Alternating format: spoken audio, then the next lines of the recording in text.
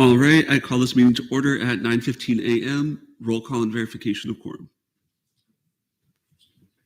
Chair Regan. Here. Here. President Hall. Here. Vice President Wilson. Here. Comptroller Fabregas. Here.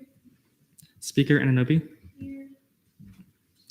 Pro Tempore Representative Magadaro. Here. Chair Block. Here. Chair Dench. Here. Chair Malikoff. Here. Senator Huerta. Here. Senator Duque. Cool. ADSB Vice Chair Brackett. Student at Large Desai. Absent. Student at Large Rembaum. Here. And Senator Bertram. Here. Perfect. We have quorum. Approval of the minutes. Take a look over the minutes from the 7th. Vice President Wilson. Motion to approve minutes. There's been a motion to approve the minutes. Are there any objections? Seeing none, the minutes stand approved. Approval of the agenda. Take a look over the agenda. Chair Dench. Move to approve today's agenda. There's been a motion to approve the agenda. Are there any objections? Seeing none, the agenda stands approved. Announcements from the chair. This upcoming year's A&SF budget will be $21.1 million. Currently, with the requests, we are $1.2 million over. Remember to be objective. Once again, I will not take excessive debate on budgets that the committee is familiar with. So how this will work is entities will be able to give a presentation. We'll go into questioning, debate, and then voting. For amendments, they should be based on what the request is. So amend the request to what you would like it to be. And voting, use the bold numbers, not the number. Like, use the bold numbers on the Excel doc. Do not use what row in the Excel doc it is. Or yeah. Any questions about that? Shanir. We'll be doing hand votes. Don't use that doc. Any other questions? Announcements from the vice chair. Hi, everyone. So just a couple updates from me. Minutes. So the minutes for today are going to follow similarly to how the minutes for Senate are taken. If you want to reference back to any specific questions that are asked or any specific debate, there's a YouTube live stream link, and I will attach that in the agenda. Please reference that for any specific questions or debate you'd like to reference. We're all going to be here for quite some time today, so please use recesses as need be. Just when calling for recesses, please be mindful of the people that are here to present. Use recesses when we have time available, and try not to interrupt mid-presentation or mid-questioning. I've attached all the department, student government branches, and agency presentations along with their request packets. And then each individual request packet and presentation is also attached to the individual name in new business. So please reference those as need be. When we get around to looking at the individual agencies, departments, and student government branches, when comparing last year's totals for each individual agency, department, all the entities, also make sure to reference the totals at the bottom and look to see how the totals for student government as a whole, the agency as a whole, and departments as a whole deviate from last year. And then also for anyone that hasn't been to any of the previous or missed previous committee meetings, I've attached the minutes in the agenda. And that's all for me. Questions for Sean? Seeing none, announcements from committee members. Do any committee members have announcements? Seeing none, non-committee members. Dave.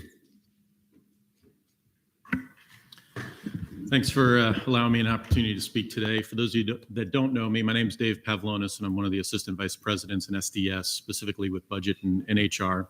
And I work closely with Brenda Posey in the Activity and Service Fee Business Office, as well as Patricia Dull, again, in Student Legal Services. but really with all of the agencies. And I wanted a little bit of time today to share with you some historical information about the activity and service fee budget, as well as some information that I think that'll be important for you as a committee to understand going into the budget hearings for fiscal year 23.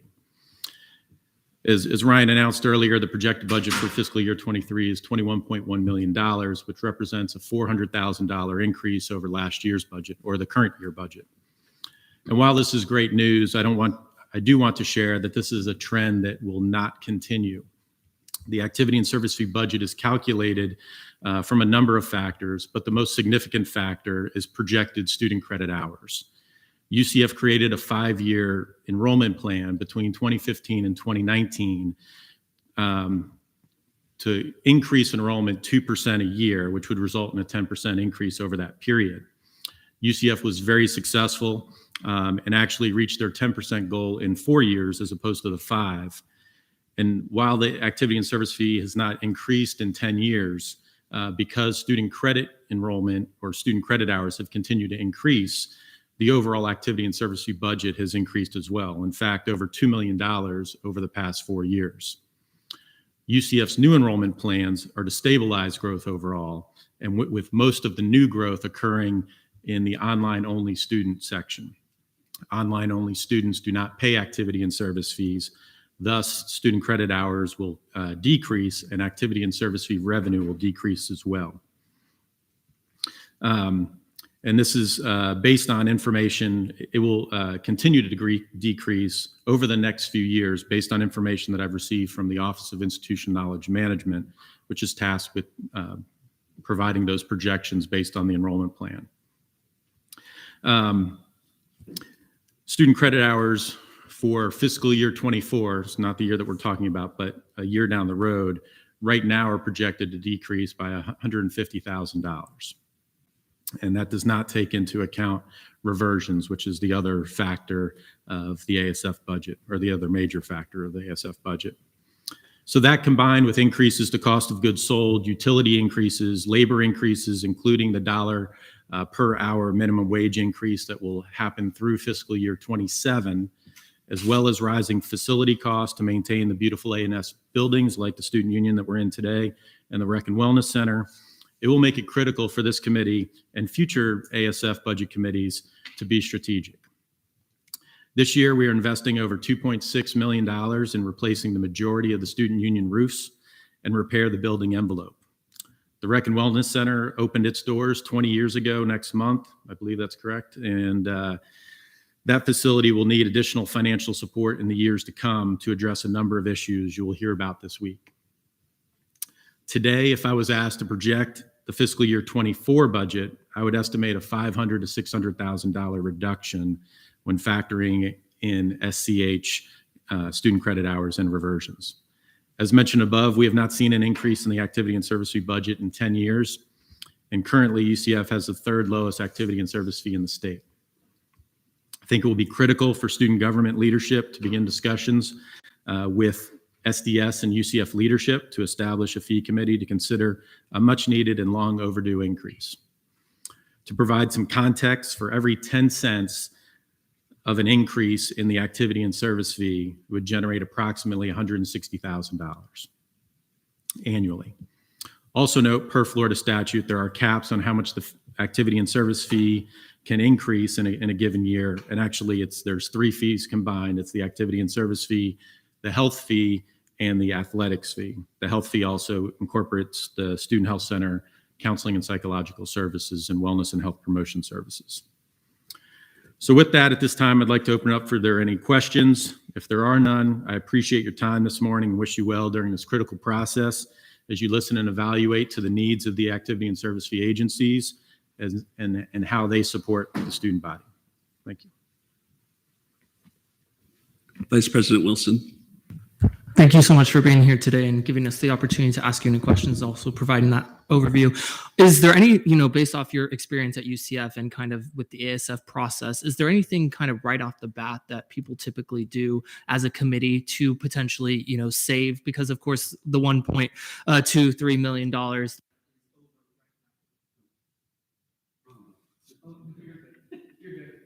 Essentially, because of course, since the requested amount by all the agencies and departments is over, is there anything we can do right off the bat to kind of fix that a little bit?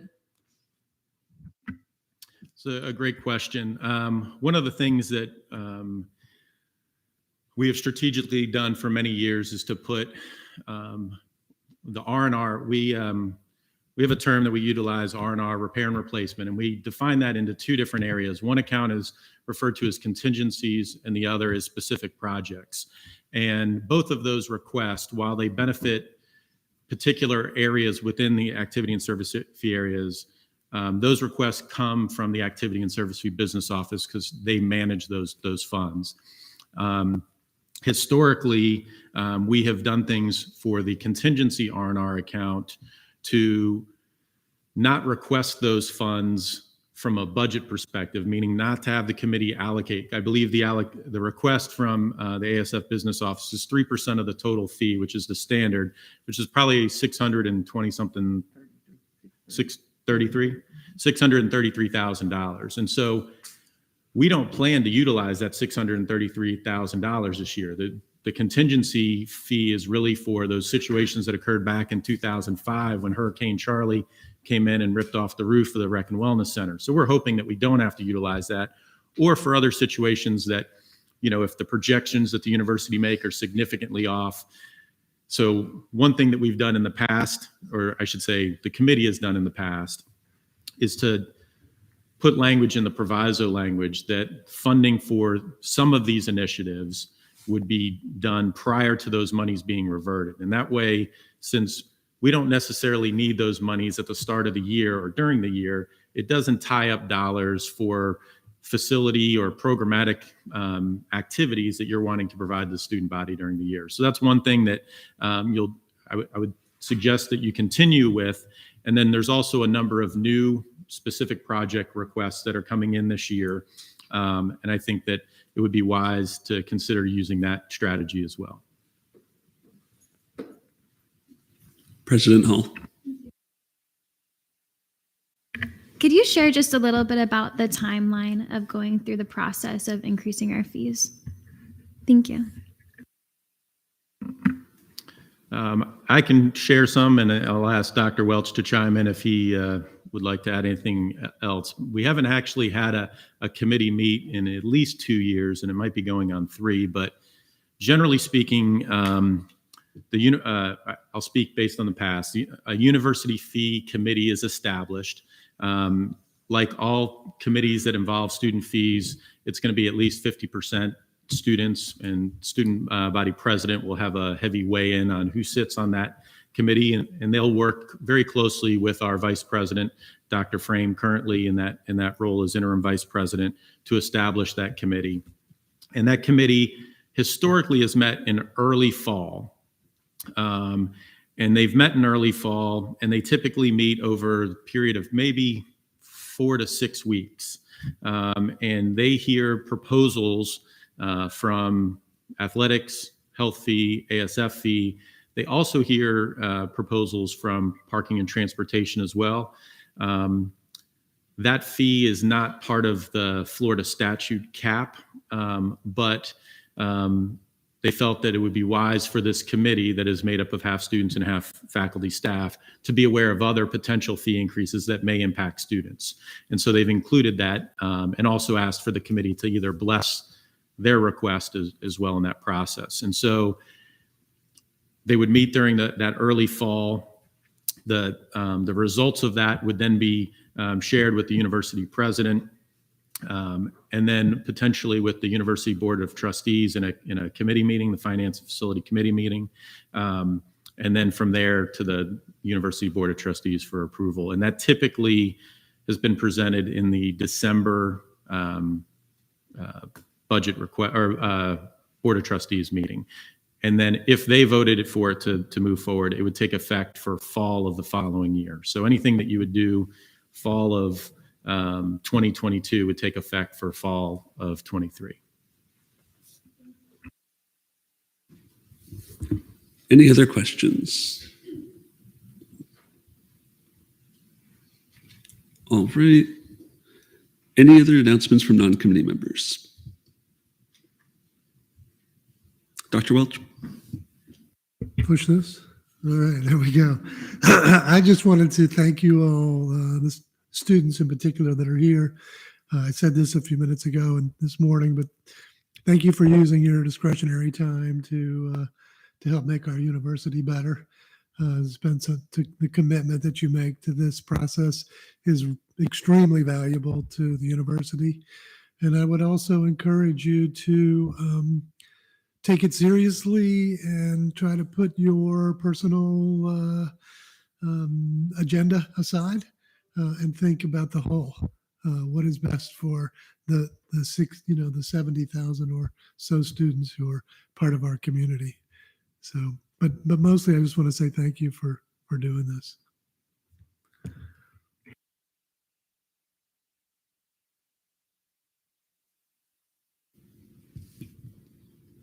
Anybody else? All right. Old business, none. New business, activity and service fee budget hearing presentations. Before we get started, remember, as I've said, be objective, be consistent. So what you act today the same way you're going to act tomorrow when we get towards the end of presentations. And if we need to go back and revisit things, we can do that tomorrow afternoon. All right. Up first, late nights.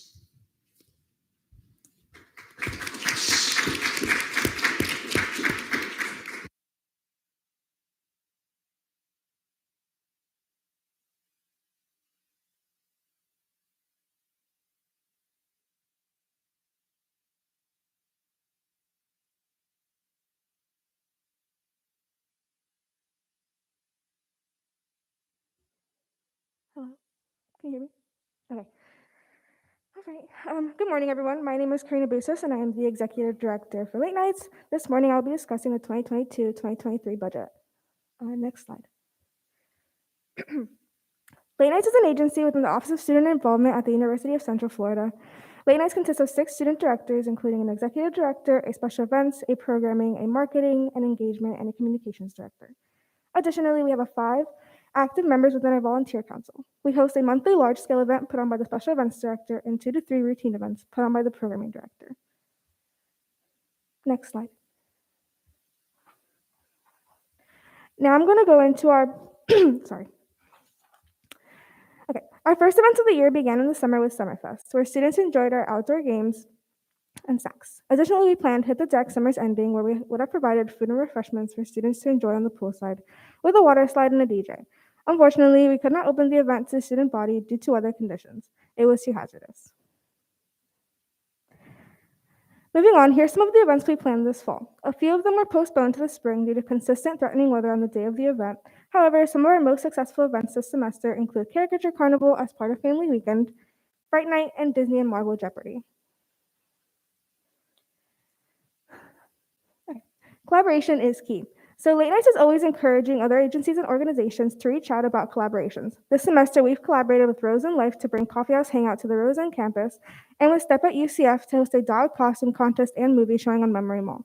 Additionally, we commonly collaborate with the Campus Activities Board, and our more notable collaboration is Fright Night in October. Collaboration for us is important and really helps with exposure to the student body, both for us and our collaborating partners. Here's our event schedule for the upcoming spring semester. As I mentioned before, some fall events had to be postponed, and they're included in our spring schedule here. Honey, I Shrunk the Nights in January, and a performance by the BMX Trick Stars in March. Additionally, we're awaiting reschedule details for the Firework Festival in collaboration with Homecoming. We have some great events coming up, like our Paint Pot in collaboration with the Arboretum in February and Splashdown in April. I really hope that these events spark your interest and that you join us. Now I'm going to go into our past events financial details, including attendance and cost per student. I also want to preface this by saying that the attendance is a knowledgeable estimate since we did not require RSVP for all events, and not every event had check-in. Beginning in July, we hosted Summerfest, where we had about 175 students and a cost of 32 cents per student. Our attendance was high for an event in midsummer, so it was successful. In August, Special Events and Programming Director collaborated on Hit the Deck Summer's Ending, but as mentioned previously, we couldn't host it due to hazardous weather. However, it still costs about $1,200. Additionally, Late Nights hosted Magic Night as part of Pegasus Palooza, and that cost a grand total of about $13,000. This leads to a cost of $1,287 per student. In September, one special event was planned but had to be postponed due to weather. However, all expenses were covered for the event, which cost about $3,750. Additionally, 3 programming events were held for a total cost of $280.33, an attendance total of $200 and $1.40 per student. In October, 2 special events were held, Caricature Carnival and Fright Night, costing about $6,400 with an attendance total of about $3,200 and costing $1.99 per student. 2 programming events were also hosted and totaled about $750. They brought out about 260 students, equating to $280 per student. It was a successful month for late nights, and student feedback was reflective of that. For November, both events that were planned as special events, Fireworks Festival in collaboration with Homecoming, and performances by the BMX Trickstars could not be hosted due to weather. However, expenses totaled about $4,200. The programming director also planned 2 events, Disney and Marvel Jeopardy, as well as Coffee House Hangout at Roseanne, which totaled about $180 and provided enjoyment to about 115 students. To end the semester with a bang, Late Nights collaborated with Cab and SG to bring Winter Wonderland to UCF. For late nights, that cost about $3,100, roughly 85 cents per student, as about 3,600 students attended. It was an extremely successful event and a great way to end the semester. Now that I've gone over our expenditures this past semester, I want to discuss the budget request for 2022-2023. Late Nights is requesting a total of $84,565.90. In the next slides, I'll go over and discuss each increase request.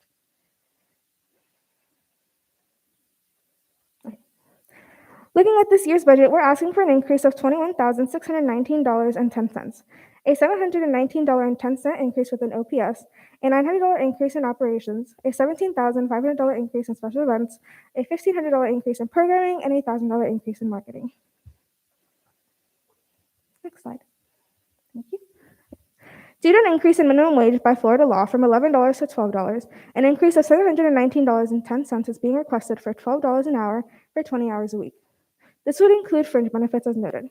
To be specific, this OPS would be for the executive director who oversees the operations of late nights and each of his 5 directors.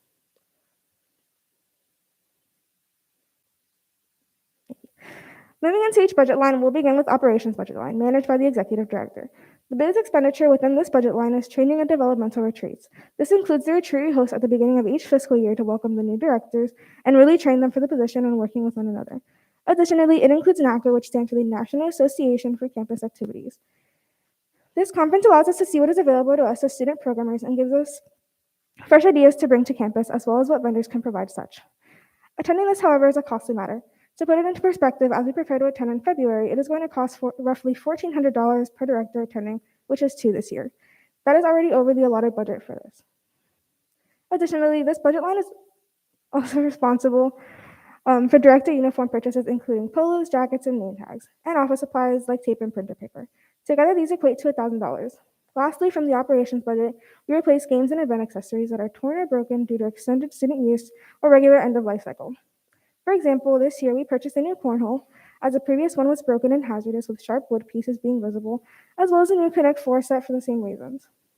These expenses, in conjunction with retreat and conference expenses, leaves this budget line with very limited space for future expenses this year.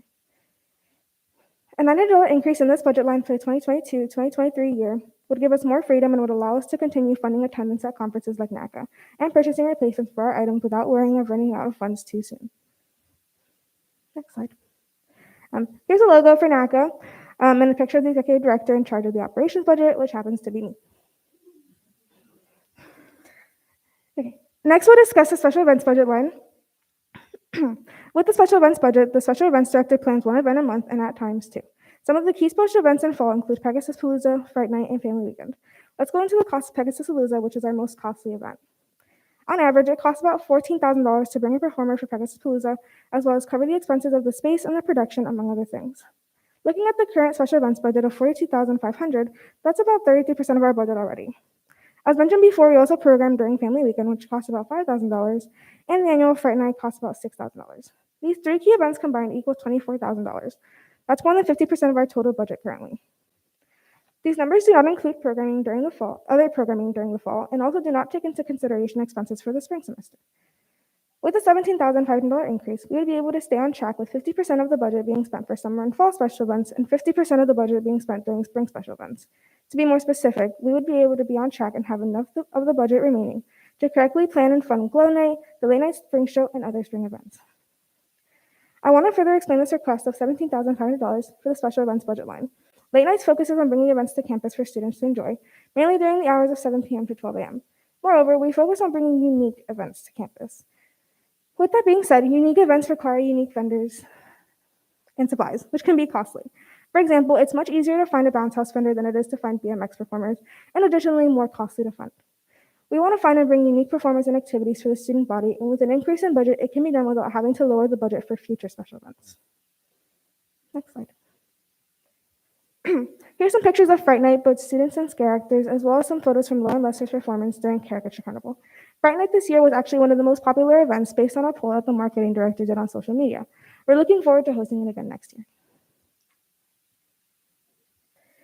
Now let's transition to the programming budget line. Currently, we have a budget of $3,500, and we are asking for a $1,000 increase. The programming director is in charge of putting on 2 to 3 events a month on a smaller scale than the special events. This includes events like bingo nights and sand art making, which we've hosted this past semester. The most routine event within programming is coffee house hangouts, held mainly in the student union Starbucks. These events include activities like coloring sheets, playing board games, and providing just a general space for students to enjoy themselves. They commonly have a theme like a luau or Harry Potter, which we've done in the past, and have some corresponding crafts for students to make. Setting these themes up and providing such memorabilia for students can average about $150 per coffee house hangout to ensure that there's enough for students and that enough decor is provided to really deliver the theme. As mentioned before, more routine activities are also held, and depending on the kind of event, cost $200 to $350 per event. This includes game nights with prizes, craft events, and movie nights. Most importantly, though, in this case, is the goal of being able to fully host our own events. Right now, with our current budget, we rely often on collaborations and being able to split the cost of events. With an increase of $1,000, we would have more room financially to host events on our own. This would aid us in continuing to stand apart from other agencies and bring us back to making a name for Late Nights as its own individual and unique agency. I also want to include that in no way is Late Nights trying to stray away from collaborating, and we continue to encourage other parties to reach out about collaborating. However, we do not want to rely on collaborating. Go back. Sorry. Okay. To bring it all together, an increase in the programming budget line would give us more room for event expenditures, including for coffee house hangouts and additional monthly events. It'd also be especially helpful in allowing Late Nights to build a name for themselves within their own events, rather than relying on collaborations heavily. Next slide. Here are some photos from a few of our fall programming events: Spooky Buddies, Bingo Night, and Corella featuring pumpkin painting. My personal favorite was Spooky Buddies because the dogs were very cute in their costumes. Next slide. Okay. Let's conclude with the marketing budget line. The marketing director is in charge of purchasing Late Nights promotional items for the student body to receive during events and tabling, as well as purchasing Late Nights branding, which aids in brand recognition on campus. A $1,000 increase is being requested in order to provide high-quality items to the student body. Promotional items can range in price, but to use a recent example, a purchase of 300 keychain flashlights with logos costs $250 or 83 cents per flashlight. However, upon arrival and distribution, it was observed that a large portion did not function correctly or broke easily. The quality of the product was sacrificed in this case for quantity. I can only assume that if more was paid per item, maybe $1 or $1.25, the quality could have been better. In reality, the sacrifice reflects negatively on Late Nights as students returned with the items broken and never functioning to begin with. Although it wasn't intentionally given out broken, it paints a bad image of our agency and what we represent. Additionally, to discuss Late Nights branding, an increase of $1,000 would allow us to focus some funds on volunteer visibility and general visibility of Late Nights on campus. Volunteer visibility is most easily achieved with a shirt or a jacket that includes our agency logo and volunteer markers. With this, we could increase our retention of volunteers, as it would increase their sense of belonging within the agency. Additionally, it would push them towards increasing their involvement within our agency and within other agencies and organizations on campus. Right now, we don't have the means to offer the volunteers any merchandise for being part of our council, and I do believe it affects our retention rates going into the following semesters. To tie it all together once again, an increase of $1,000 in the marketing budget line would prevent us from sacrificing the quality of our product for quantity and would help us end the distribution of low-quality products to the student body, further improving and enhancing our agency's portrayal. Additionally, it would allow us to increase retention as it would provide a sense of belonging within our volunteer council. Next slide. There are some of our promotional items from this year, like the beanies and fidget spinners. Many of them unfortunately have run out, but we have already begun planning for new items like phone wallets, lanyards, sunglasses, and tote bags. That concludes my presentation on the 2022-2023 budget. I'm open to questions whenever you're ready if there are any. Thank you. We'll now be in line for, oh, you can clap, yeah.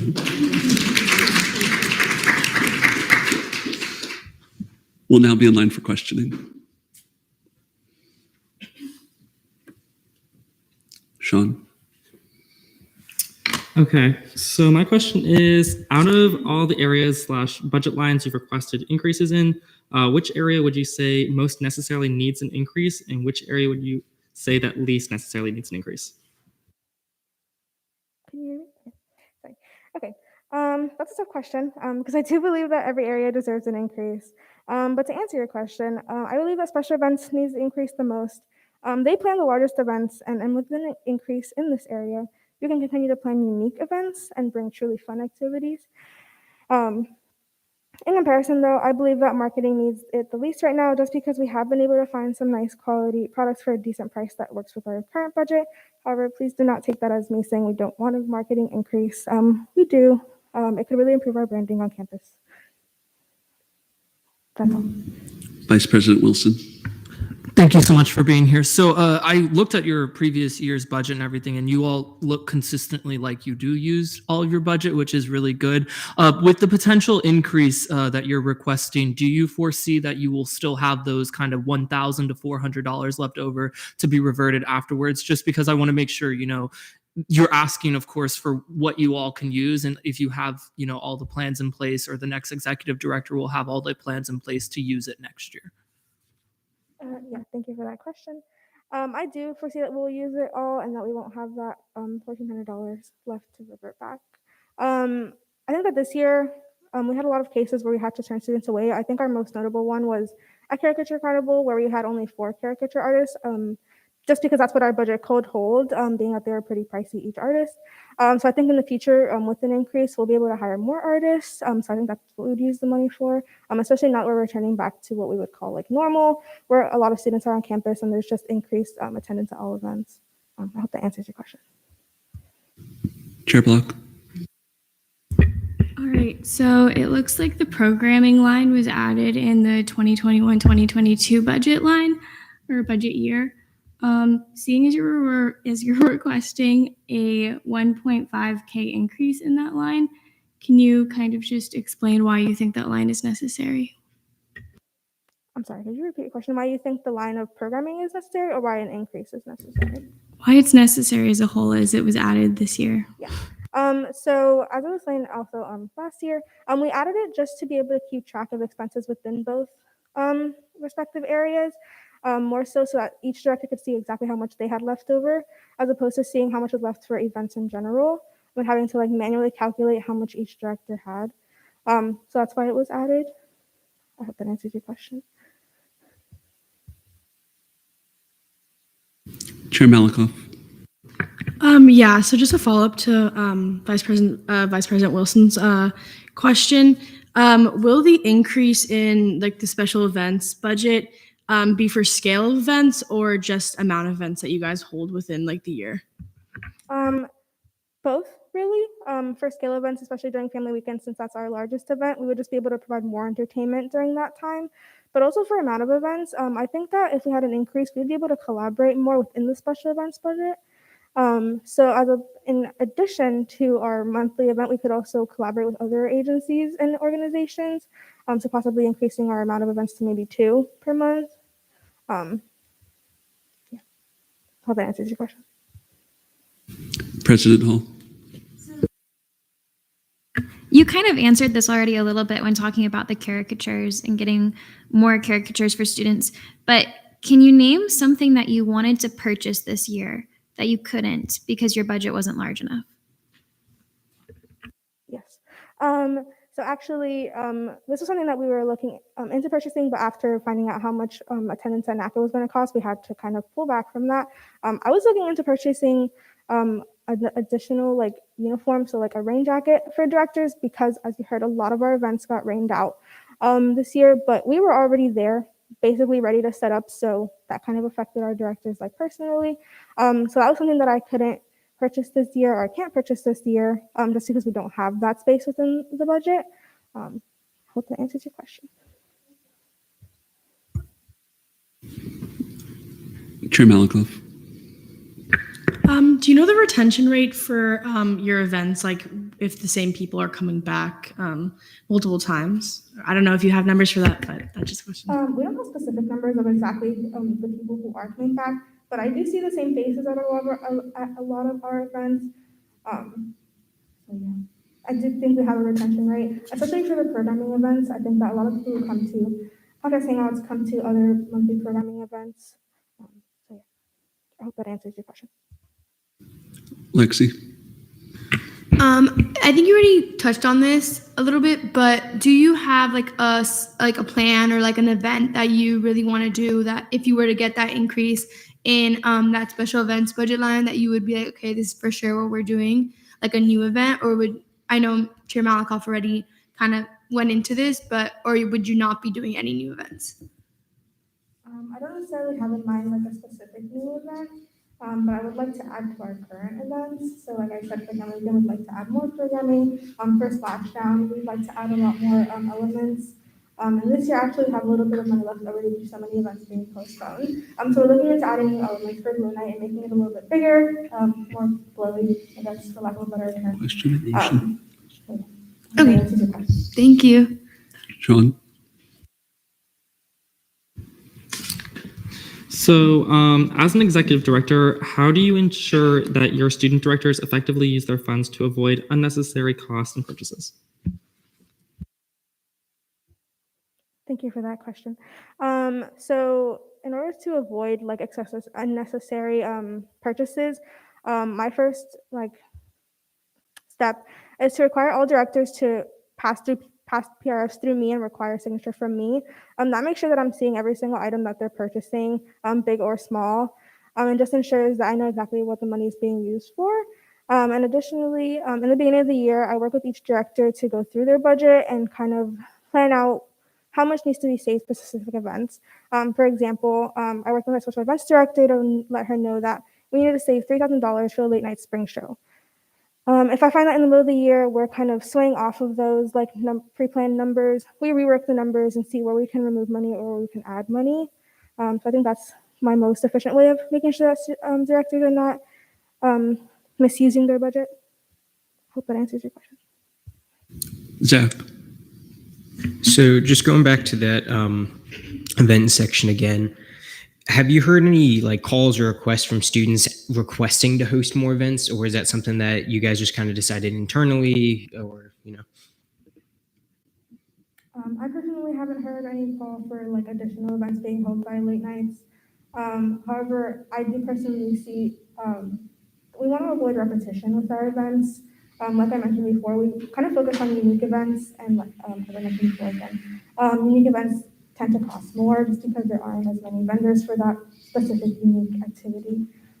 So to answer your question, not necessarily, but just a personal observation that I've made. Shanira. Thank you. And thank you for your presentation. I am a little curious as to how the money for events and programming is kind of divided between the directors, if that makes sense. So does each director kind of have like a certain budget just to kind of see which directors, I guess, or which people would you're anticipating to get increases to help them with their events and things like that? Thank you for that question. If I understood your question correctly, you're asking like what directors each budget line belongs to, or so the special events budget line belongs to special events director solely. The programming budget line belongs to the programming director solely. The marketing budget line belongs to the communications director, and the marketing director can use funds if needed, but usually they don't need to because they're focused mainly on digital social media. And then the operations budget line is mainly for me, just for general office expenses, and then anything that can benefit all directors as a whole. So yeah, that's how it's split up.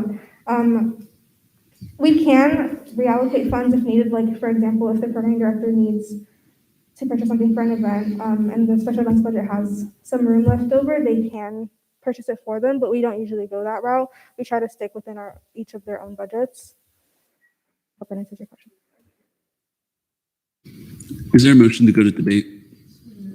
Any objections? Seeing none, we're now in debate.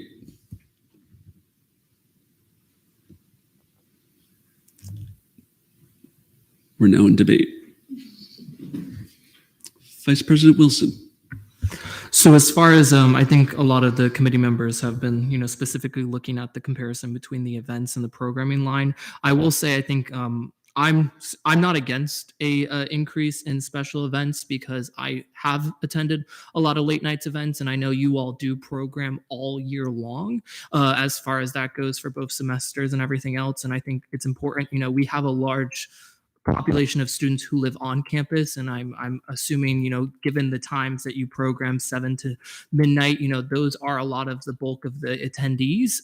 Please correct me if I'm wrong. But I do think I'm curious to hear some other committee members' thoughts about what the increase they want to see looks like. I'm thinking maybe, again, not to sit here and debate over $1,000 or something like that in the grand scheme of a $20 million budget, but maybe potentially, because I can't foresee right now the exact difference between the program and special events, maybe giving $16,000 for special events and the $1,500 for programming. So you have your still $17,500 for events in total. And then that's just broken down, of course, how you choose. But of course, I'm curious to hear other people's thoughts.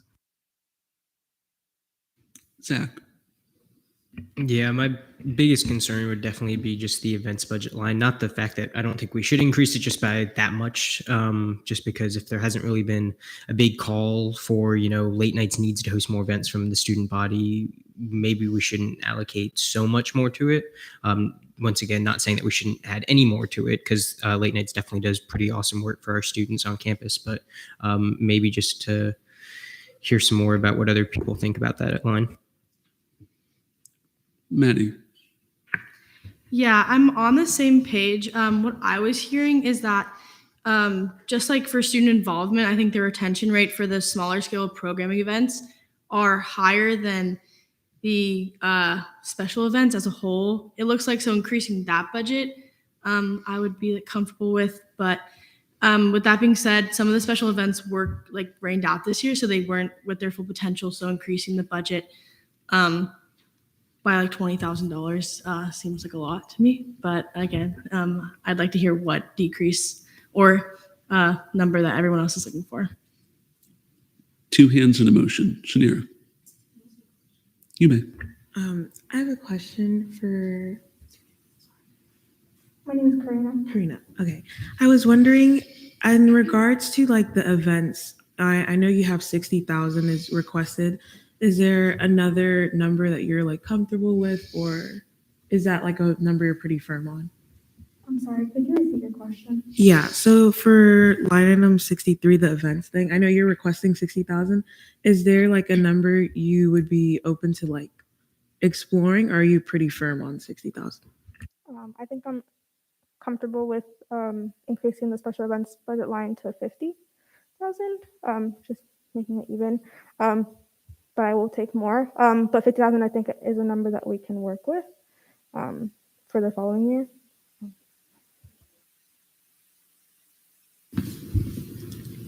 Any hands for a different number than 50?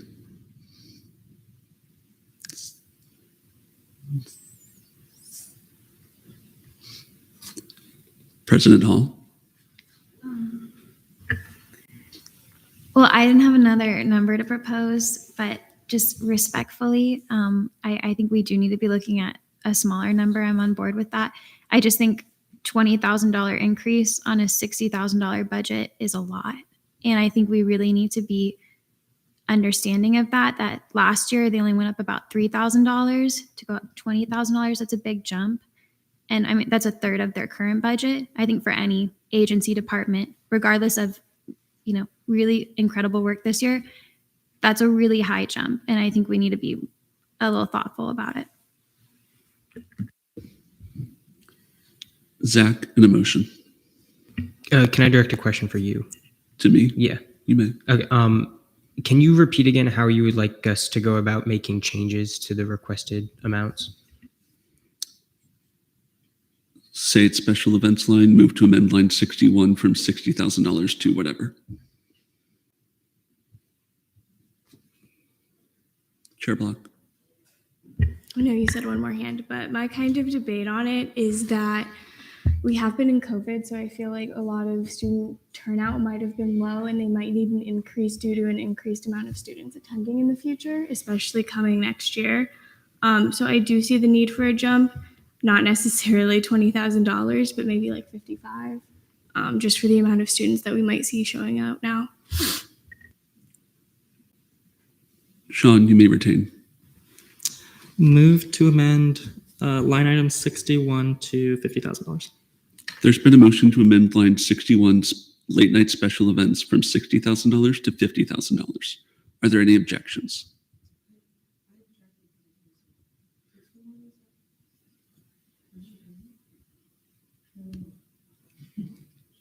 What?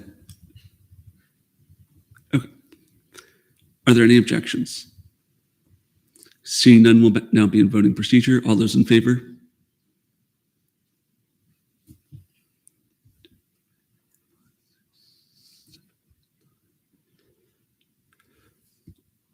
All those against? And all those abstaining? With a vote count of 13-0 to 1, this line has been amended.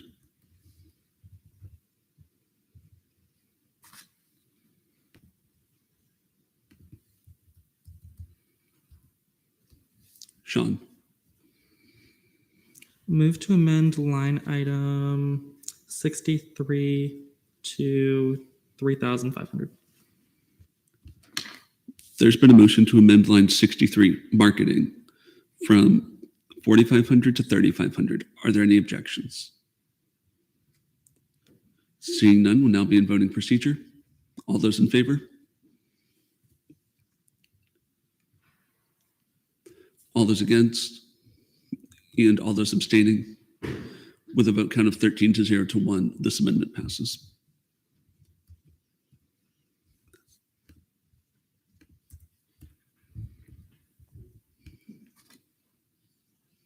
Sean.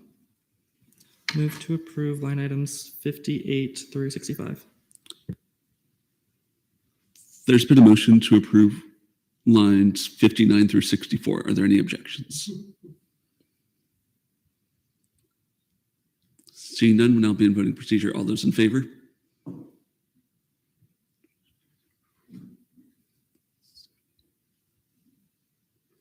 All those against? All those abstaining? With a vote count of 14-0 to 0, late nights is approved.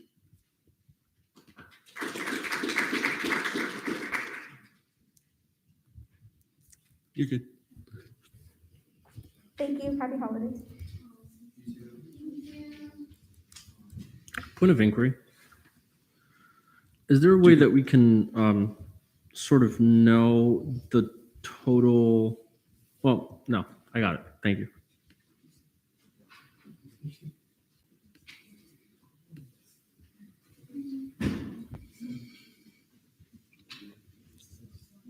All right. Up next, Student Government Legislative Branch.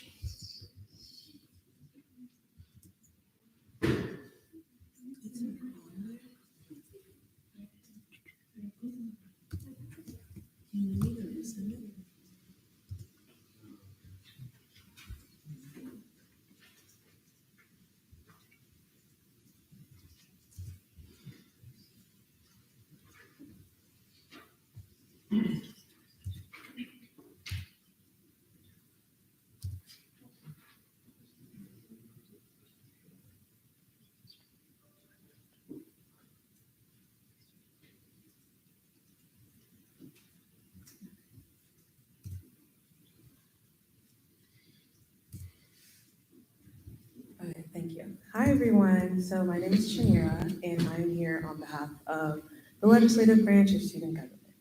Next slide. Okay, so our branch is a branch that has up to 72 seats that are portioned out based on population of colleges for our branch. We do a lot of funding. So we fund RSOs, individuals for conferences, registration, travel, promotional items, special events, and things like that. We also do pass resolutions and proclamations that express sentiments of the student body regarding certain events or things like that. We also have different committees. We have 7 different committees that deal with fiscal topics and internal topics that help advocate for students campus-wide. So the contents, they're just there. A lot of it this year, I decided to consolidate into different groups just to make it easier, and I'll go into that later. So first up, we have OPS. So it did change based on the packet that I submitted. So essentially, the only real changes here would be the legislative assistants, the deputies pro tempore, fiscal and internal committee chairs. Their pay rates are increasing from $10 to $11 an hour to account for the minimum wage. And then for operations, I moved one of our line items, retreats, into operations since it encompasses retreats. It was increased to 1,500 just to account for the 3 semesters that we do have senators present in. We have our uniforms, which did not change, and they include a polo, name tag, and jackets. I forgot to add that in there. We also have advertising and promo, which did not change, and then office supplies, which also did not change, but we had an increase of $900. And then for registration and travel and the Senate Working Fund, these are the funds that go directly to students through RSOs and individual requests. The registration and travel fund did decrease to $30,000 just because we did not see a lot of requests this year, although that is taken into account of COVID, but we do anticipate this increasing in subsequent years. And then lastly, we have the speakers initiative. So I put a lot of the other line item requests in here since it's typically up to the speaker to designate and hold these events. So one of them being the banquet. There's $2,000 allocated to that just so that we can have a venue and food and things of that nature. We have the Senate Leadership Council, which is a program conducted by the ILA, and whoever the ILA is, this year it's Hannah, will be using this allocated money to get uniforms and things for the students that are interested in learning more about Senate. We also have a new item that I added here, caucus initiatives. And for those of you that don't know, caucuses are identity group entities that advocate for their respective demographics. So I put $3,000, I'm requesting $3,000 for this just because we have 6 caucuses, and this roughly gives them about $500 per semester to do event planning. And then special projects, I put 500 here. This is kind of for things that the speaker deems necessary and wants to help students out with. I know personally one of the things that I used my money in speakers initiatives was for the Mia Marcano event that I helped host with CSA. So things like that would go in this category. And then lastly, Senate meet and greet, I'm requesting $1,000, for this. And this is an event where students will be able to meet and interact with their senators and their college constituents so that they can better advocate for them. So there was an increase of $5,000, but this is also combining from different budget line items to make it all consolidated. So our overall changes, we had an overall decrease of $22,746. And that's it. We're now in line for questioning. Jessica. Thank you for your presentation. So I see that a few of the budget line items have been moved to speaker initiatives. And I guess my question is, do you think there's a way to guarantee that these initiatives will be carried on to whoever the new speaker is? I'm just curious to see how that would play out. Yes, that's a great question. So when I was planning the budget, I feel like a lot of things that were separate line items could be under speakers initiative just because that's their job. I will say I talked to Brody, so the Senate advisor, that would also be part of his responsibilities to show them, hey, this is the intention of moving these things, and this is kind of how it was allocated. At the end of the day, it is the discretion of the speaker, but these things have been going on, and I would say I do plan on having a transition binder and talking to the next speaker about these things, but I felt it would be easier and more organized if it was just under the speaker's initiative category. Zach. So just seeing as none of the other committees, I guess, in Senate receive funding to do any sort of things, except for, of course, CRT and FAO to give to students. Do you know of any events that the caucuses have ideas or plans about to host using those funds that they could possibly be receiving? I will say I don't have any at the top of my head, but I do know like Hispanic, Latinx, and LGBTQ plus services caucus. They've been having events throughout the year, and I felt bad just because they would have to look for other people to get funding when in reality if they're housed under the legislative branch, we should have some sort of funding for them. So that was kind of my intention of adding that there.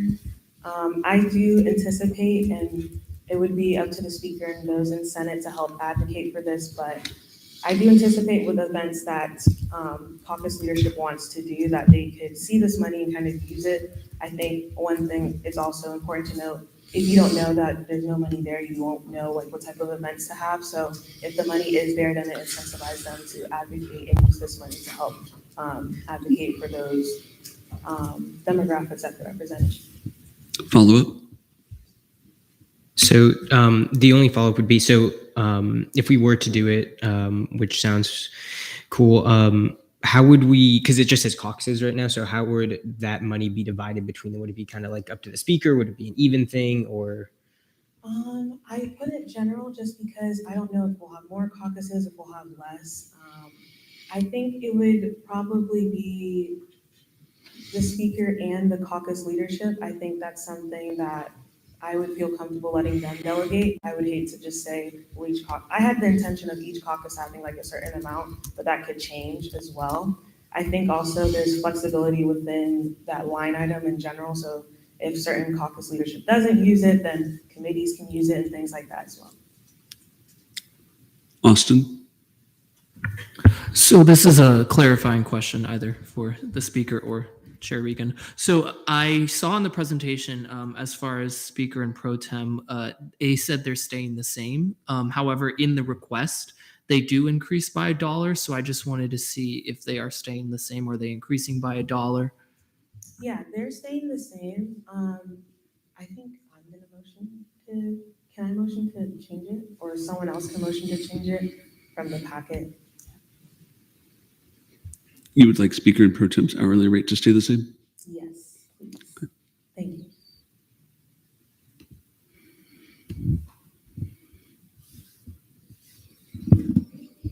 President Hall? I just have the quickest question. Is Senate banquet the same as passing of the gavel, or are they two different events? They're two different. Okay. I know sometimes different branches can collaborate. That's always something that's open, but I believe they're separate. Okay, thank you.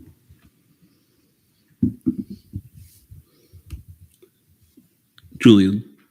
I have a quick question to Chair Block and Chair Dench. Are you all comfortable with the decreases in your respective budgets for your committees?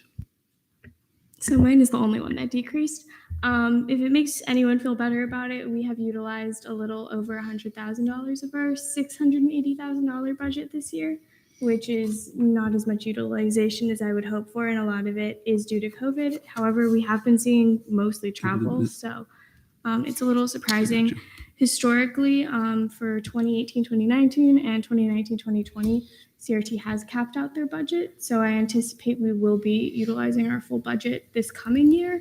However, the decrease makes sense just because we haven't been using the budget to its full potential. So I feel comfortable with the amount.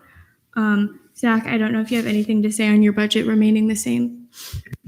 Yeah, the only thing I would say is I was actually thinking about moving to decrease it a little bit. I just have my own kind of records pulled up here, and we've the first quarter we still had $13,000 remaining. This quarter we had $43,000 remaining. So I was gonna maybe look to decrease it by $20,000 as we really haven't seen as much of it utilized. That could definitely go to other areas with that regard. Thank you. Huerta, Rembam, Mitchinson, Dench. Is the $22,000 decrease just from CRT? Most of it is, yes, and then others just, I would move like certain categories around and then kind of adjust numbers based on the category total. Okay. I have a few questions for you. Can you explain the increase in the banquet from $1,650 to $2,000 and why that was needed as well? So I added an increase in the banquet just for venues and for food, just so that senators and the speaker would have an opportunity to look at different options. Mainly like things like Celeste, nothing like too outside, but something just because I feel like one of the things that I've noticed in being in Senate for a while is burnout.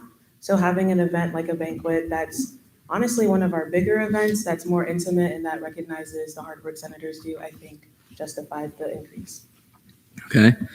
I'm not sure for my next question if you have the numbers in front of you, but do you remember, or if you do have the numbers, that'd be great as well. From the Senate meet and greet, what was the attendance like aside from the senators that were there? I don't have the exact numbers, but I would say about like 15 to 20 people. Okay. And then follow up with that one. You may. Thank you. What, just from my knowledge, I haven't been in Senate for a few years now. What exactly goes on at the Senate meet and greet, especially for also the people who might be watching that don't know? It's honestly up to the discretion of whoever plans it. So by putting it in Senate, it would be up to people in Senate. I put it under the speaker's initiative in case they wanted to designate someone from their office or someone from leadership to do this. So the events that they plan typically have some sort of bonding element for students and for student senators as well. There's also food and activities and rewards and gifts and that sort of thing. So the amount that's requested is being divided within, well, I anticipate it being divided within the 3 semesters, just so that there's a little wiggle room for there to be a summer, a fall, and a spring meet and greet, or if the speaker or whoever doesn't really feel summer, then for fall and spring. Thanks. And then, Is there a motion for non-committee members to speak for the duration of this meeting at the discretion of the chair? so moved. Any objections? Joseph. Ben, turn off your mic, please. Hello, everyone. Joseph Kimber, RSO coordinator. So historically, court has been the agency who's been responsible for putting on Senate meet and greet. I've served in this role since 2019, August of 2019. So typically in a non-COVID time, we have anywhere from 40 to 50 non-senators attend this event. It ranges in a few things. So in fall of 2019, it took place in Pegasus Ballroom, costume themed because it actually fell on Halloween. There were just a few performances, opportunities for students to walk around and meet with senators, things like that, and food. In the spring of 2020, so February, March 2020, right before COVID, it was in one of the ballrooms. I don't remember if it was Cape Florida or Key West. There was food, board games at the tables. Again, there was like 30 to 40 non-senators who were present. Another time we had like a drive-in movie or a movie on the lawn type of thing. So typically it's an activity and it's an opportunity for students to have the opportunity to meet with senators, ask them questions regarding whatever that they have questions about and things of that nature. This semester was our least well-attended one, primarily due to COVID and just a number of other factors. But yeah, so historically, there's about 40 to 50 students who attend, and it's something that's put on by court as an opportunity for students to meet with and ask questions and interact with senators in a non-formal setting. Thank you. May I ask one more question as well? Is it about this? No, it's a separate topic. Austin, and then we'll come back. My question is for Joseph. Jayla, does court intend to support Senate meet and greet moving forward as well? Still? Hello, everybody. Jayla Day. We were informed that SG no longer, or Senate no longer wants court involved in Senate meet and greet. But we do intend to utilize that money in other ways. But as far as Senate meet and greet, Ben. And then my last question for you is, you kind of touched on it a little bit before with the caucus initiatives, but is there a reason why there isn't a committees initiatives, mainly for the internal committees, as opposed to the caucus ones? Yeah, honestly, for committee initiatives, I didn't think to have one in there just because I tend to use like advertising stuff for committee initiatives. So from the operations, I would use advertising expenses for that. But that is definitely something that I think within speakers initiatives, there's flexibility to add money for, not add money for, but utilize some of that budget for committee initiatives. Thank you. Mhm. Sean, Move to go to debate. are we in debate? There's been a motion to go to debate. Are there any objections? Seeing none, we're now in debate.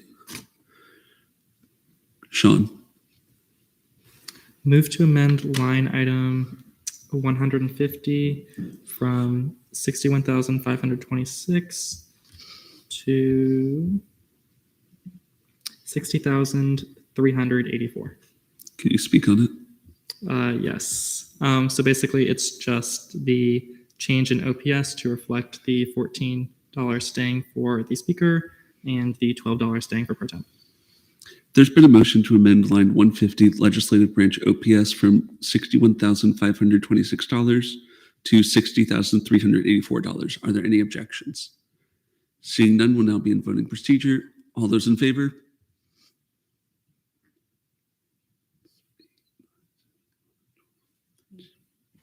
All those against? And all those abstaining? With a vote count of 14 to 0, this amendment passes.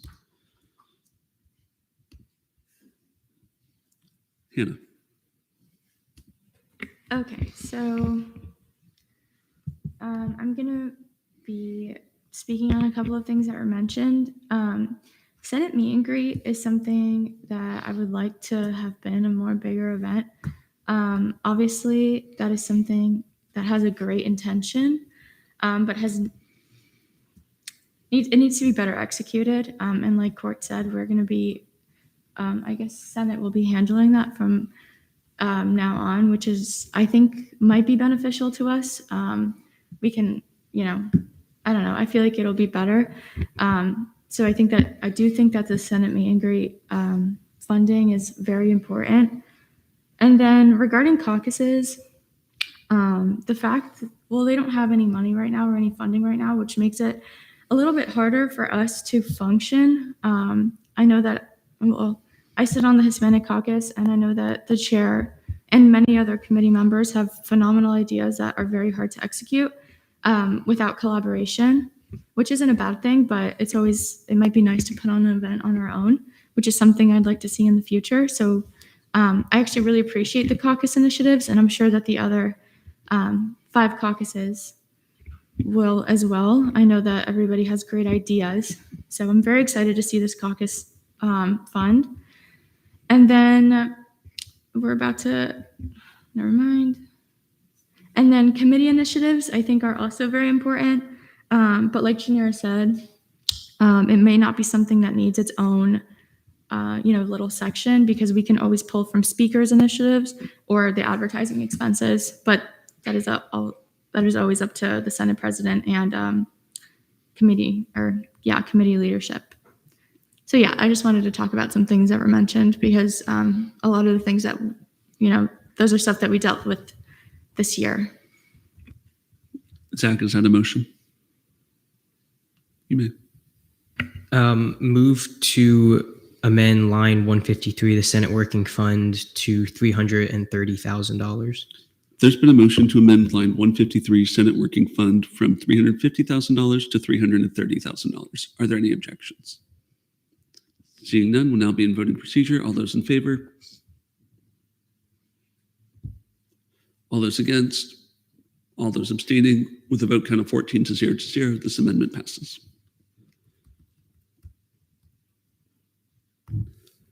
Block. All right, seeing as the FAO budget has been decreased, would it make sense for us to potentially include a line item for committees to have their own fund? potentially maybe ENA so we could have better retention rate for senators? That's directed at Shanira. I am not opposed to that. Yeah, I don't have any opposition to that. I feel like if so, I would prefer it to be under speaker's initiative. Keep in mind that this is the budget for Senate, and just because Senate is the majority of this committee, we need to not micromanage this. And that every entity has the ability to move money around and spend it how they see fit. With that, is there more debate? Ben? Personally, I mean, going off of that, I don't think there needs to be the $7,000 total for speaker initiatives. Personally, I am in favor of decreasing it, but listening to the debate, it doesn't sound like a majority of the committee members are as well. I just think with collaborations, you have the executive branch as well, who does get hundreds of thousands of dollars each year, a lot of which does go to student initiatives for planning events such as these. And I do think collaborations is a major key within student government. I'm not in favor of increasing that, rather decreasing it instead. But that's just my 2 cents. Malakoff? Yeah, I mean, I wasn't going to speak on this, but I will. I would say that the speakers initiative is relatively low for 5 caucuses, getting somewhere around $3,000, and then committees as well putting on events. I mean, over $100,000 to go to student initiatives. For other branches, that doesn't go towards legislative like committees at all. I've never seen a committee event like that put on. I would honestly, taking money out of FAO and CRT, would like to see like $15,000. Like, I don't know.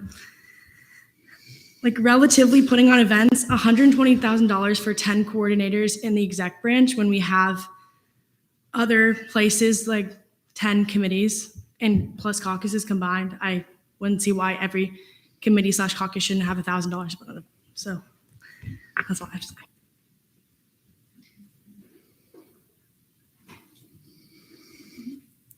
Lexi? I'm personally for keeping speakers initiatives where it is. I personally do like the change to one budget line, and I do think caucus initiatives are needed and useful, and I think the way it stands right now is appropriate.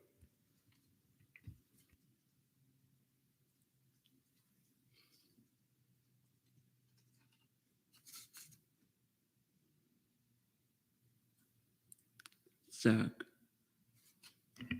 So yeah, I'm with Lexi on this one. I think the cuts from the FAO budget and the CRT budget would best serve other parts of the total A&SF budget. As the chair mentioned at the beginning that we were already over budgeted, I think that's definitely better to go to those areas. And I feel like the speaker initiative where it is probably fine. The idea of giving each committee budget would be great, I think, in theory, but I don't really think that's very practical at the moment just because we already have that kind of over budgeted status. And I think the role of Senate should be to provide funding for students, not so much for committees to put on events that they might want to do. I think especially internal committees should stay internal and do internal functions. And then the 2 fiscal committees that provide funding, I think, do their job adequately, especially now with the little decreases that they've received. Sean, is this a motion? Yes. You may. Move to approve line items 149 through 159. 150 to 158. Okay. There's been a motion to approve lines 150 through 158. Are there any objections? Seeing none, will now be in voting procedure. All those in favor? All those against? And all those abstaining? With a vote count of 13 to 0 to 1, the legislative branch has been approved.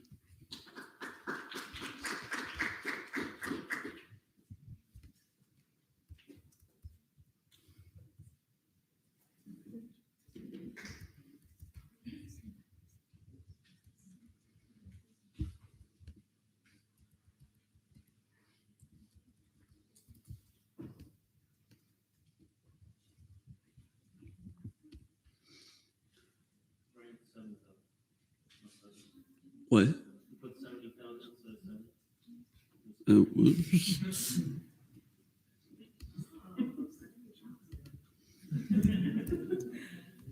Whoops. Up next, Knights of the Round Table.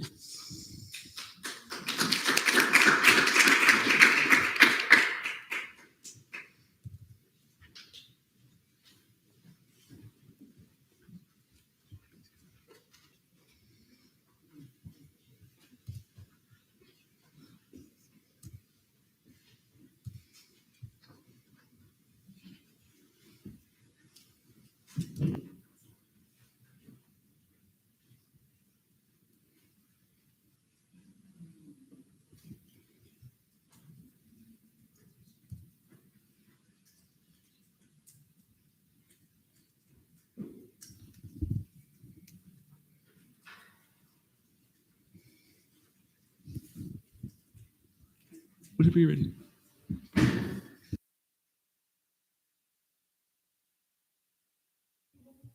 There we go.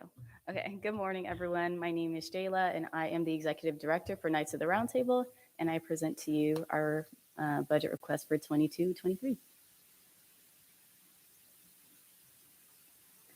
right, so the mission of Knights of the Roundtable basically is to serve as an administrative resource to all student organizations and as an advisory council to all students pursuing involvement during their collegiate experience. We help to bridge a relationship between students, RSOs, student government agencies, and UCF resources. Just a few things to keep in mind about Knights of the Roundtable. We do have 12 executive board members, including an executive director, an assistant director, and 3 paid NightQuest consultants. And we also book in the academic year as far as programming, with starting the year off right with opening night and ending with impact awards. All right, so our first section is operations. Overall, this will be staying the same. We feel that this budget is sufficient for what we have to do. Training and retreats, so that's basically for the executive board to get to bond and honestly to set goals for the year going forward. Office supplies, uniforms, we usually buy for years to come for the executive board, so that is sufficient for now. Advertising and promotion, social media promotion, so as far as like Instagram, things like that. And then the other part for software, we have a Canva subscription that we have to pay for with that. And that's how our leadership summits, they make their presentations. Our leadership development program, they make their presentations and things like that. OPS, so overall, the change is noted at the bottom. We are planning to cut 1 NightQuest consultant.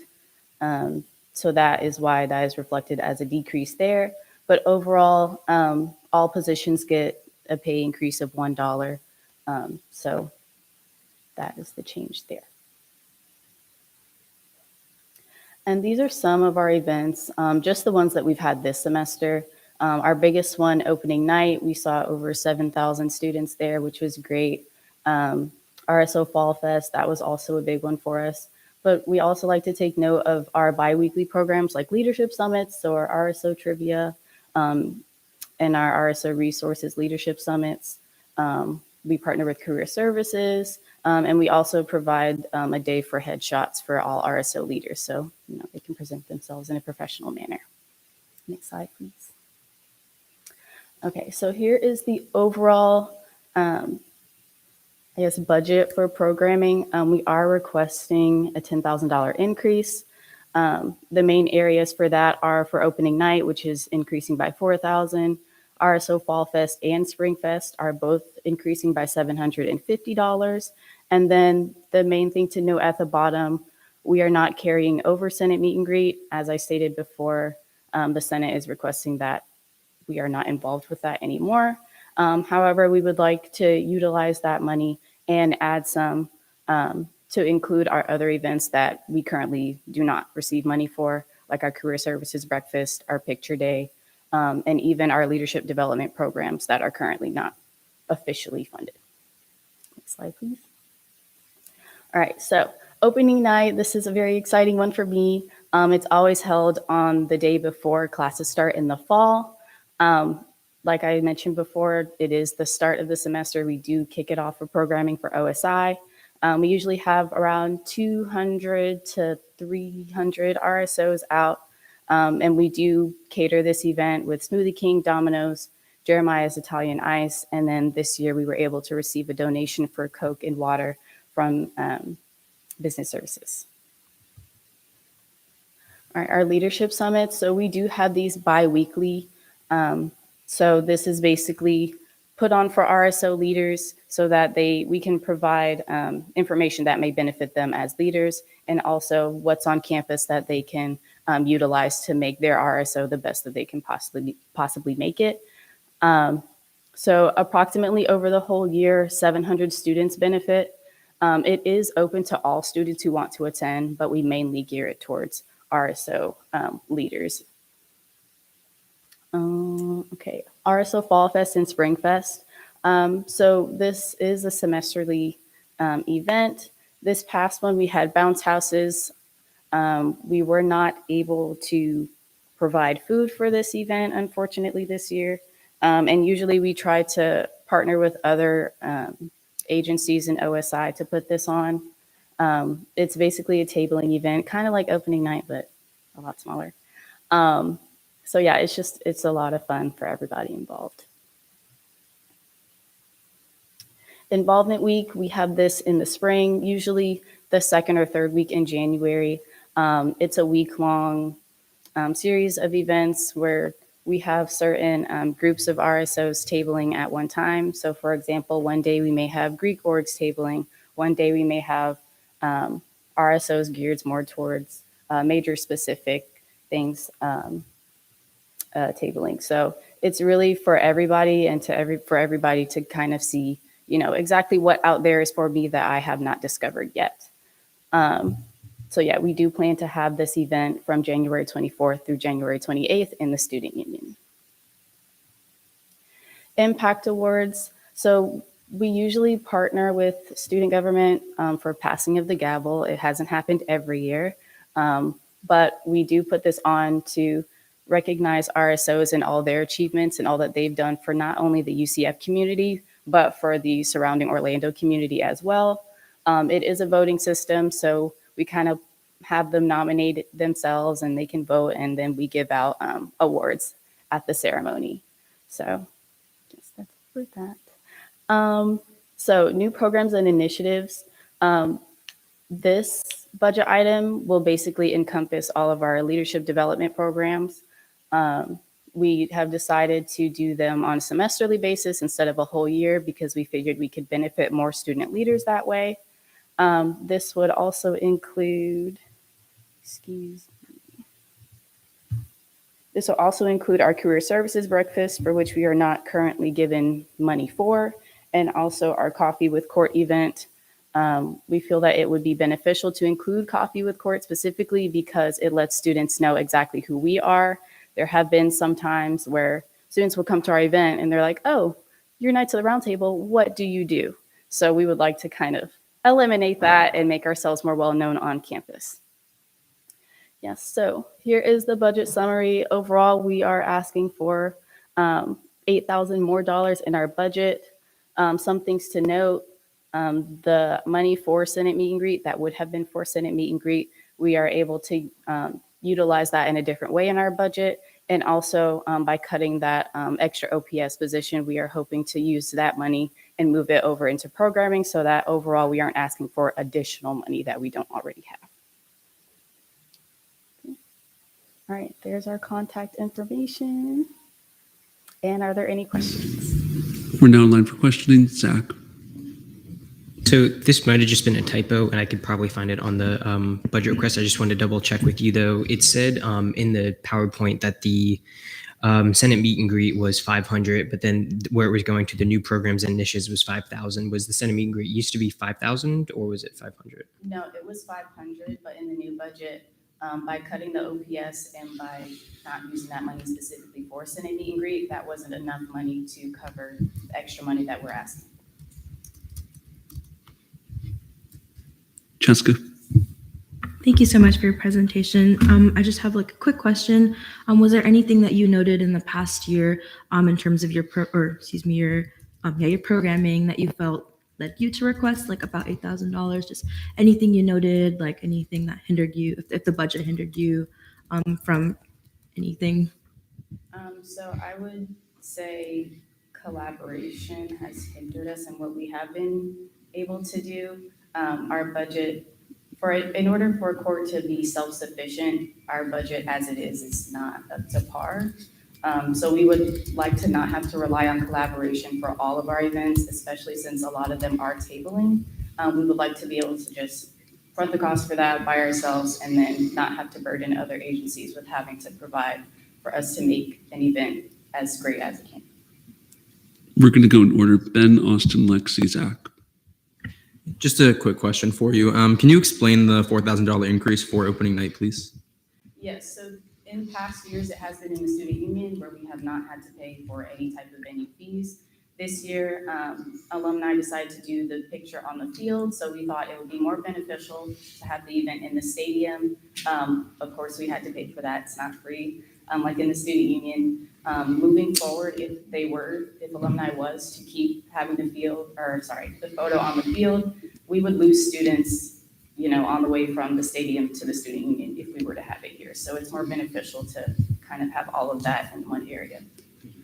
Austin. So out of the 600 plus RSOs that UCF has, what percentage would you say court kind of accurately works with each year? Percentage. It can be ballpark. I would say probably, I am not very good with percentages. I'll say probably about 200, 250 RSOs, just taking into account opening night, and also those RSOs who may come to our leadership summits, and we also have a cubicle space, so RSOs use that as well. So yeah, I would say about that. Lexi.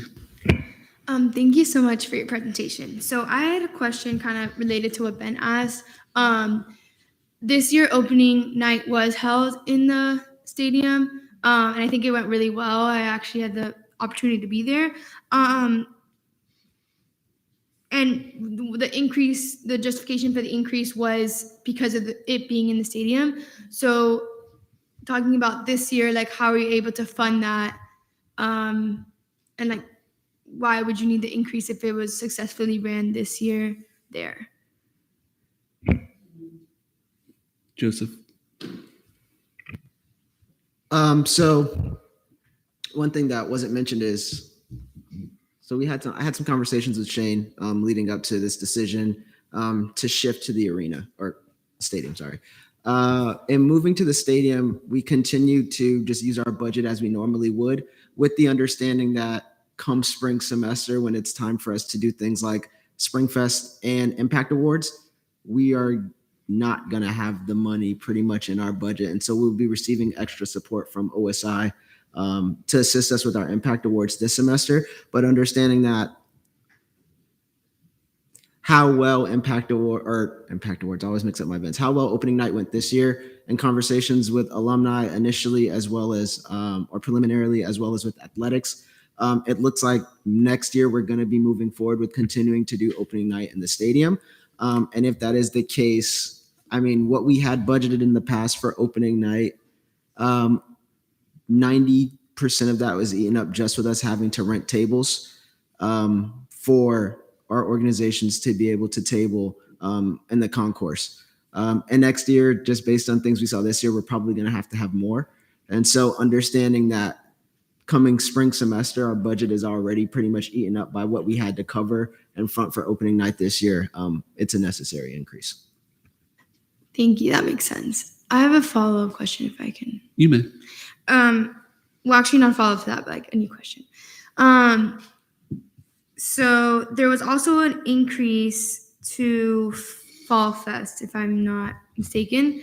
Can you explain that, like the reasoning behind that one? Yeah, so we actually increased Fall Fest and Spring Fest.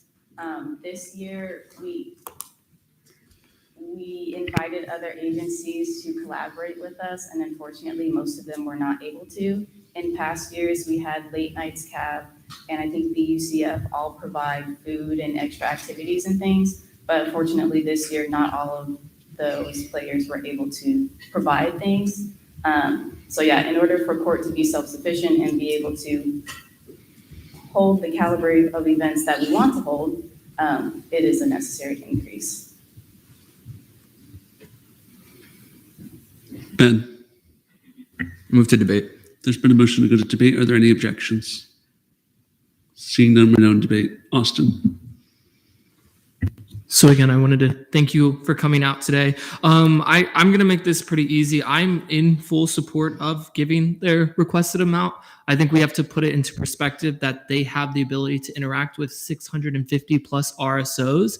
And at the current amount that they're given of $50,000, they don't have the bandwidth to do everything. And I think it's important to note, opening night, I get there's some concerns, of course, about arena costs and everything, but I really do think that event benefited from being in the arena, not only because of the photo, but also because of the nighting, having students have the ability to walk over there. So I would say, looking at the programming ideas that you all have and everything, I think you all are deserving of the budget that you requested. Ben. I unequivocally agree with what Austin just said. I am in full support of giving you your budget increase. And if anyone is looking to decrease it, I will be in full opposition against that as well. Are there any dissenting opinions? Ben. Move to vote on line items 45 to 49. There's been a motion to approve lines 46 through 49. Are there any objections? Seeing none, will now be in voting procedure. All those in favor?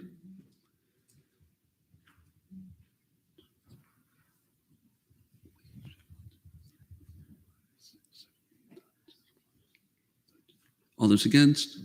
All those abstaining? With a vote count of 13-0 to 1, court is approved.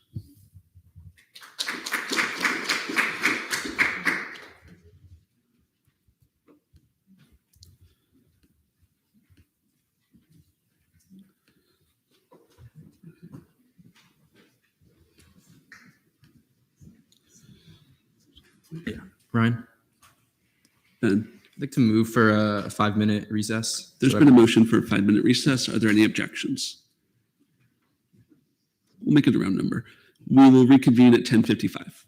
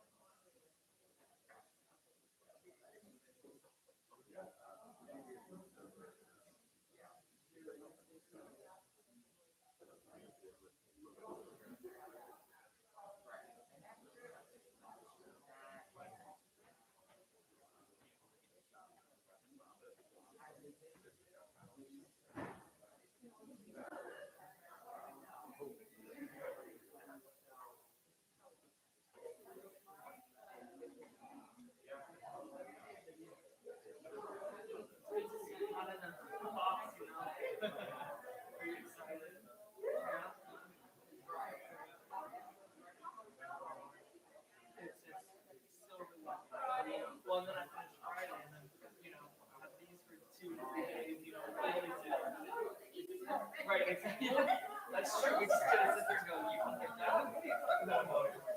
Yeah, that's true. Well, but we also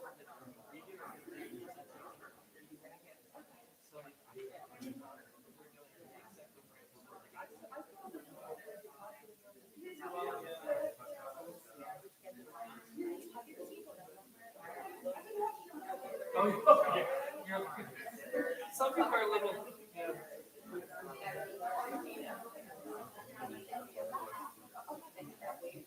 Oh, yeah, that's fine. Yeah, okay. Then you should be able to. That's funny. But I mean, you've been doing this. What number of budgets? Yeah, does not know. Because the budget increases. Yeah.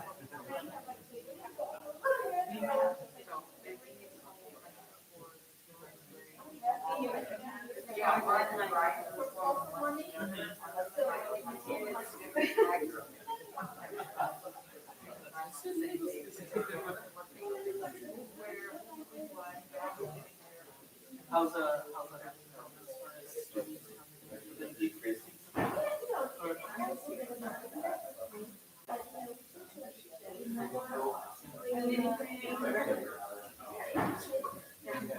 No, you cannot take out 4 copies. Absolutely.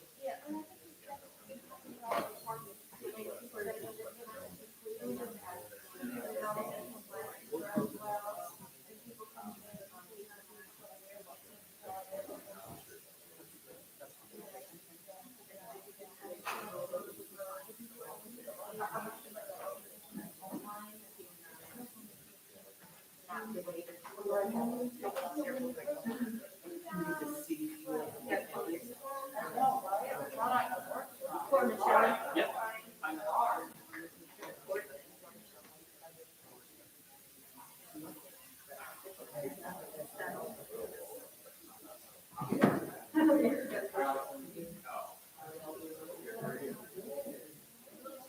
Thank you.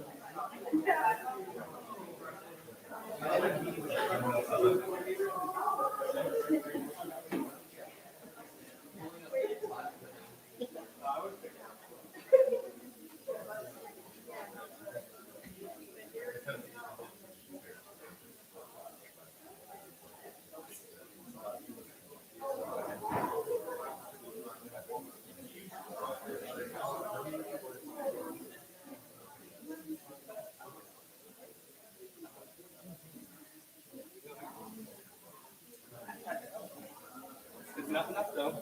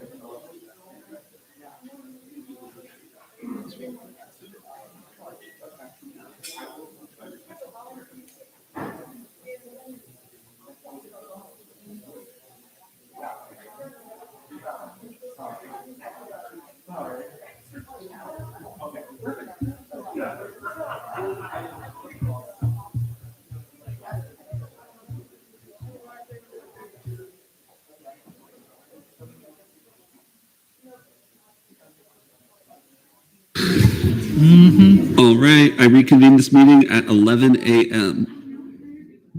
Up next, Volunteer UCF.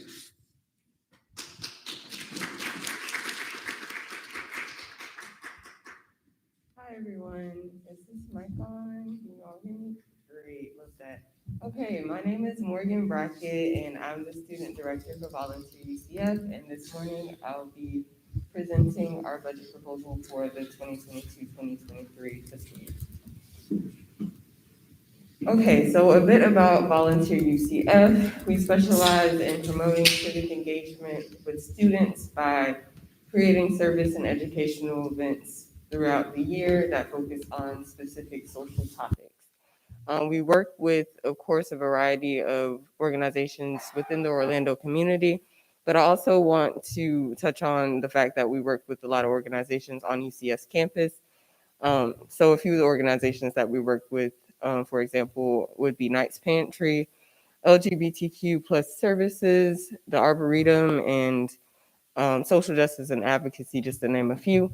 A lot of our students come from different organizations like Lead Scholars, the College of Business Administration, and Knights of Distinction, and of course, many other students are just interested in civic engagement and getting involved. So we also have a different program called the Alternative Break Program, which is like an extension of VUCF. And the purpose of AVP is to promote active citizenship among their students by different domestic and international trips or experiences that they host in winter and spring breaks. So these service experiences can be either a week long or they can be a weekend long. And they engage in different active service components as well as different educational components that help to hone in on some of those social topics that we focus on. And this is our active citizenship continuum.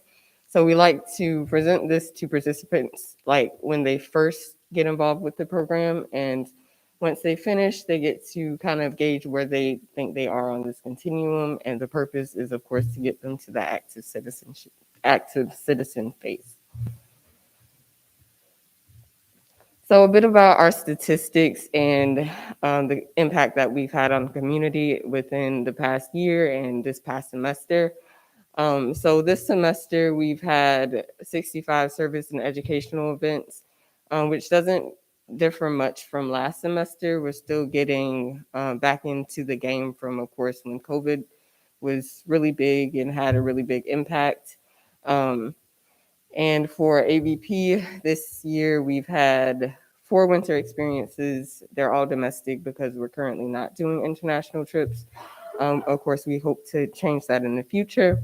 But last year they had 7 virtual experiences. One of those experiences were actually like a hybrid experience. So that's just a bit about how we've changed throughout the past year. And just a few of the components of EUCF, which I'll touch a bit more on in future slides about, of course, how this plays into our budget. So we have social topic directors, and these are the directors that come up with the different service and educational events. Of course, we have ABP, like I just explained. They host their service experiences during winter and spring break. And we also have a large variety of large-scale events throughout the year. So we have Pegasus Palooza Day of Service that we host that first week or that first weekend of school. We have Nights Give Back. That is in October. It's a large-scale event where we bus students out to different service sites. Spring into Service is similar to that, except we host it in March, and it's normally in conjunction with Active Nights in Service Week, which is hosted by the Alternative Break Program. We also have Hunger Banquet and MLK Day of Service, which are both considered large-scale events, but they are taken from our social topic directors' budgets. Okay, so a bit about how we operate and how we make everything work. So we start off with, of course, our leadership team, and that includes the volunteer UCF and ABP student directors and each of the respective assistant directors. These are all, of course, paid positions. On the volunteer UCF side, we have our social topic directors, and like I said, we have 12 of these different social topics, and each of these directors are in charge of creating their events for the semester or for the year. And in addition to those, we have our marketing, public relations, and special events directors, which of course serve as sort of support for the year and getting the word out and making sure that people know about our events. In addition to that, we have our committee members, and each director has 1 to 2 committee members that they can bring on board for the year, and that kind of serves as like a mentor-mentee relationship. And we kind of hope that it encourages retention throughout the year. So hopefully, or the goal is for committee members to eventually become directors that next year and to, promote that participation with the UCF. On the alternative break side of things, they have ABP coordinators are in charge of organizing trips, and the number of coordinators can differ throughout the year. This year, we started out with 9.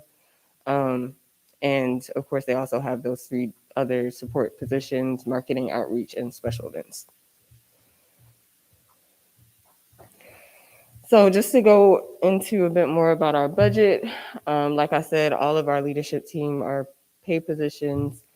The increase from the previous year to this year or to next year would be a $1 increase on each position, and that would be an overall increase that we're asking for is $2,157.30. And this, of course, is due to the increase in minimum wage.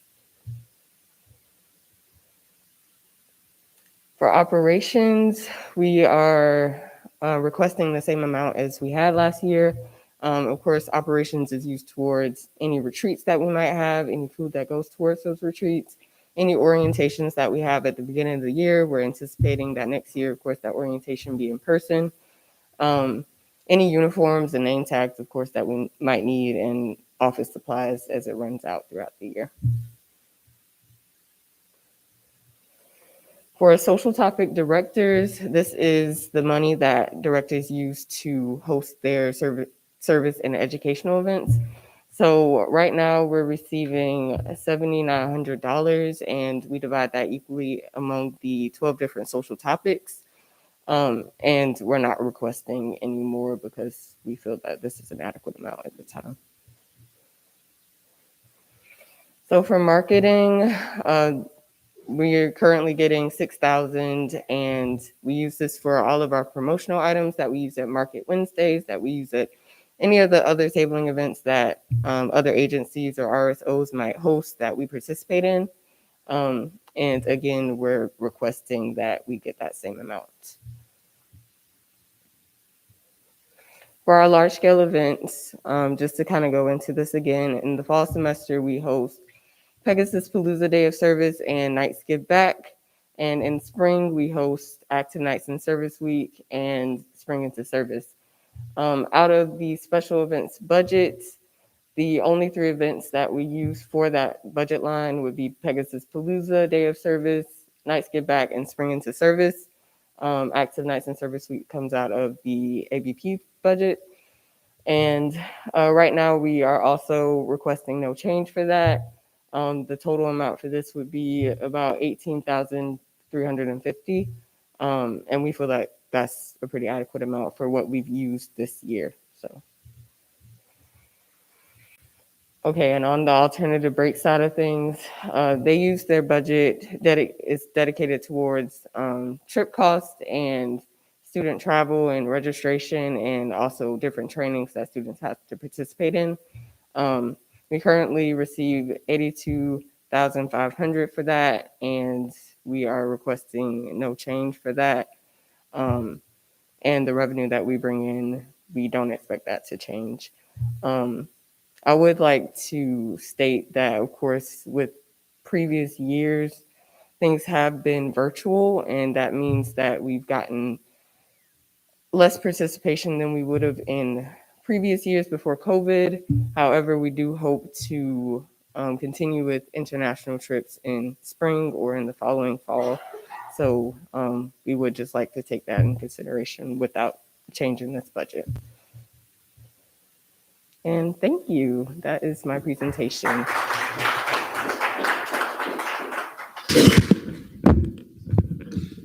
We're now in line for questioning. Austin. So I'm going to preface this with, of course, you do have a easy request. So I hope the committee doesn't bombard you with any questions, really. But my question for you is, out of all the events that Volunteer UCF has done in programming wise, what has been your agency's most successful or your favorite? That's a great question. I'm gonna go with Nights Give Back. I feel like that's always a really successful and a successful event, and it's one of my favorites. It's hard to pick a favorite, but I'm gonna say it's one of our most successful events. Students are kind of getting settled into classes by October, and a lot of them are trying to find ways to get involved and meet other people. And a large scale event is just a great way to do that. We have, depending on the year, I'm going to say on average 8 different service sites that we bus students out to, and also have the option for students to stay on campus. So it's just a great way to get involved. Zach. So I do see that the only increase you're asking for, of course, is for OPS, and that's just that's everybody's going to be doing that, which is great. But if there was a circumstance in which we had to cut some sort of another part of your request, which part of the request would you feel most comfortable not having, or just decreasing a little bit? Obviously, you know your program better than any of us do. So what would work best for you? I really wouldn't feel comfortable decreasing any part of the budget at this point, just going based off of previous years before COVID and what they've used. If I just had to choose one area, I would say I'm comfortable decreasing marketing, but not by very much. Sean. So my question's in regards to ABP. Do you know what the ratio of contribution from VUCF to the contribution from the students going on the trips is? I'm sorry. So contribution of number of students? Like, how much funds does VUCF contribute compared to what the individual students contribute? So how much money Volunteer UCF brings in? Shane. So if you look at the budget, the alternate break program is estimated to cost $82,500. The revenue line that you see generated in there, that revenue is the participant fees. So really A&SF would contribute only $32,500 at max to that program, where the revenues, which is participant fees, cover $50,000.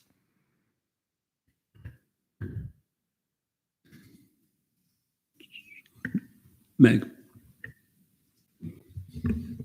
Hey, thank you so much for being here today. I had a question around the same lines as Vice Chair Mitchinson. Do you ever run into an issue where students want to participate in alternative break program but aren't able to meet that participant fee? Yes, I think that's a very good question. We've been thinking about that a lot this year. I personally have not had a student personally come up to me and talk to me about it just because I'm not the student director for that specific organization. But we have thought about whether or not the lack of students participating this year has come from the fact that they can't afford that fee. So that is definitely something that we've thought of. Mika. Good morning, everyone. So my name is Mika. I'm the coordinator that advises these two beautiful agencies. Just in regards to that question specifically, yes, we have had many students that have found barrier when it comes to accessing our alternative break programs. And some of the things that we have tried to put in place is one, having a lottery system. In the past, we've since removed that because we noticed that with the lottery system, students would have to have the money due by that date. We have also implemented some payment structures so that with student workers, they can also allocate some of their paychecks towards that instead of having to come up with a full fee. And then we're also exploring some other ways to see if we can provide extra funding for students as well. But it has created a barrier for some students. Austin. I don't know if there's any other hands, but if not, move to debate. There's been a motion to go to debate. Are there any objections? Seeing none, we're now in debate. Ben. I'm in support of keeping volunteer UCF's budget as is. If you look at it, it's consistent throughout the past 4 years. I don't see any reason to increase it or decrease it at the moment. That's my debate. Meg. I'd like to second Ben's statements. I think their ask is more than reasonable and we should meet it. I'd also like to offer a little bit of a zany idea, just putting it out there. If we get to the end of this, and I don't see us, getting to the end of this and having extra money, but in a perfect world, if we did, I would like to maybe consider revisiting this and discussing what we could do to help subset that need for revenue to pay for students who wouldn't be able to meet that participation fee. Any dissenting opinions? Zach. Move to vote on lines 179 through 194. There's been a motion to vote on lines 179 through 194. Are there any objections? Do you withdraw? I just want to make sure. It looks like to me, I might be looking at the wrong thing, but it looks like it should be lines Oh, never mind. Never mind. Zach. What I said a moment ago. There's been a motion to vote on lines 179 through 194. Are there any objections? Seeing none, we'll now be in voting procedure. All those in favor?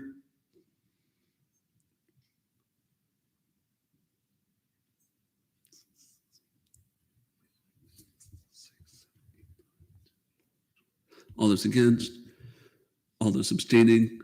With a vote count of 13 to 0, volunteer UCF is approved.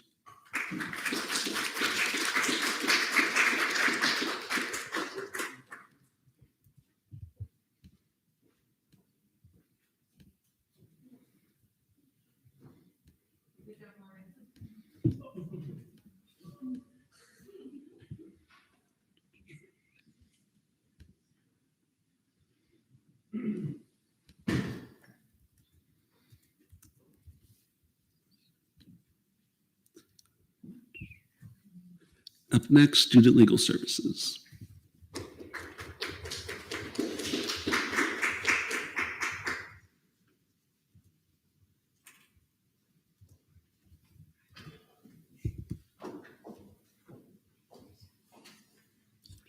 Lexi.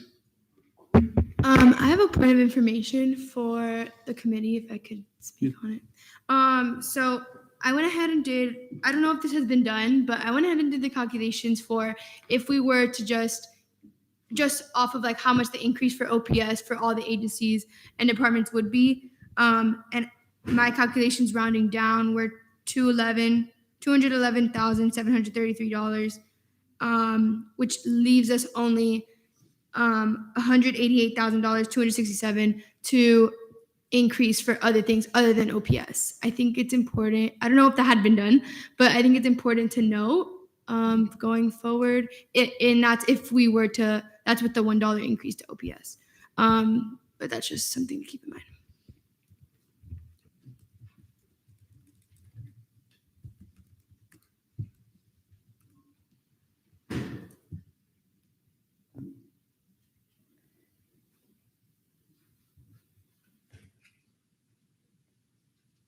Good morning, everyone. My name is Patricia Dallahan. I'm one of the attorneys at Student Legal Service as well as the director. And our office has been around since 1979. And we are staffed by 4 full-time attorneys, 3 full-time legal assistants, and student assistants. I can move forward a little bit. Thank you. So our services are entirely free, and we offer service in a wide array of different topics of the law. If you can move forward one more, please. So those are the topics and the legal issues that we help students with. So a lot of what we do is in relation to landlord-tenant matters. So we help students with security deposit disputes, habitability issues where the landlord is not maintaining the premises, defending claim against money damages from landlords. We also help students who have been charged with criminal offenses. We can cover misdemeanors up to felonies of a 3rd degree. So those include things such as possession of alcohol by minors, fake IDs, disorderly conduct, resisting arrest. We are also able to help students seal and expunge their criminal records. Since most students, this is a first-time offense for them, they do qualify to have their records sealed or expunged, so we can help with that as well. Consumer issues, when I think of consumer issues, the first topic that comes to my mind is like debt collections. So we see a lot of students where they're getting calls from debt collectors, or maybe they're being sued by an original creditor or debt buyer, and they come to us because they got their summons to appear in court. So that's like a common topic that we see. Sometimes students find errors on their credit report.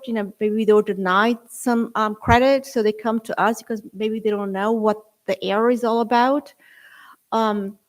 We also deal with some used cars purchases that haven't gone as well for students as they had hoped. Family, we deal with name changes, so we do a lot of name changes for our transgender students. We also do step-parent adoptions and divorces. We don't deal with contested work, but we can help students see if they have an agreement with their spouse to prepare all the paperwork they need to, including parenting plans and orders to divide pension plans and retirement plans.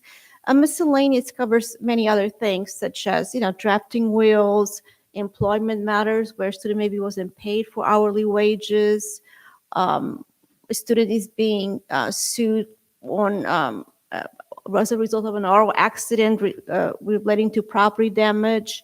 So it covers quite a bit of other areas of the law. So if you could move to the next slide, please. So that shows the type of cases that we open. So as you can see, a large percentage of it is landlord-tenant matters and traffic, miscellaneous, and then the other one would be like probably criminal and sealing if you kind of lump those two together. So then the next slide shows some of the savings or financial benefits to students from using our services. So like the first 4 would be like attorney's fees saved by using us instead of going to an attorney in the private market.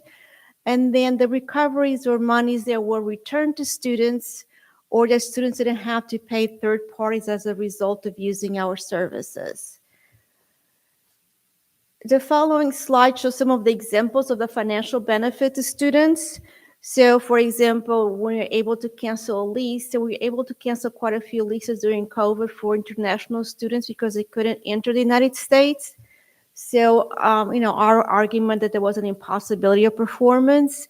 We were also able to cancel student leases for students who had medical issues. We kind of made the argument that under the Fair Housing Act, they should be allowed to be released from their leases. Another example is a student, those international student who fell victim to a financial fraud, and they mailed thousands and thousands of cash dollars inside magazines. And then those packages were intercepted by a federal agency, Custom Border Patrol Control.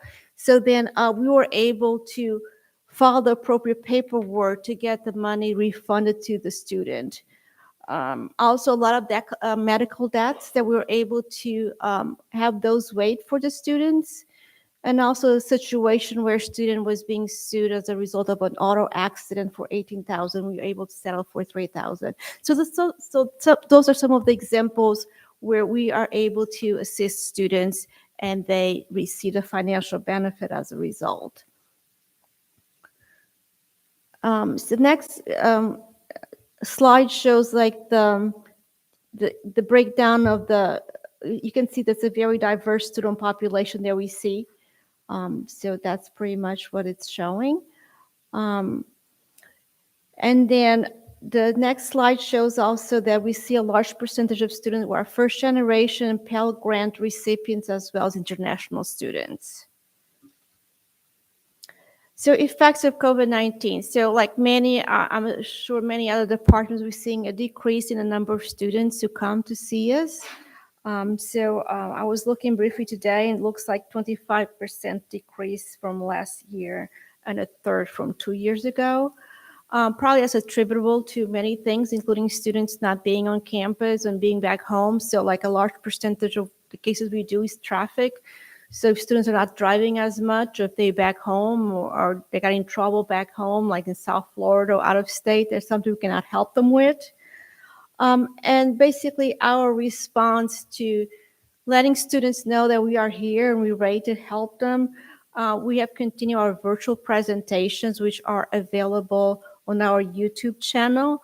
We also start developing like short videos on different legal topics, and that's available on our YouTube channel.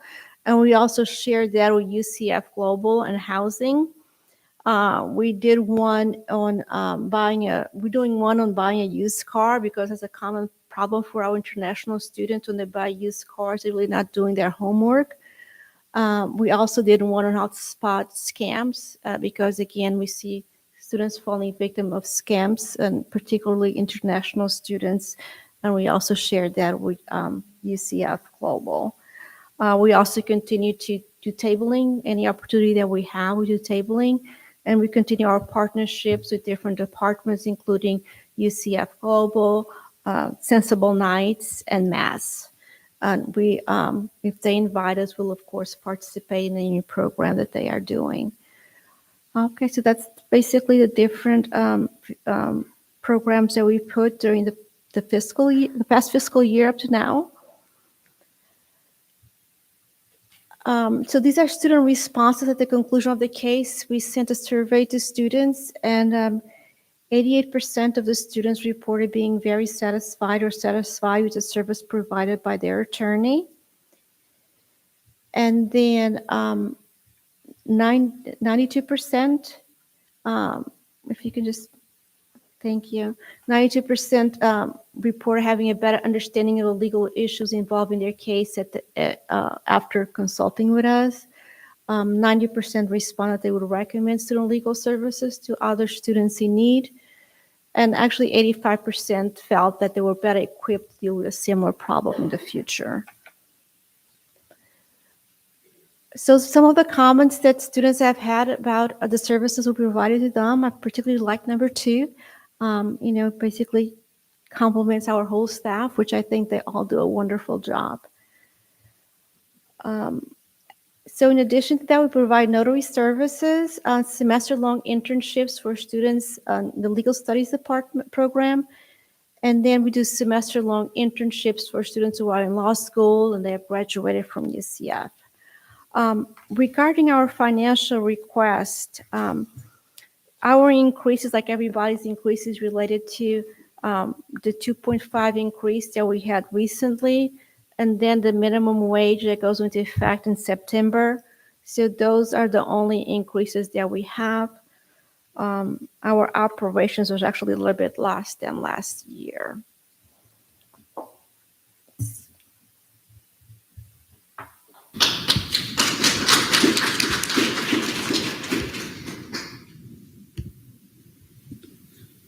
All right, we're now in line for questioning. Austin.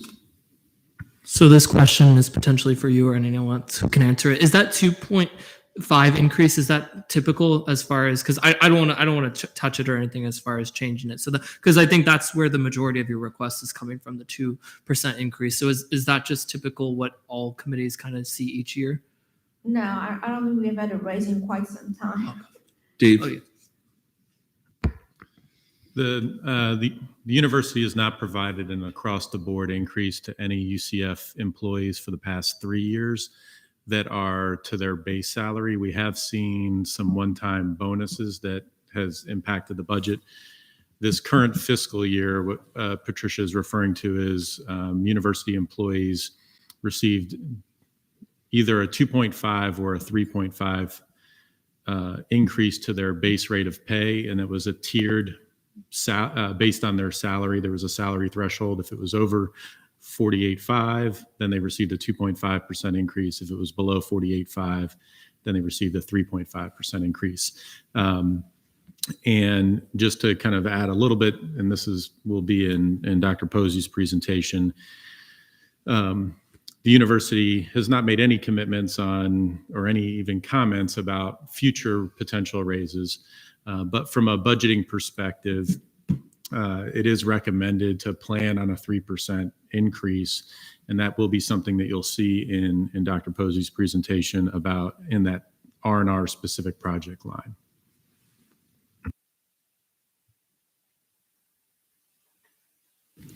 Other questions?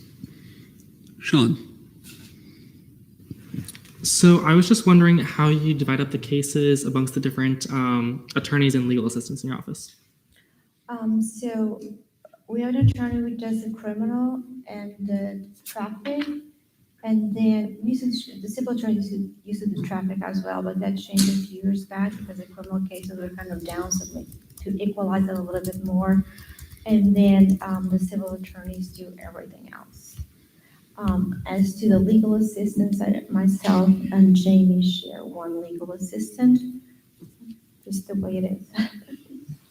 Block.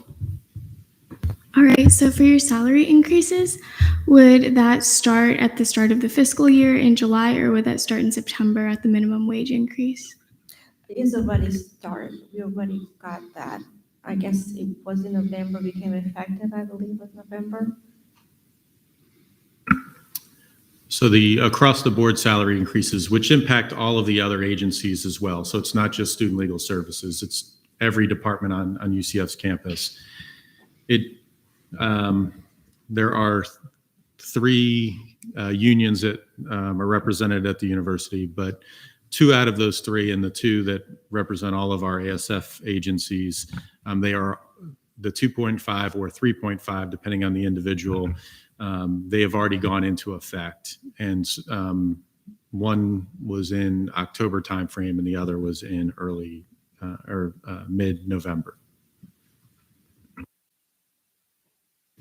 Julia. Hi, thank you for your presentation. Have you considered expanding your services to include immigration help, especially for undocumented students who may be needing that help with their immigration status? I think that that's something that we have spoken about. I guess there was initially some sort of a pilot program where the law office of Pragman offered two consultations with DACA students, TPS, and undocumented students. Based on my experience, more international students are seeking legal help than DACA or TPS, but then I've been told by UCF, well, just because maybe they don't feel comfortable. Because I know when UCF Global did some presentations regarding DOC and TPS, that those are very well attended. So it is something that it's definitely that we are thinking about. I spoke to both UCF Global and Fragment and another attorney in the community. And they also mentioned Cornell as a very good system to help students. Then directed me to do some investigation into that. So, I mean, it's definitely something that we would consider. We'd have to kind of maybe start with a pilot program. And then it also depends, you know, is there going to be funding available for it? Like I know some universities, for example, some have their own in-house attorney, and some just allot so much money to pay for the consultations with an outside attorney. So they will have an agreement to 3 attorneys, and they'll pay $100 for consultation, $150 per consultation until the money is gone. Sometimes like 10 students per month or something like that. So if we're going to do something like that, 10 students per month, yeah, like maybe $100 per consultation. So it'd be like, yeah, $1,000 per month. Mhm. So I mean, it's something that we're willing to look into it, definitely.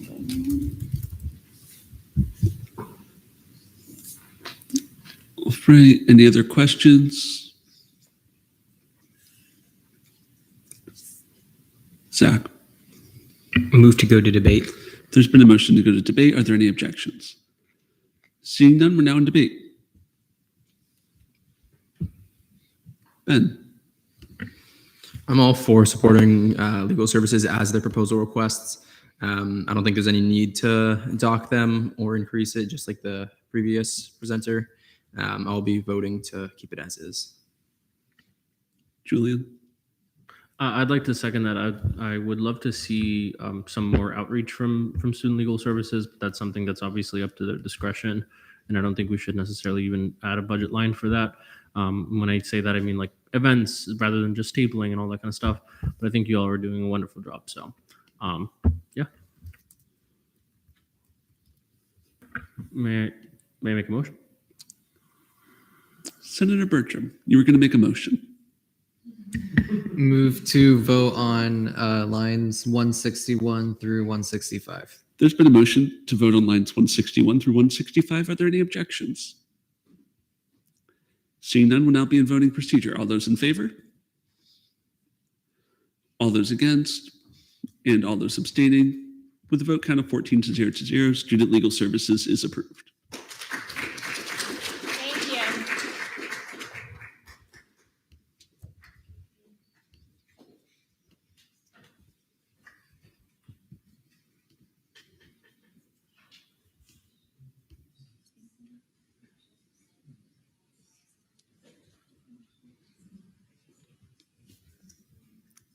Austin. Seeing as we're at 11:38, and I believe our presentation. Well, can we still go, and even if it cuts into lunchtime? Give me just a second.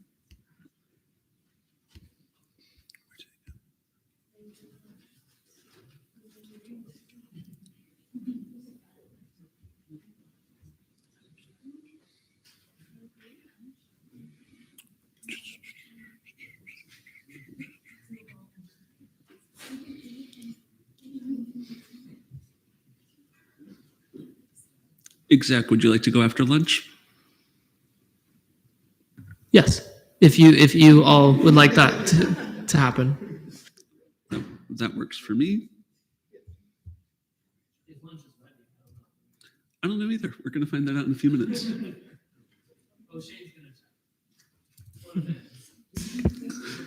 If we eat lunch now, should we like come back earlier? We'll do this now. Oh, okay.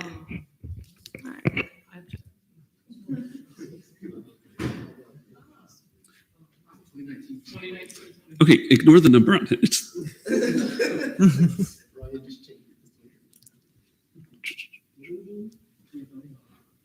All right, Activity and Service Fee Budget Committee. I yield to Vice Chair Mitchinson. Cool. You can begin whenever you're ready. Thank you.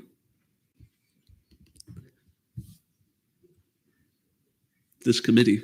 It facilitates the budget process for the 18 A&SF funded entities, including itself. There are no changes to the request. The request is OPS and operations. The chair is paid, and the operations is food and supplies for the committee for the 2 to 3 days of budget hearings every year. I'll now take any questions you may have. Rumbum? Move to debate. Can you undo your mic? There's been a motion to go to debate. Are there any objections? Seeing none, we're now in debate. Rumbum? Mayor Rattan, You may. I think this is absolutely phenomenal. Thank you so much, Chair Regan. And with that, I don't have the numbers in front of me, actually. I move to vote on lines 115 to 117. Microphone. There's been a motion to vote on approving the A&SF Budget Committee. All in favor?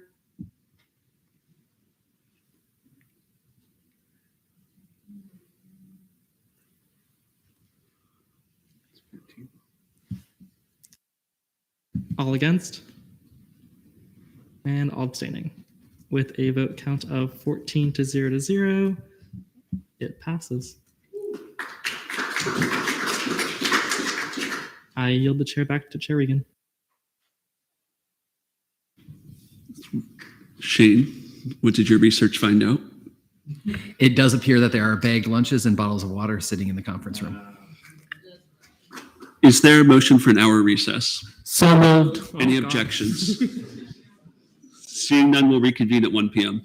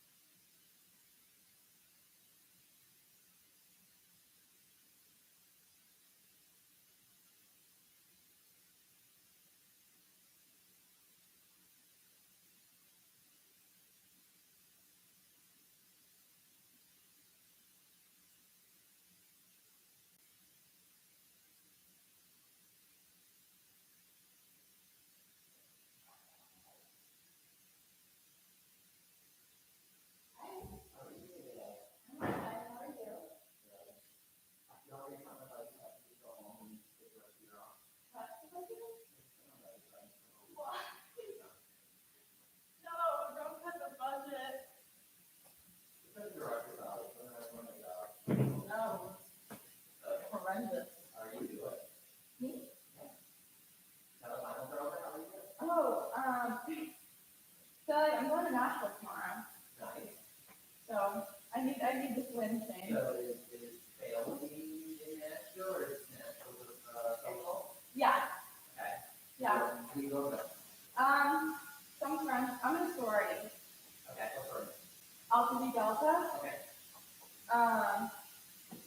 So I'm just going with some of my friends in there. You're gonna behave, I assume? Of course I'm gonna behave. There's nothing like Broadway. No place like Broadway to behave. And there's no better place. That's why I don't know about that still. On that trip, there's everyone will have their own app that's playing. Yeah. You got the big buses running rampant and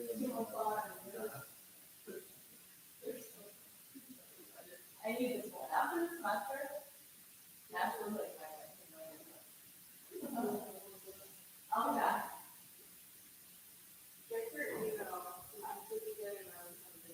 I literally can't. Way. Oh, okay. I'm not gonna do anything. I'll check on. Okay. This is the email they have provided. Yeah. Okay. Okay. Awesome. Thank you. I can't find it, man. I can be locked up every time. Every time I go. Yeah.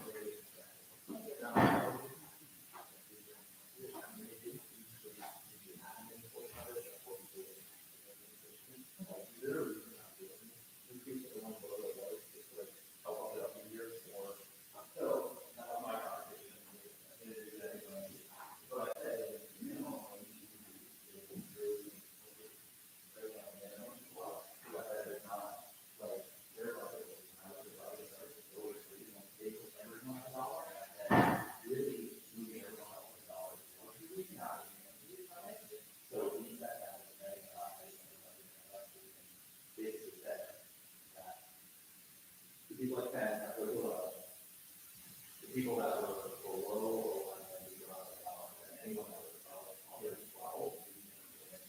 they're going to be brought up next year.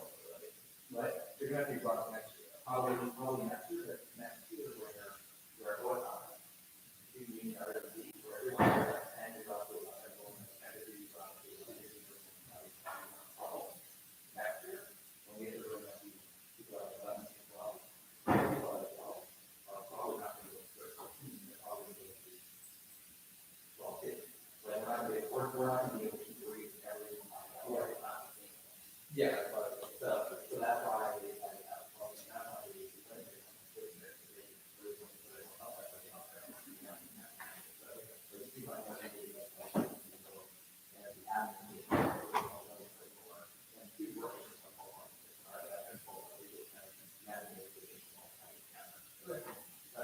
yeah, they can explain that. So they might ask you again. Just like I was curious if you buy it. I think a lot of people talk about that.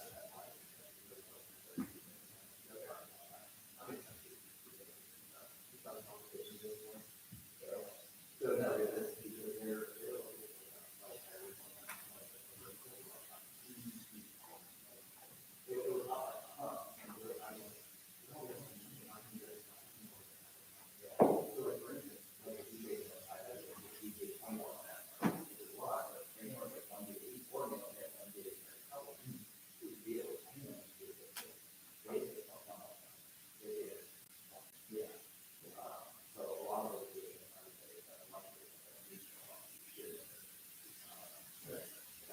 No, that makes sense. Yeah, I just like I just like to look at the new ones. So I was curious before I started it. Yeah, that would be that would be that one. Yeah, I mean, I think what everyone's on. And get a lot of money, and it's not a lot of money. And then you got that kind of competition. So it is for that. Same way with what I want. People are it's not just on minimum. Not everyone else.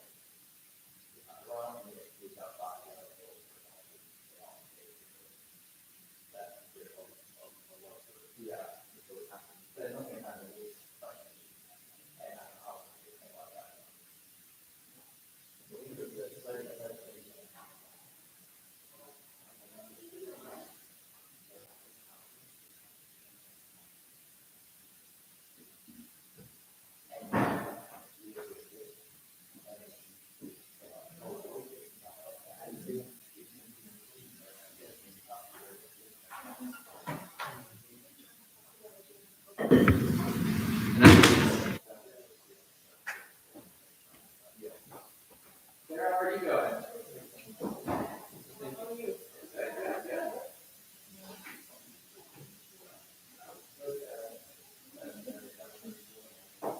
Lotion? Every day? Twice a day, 3 times a day? Whenever I have lotion, I make lotion. I'm just trying to get this off, you know? I'm like scared of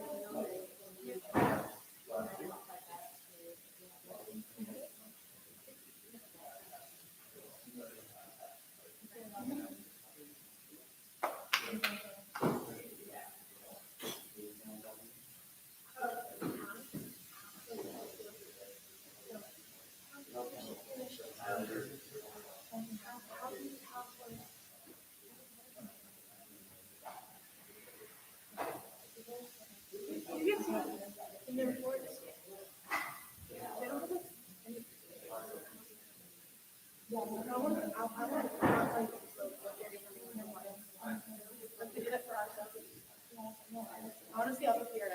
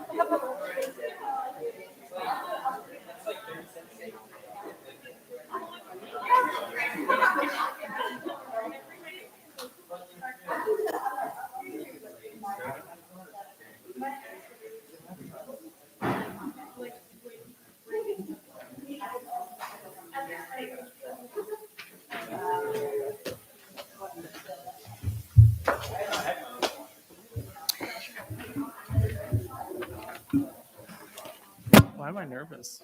Don't be nervous. We got this. I'm really on the committee. I know, right? How about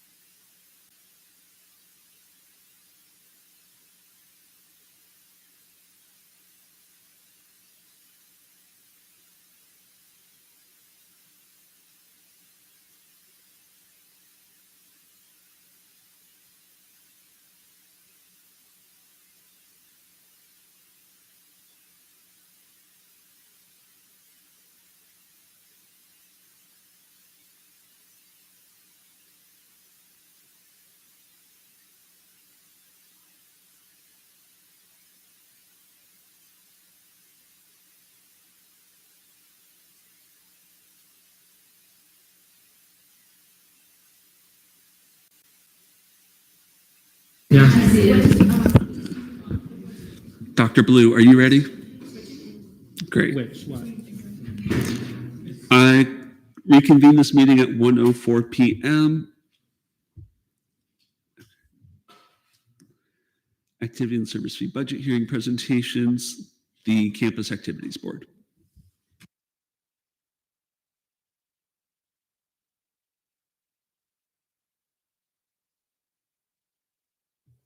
Now it is. Okay. Hello, everyone. My name is Cecina Ermias. I am the Campus Activities Board Executive Director. Thank you for being here today. Okay. So what does CAB do? So our mission statement for the Campus Activities Board is to create fun and unique events for students on campus, to host a diverse student body, and to just allow students to be able to express themselves and to relax away from the academic side of campus. So operations, our total for operations is $13,100. We are not asking for any changes for the upcoming year. For the breakdown of expenses, training and development retreats are usually around $9,100. That usually includes NACA. Office supplies are around $1,000, and uniforms are $3,000. OPS. So a total for OPS is, I will also note that there are some changes that were just made with the OPS budget. There was a minor mistake on there with the change of hourly wages.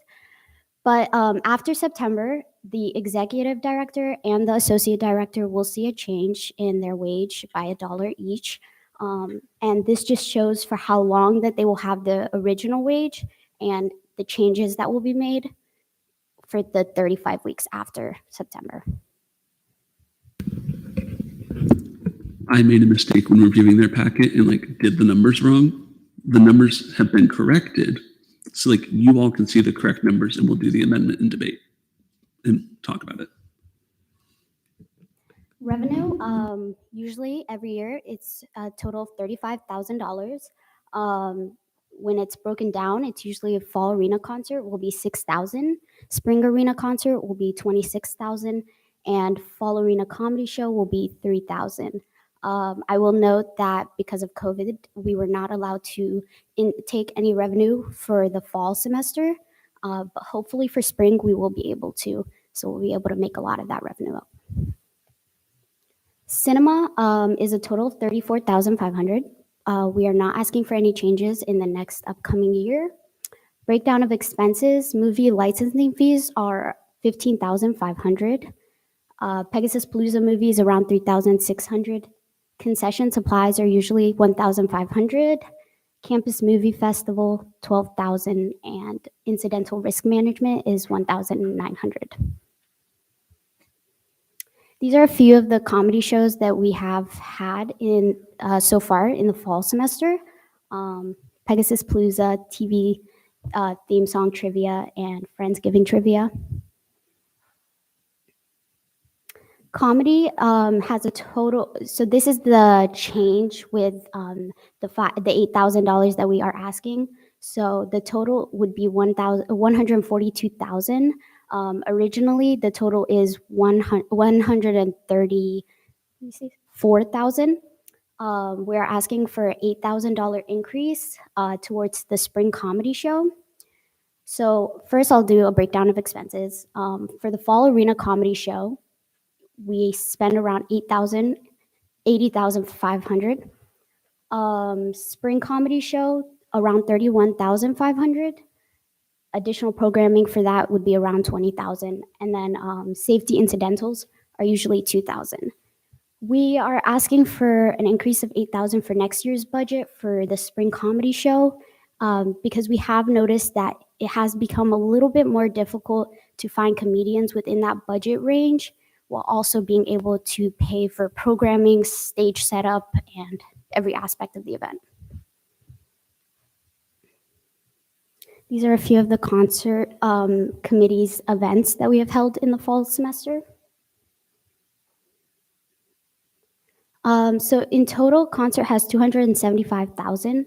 We are not asking for any changes for the next upcoming year. And the fall arena concert is usually around 92,500. The spring arena concert is around 176,000, and additional programming is around 6,000. Fine Arts Committee, these are a few of the events that we have hosted in the past. A thing I would like to note about every single one of these events is that you will notice in the next slide is that all of these events had large number of students in attendance, but we were not able to support all those students that were in attendance because of the budget restrictions. So for fine arts, we are asking for a $5,000 increase for next year's budget, which would be a total of $31,000. The breakdown of expenses are art supplies are around $3,000. General programming is also around $3,000. And Symphony Under the Stars is around $20,000. Now, something that we have noticed is with our art supplies, we're not able to fulfill all of our students that come to our events. For example, we did have over, I believe, 700 students come out for the bucket hat painting. We were only able to take in around 150 to 200. So we are asking a $2,000 increase for general programming for more art supplies. Symphony Under the Stars is also something that I have noticed in previous years has cost more than what the fine arts budget actually has. So this would really help fulfill the cost of Symphony Under the Stars while also allowing some wiggle room for other events for fine arts. Marketing has a total of $9,500, and we are not asking for any changes for the upcoming year. Breakdown of expenses, promotional items are $4,000, event promotions are $2,000, and partnership events are around $3,500. These are a few of the speakers events that we have hosted. Winter Wonderland was more of a collaboration, but yeah, these are a majority of the events. Speakers has a, we are asking for a $5,000 increase for next year for a total of $38,000. Breakdown of expenses are $10,000 for the fall speaker, $15,000 for the spring speaker, production is $2,000, and additional programming is $6,000. We are asking for a $5,000 increase in the fall speakers just to help with finding a speaker within that budget while also being able to purchase a stage setup and have CPR as our contractor. It definitely stretches the budget a little bit having a speaker for fall and spring. Special events has a total of $28,000. We're not asking for any changes for the upcoming year. Breakdown of expenses, Fright Night is around $9,000. Novelty programming is around $13,000. Partnership events are $3,000, and risk management is $3,000. Any questions? Yes. Austin. First, thank you so much for being here with us today. I have two questions, if that's potentially okay. So my first question is, I guess, can you give us a brief overview? It doesn't have to be exact numbers, just ballpark of some of the attendance at some of the things such as comedy and concert night and a lot of those other things real quick? Yeah. So, for example, for Pegasus Palooza concert, we did see we reached max capacity for COVID numbers, so that was 5,000 students at attendance. For the comedy show, I believe it was around 3,000 students at attendance. In what other committees did you want examples for?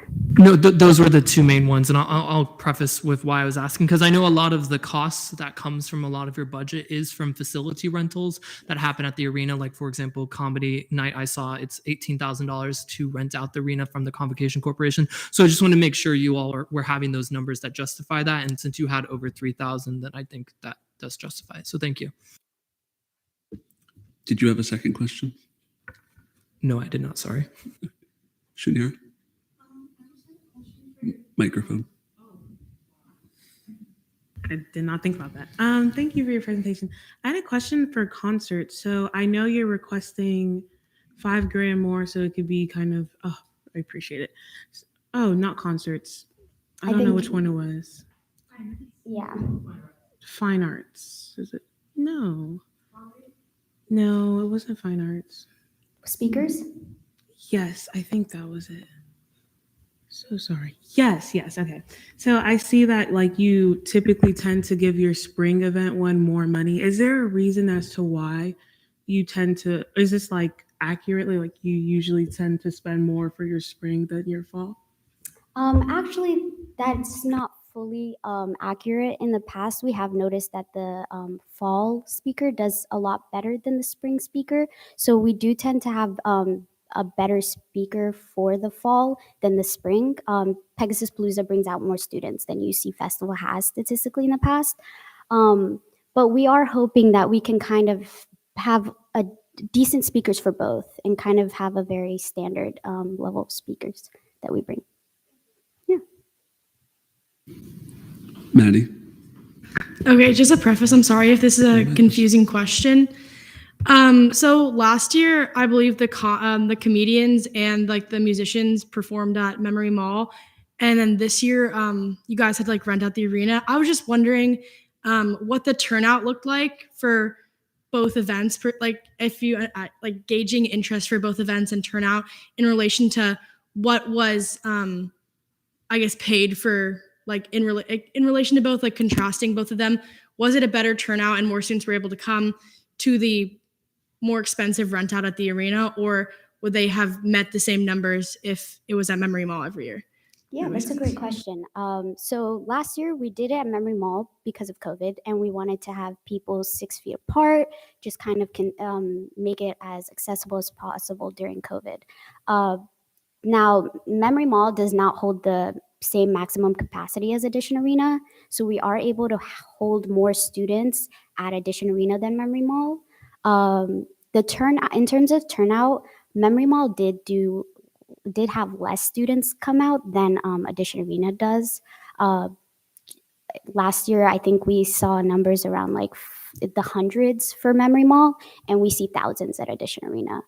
It's also easier for us to have security, making sure everything is going smoothly and watching out for students. And the Orlando public, when we have it at Edition Arena, it's a little difficult to have an open space be safe for students when there's people who can walk through or have access and see the event without paying or attending. And then what was the second part of your question? Oh no, you answered it all. Oh, okay.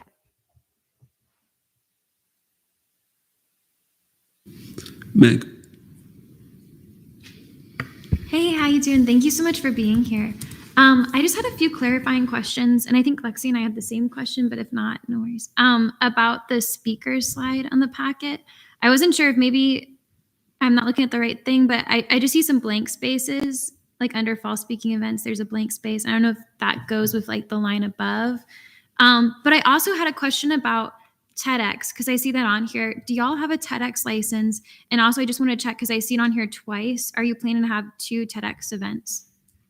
Yeah, I'm not sure why it's on there twice. We've never actually hosted 2 TEDx's, but we have stopped doing TEDx just because one, during COVID, they weren't hosting TEDx talks, and they still haven't brought up much information on having a TEDx license since then.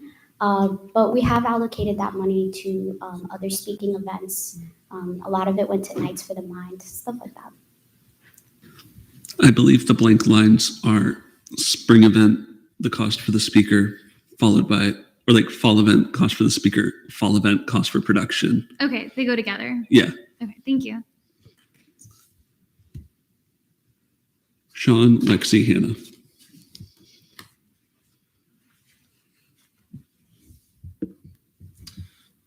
So out of all the different areas you're requesting for increases in, which do you find to be most necessary and which do you find to be least necessary?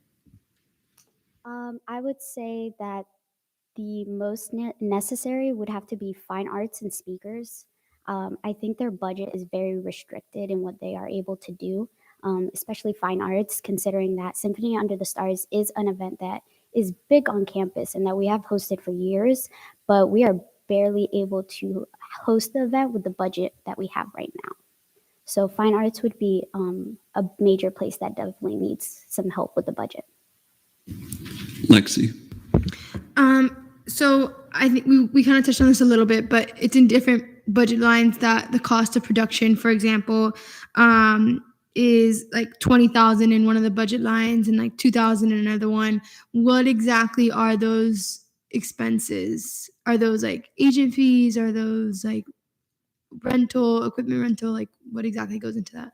Yeah, so the range that you see and the difference in prices that you see for some committees' production is based on, for example, comedy, concert, and speakers pay agent fees. They pay for production at Edition Arena. They pay to reserve Edition Arena, while fine arts or special events doesn't need to pay any agent fees or doesn't need to pay for production and safety, risk management, stuff like that, because their events don't host things like that. They don't need agents.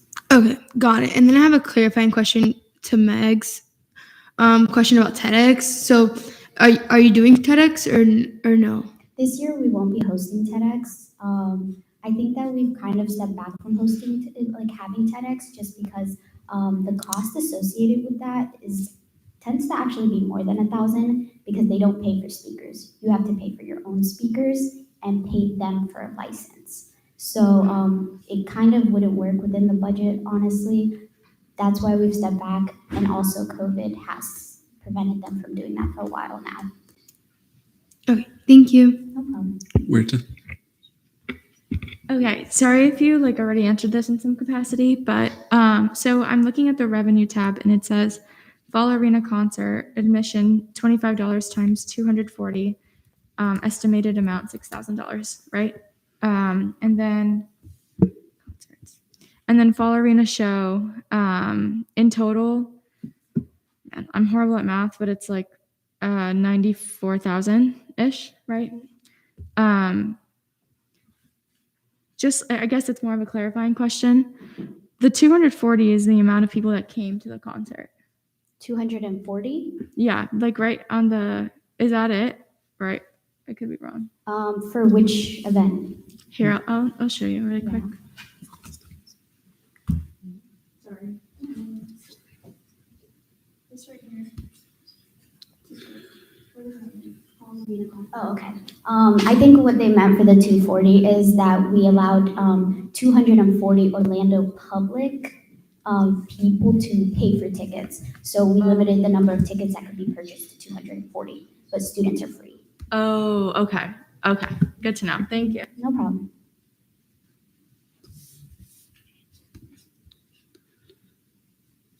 Maddie. Yeah, so I'm just looking at the budget line on the comedy section, and I was just wondering if you were having the spring comedy show at the arena, just because it doesn't say it here in the description of the expenditures. So I was just wondering where that was being planned for spring for comedy, if you guys were looking for an $8,000 increase for the speaker. For comedy, it is being hosted at Edition Arena. Oh, wait, Laurel, sorry. The venue. Oh, yeah, sorry. I keep switching them up. The venue this year, last year it was in Memory Mall. I think that's why they didn't know that it was Edition Arena. The year before that, I believe it was also an Edition Arena, but this year, because of the budget, I think we're going to do the venue. Austin. This is a question actually for you, Ryan. So as far as if they're not planning on doing a TEDx kind of thing in the future, since they kind of laid back on it now, is it possible that we take that off the budget line as far as just so, it doesn't confuse anyone thinking that they will be doing something TEDx related? Just out of their packet? Yeah, out of their packet or somewhere. I think he just means the words. Yeah, just because I don't want people to think that, we allocated money specifically for, TEDx, but I know, of course, it's all the agency's discretion at the end of the day, but I just wanted to make sure.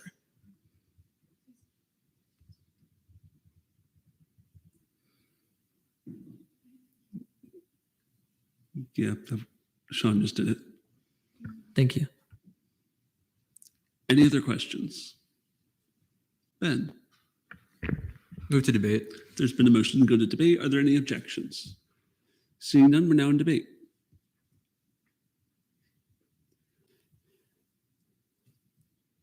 Seeing none, we're now in debate.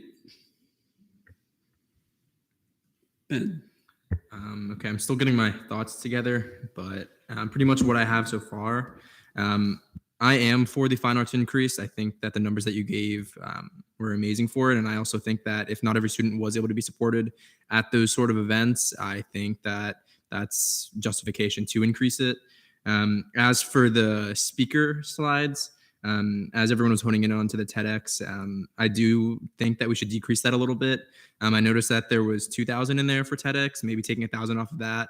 And possibly, since you mentioned that the fall and spring events are kind of interchangeable with their budgets, the fall event is a little bit more expensive on occasion or a little bit better. So aside from micromanaging where the money actually goes, I would say I'm in favor of decreasing it to 3,000 for speaker events. So a total decrease of $4,000 for the budget is where I'm kind of thinking. But I would like to hear some more thoughts on the committee. Would you use the funds elsewhere if it was kept? Pardon? Sorry. Would you use the $2,000 that previously said TEDx for something else within speakers if it was kept there? Yes, I will note speakers have struggled for a while with their budget. It's extremely difficult to find speakers in the $10,000 range that are like a person students would know. Extremely difficult. And then programming on top of that with the budget stretches it to its thinnest. So every year, if you look, we barely have any money left in speakers. It usually is pretty much run dry by the end of the spring semester. I understand TEDx, definitely. We have stayed away from that because of how much it costs, but that money does get allocated to other areas of speakers.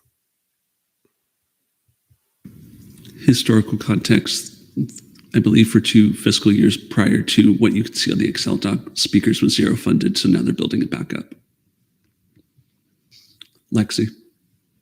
Can I direct a question to her?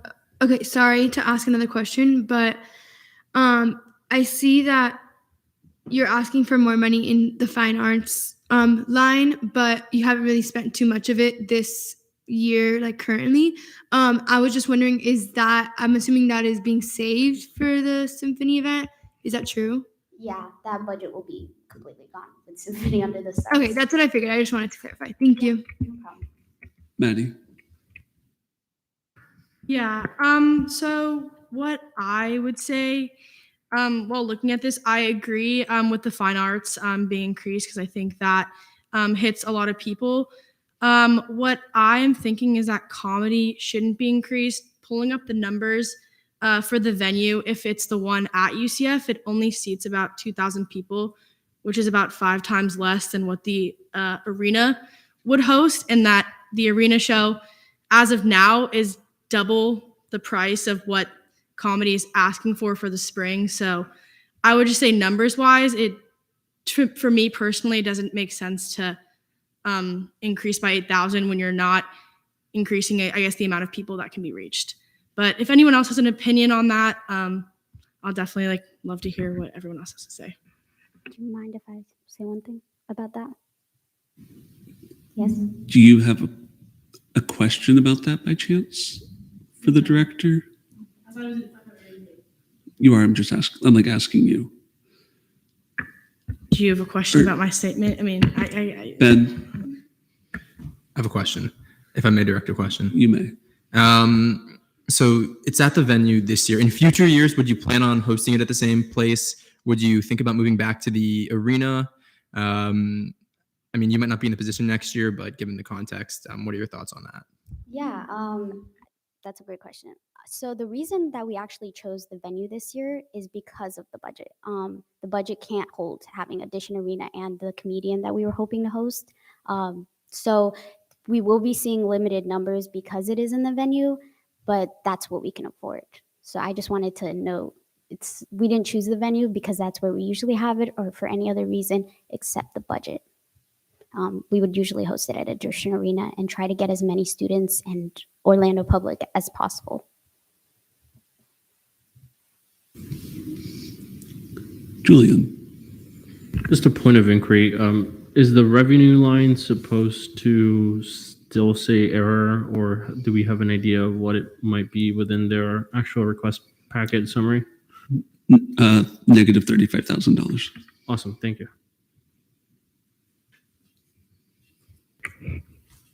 Lexi. I'm gonna agree with Maddie here with increasing fine arts and speakers, but keeping comedy the same. I know that you said if you had more that you would do it in the addition arena, but I do think that it could be like just as good as an event if it was still held at a cheaper venue, especially since the cost is so significant from the two venues. That's just my personal opinion, but I would love to hear the opinions of others.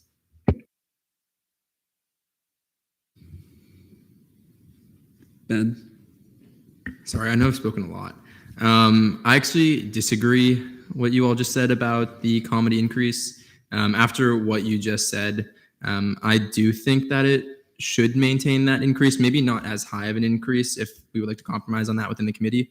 But I do think that the point of having these agencies is to reach as many students as possible. And I think by it being hosted in the venue due to the budget as it is currently, we aren't able to reach as many students, especially with numbers that were given in the past. We have seen a lot more students than 2,000 at these sort of events. So I think moving it back into the Edition Arena for future years would be beyond helpful for student impact. So that's why I'm not in favor of necessarily decreasing that a lot. Sorry, yeah, I just want to make a point of inquiry. The increase isn't to have it at Edition, isn't it to get a better speaker? I could be wrong, but an additional at the Edition, there would be a necessary change of like $20,000 to host it. If I'm not wrong, if that just posed to the chair. I thought that the increase was for getting a speaker. If I'm not wrong. Ben, are you talking about comedy? You're talking about comedy, Maddie's talking about speakers, correct? No. I think he's talking about. Oh, okay. I thought they all kind of encompass into one. That whole budget can be, yes, I mean, that's the little nitpicking of the details. Every like arena and stuff like that, but can't they reorganize it once they're funded into arena or speaker? Yeah, an entity can use their money however they want to realistically. Shanira. May I direct the question to Cecina? You may. Hey, so I know a lot of us are talking about cuts. Is there anywhere that you feel like we should be cautious of making cuts or suggestions to cutting certain amounts? Is there, I guess, like how do you feel and what's your perspective on like the conversation so far? Yeah, thank you. I think I would be very cautious with fine arts. We have actually, for the first time, been getting complaints from students at fine arts events because they're like, you never have enough stuff for all the students that come. We can't fulfill 1,000 students with fine art supplies. We just can't like bring that to them unless we increase the budget. So I think our main goal is to try to have a diverse body of students come to our events and as many students attend. And we want every one of them to be a part of the event, but it's difficult with fine arts. So that increase would really help.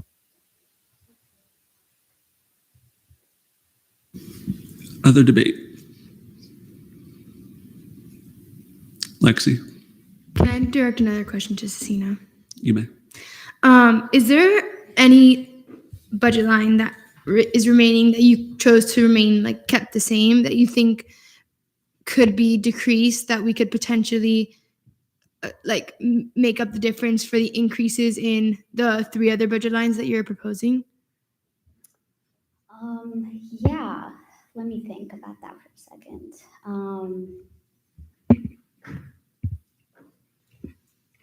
I'm sorry, I'm going through each one of them to decide if there's any that could decrease.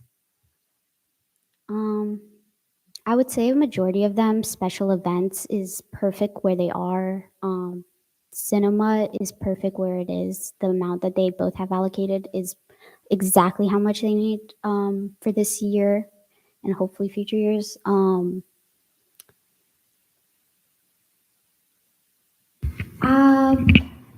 I honestly, the only one I could think of is maybe concerts, but I would also note that concerts the prices of artists ranges so much every year. It changes.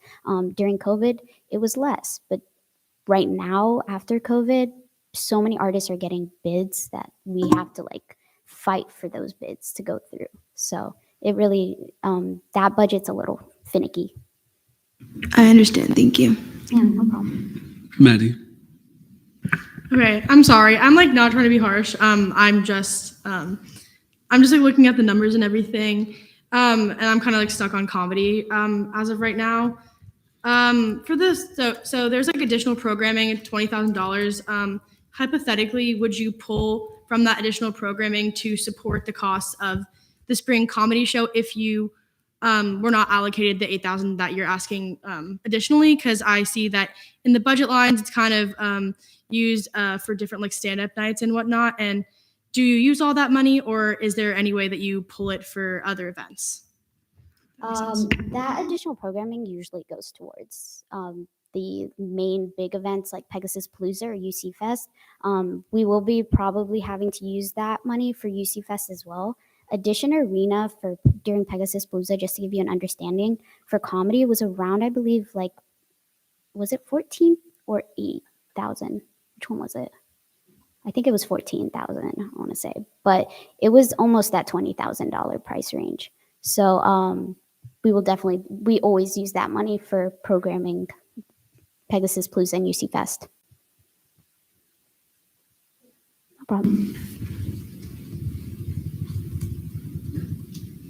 Maddie.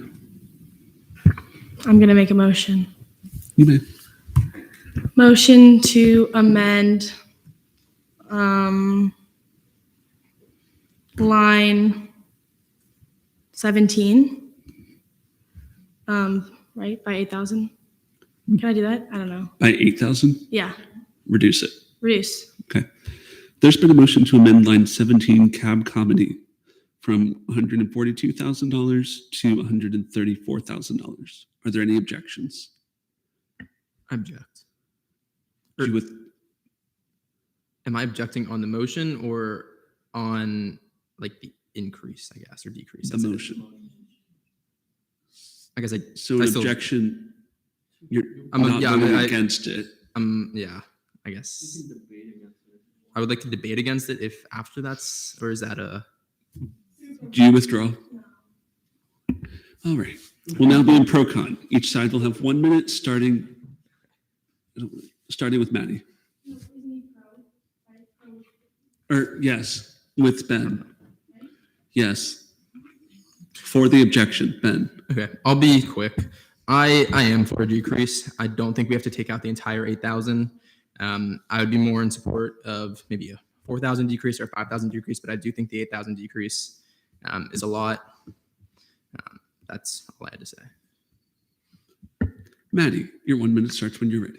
Okay, perfect. Yeah, I've just been thinking this over numbers wise, and just on if you go on the comedy sheet, it does have additional programming that they can pull from. With a relatively smaller size for venue and whatnot, I don't necessarily think this $8,000 is going to make or break. That's why I see reduction coming from comedy. I don't see it coming from fine arts or cinema or concerts, but this is just what I've been thinking about, and numbers wise, I think it makes sense. So that's why I made this motion. All right, we will now be in voting procedure. For, you are for the objection. Ben, against, you are against the objection. Maddie, and then abstaining. All those in favor of the objection.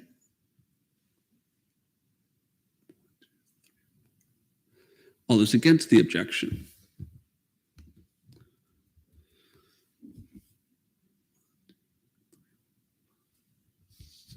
And all those abstaining.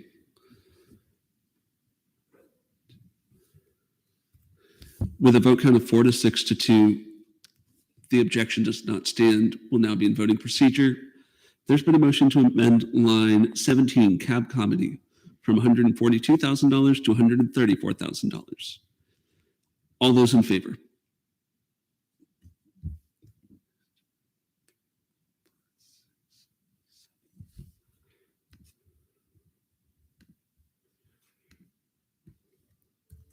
All those against?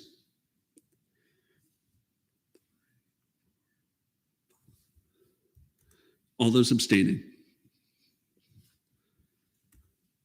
With a vote count of 7 to 5 to 2, the amendment passes.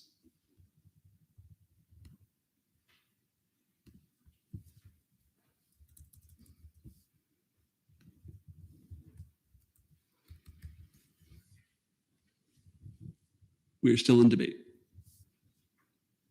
Ben. Microphone. Yeah. Move to vote on line items 14 to 26. There's been a motion to vote on lines 14 to 26. Are there any objections? Seeing none, will now be in voting procedure. All those in favor?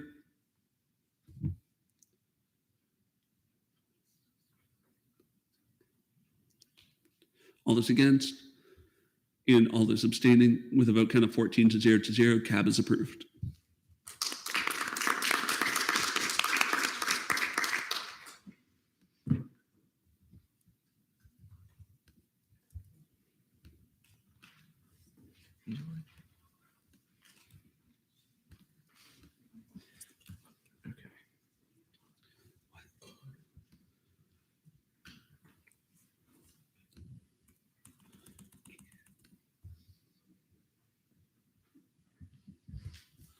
Up next, Student Government Executive Branch.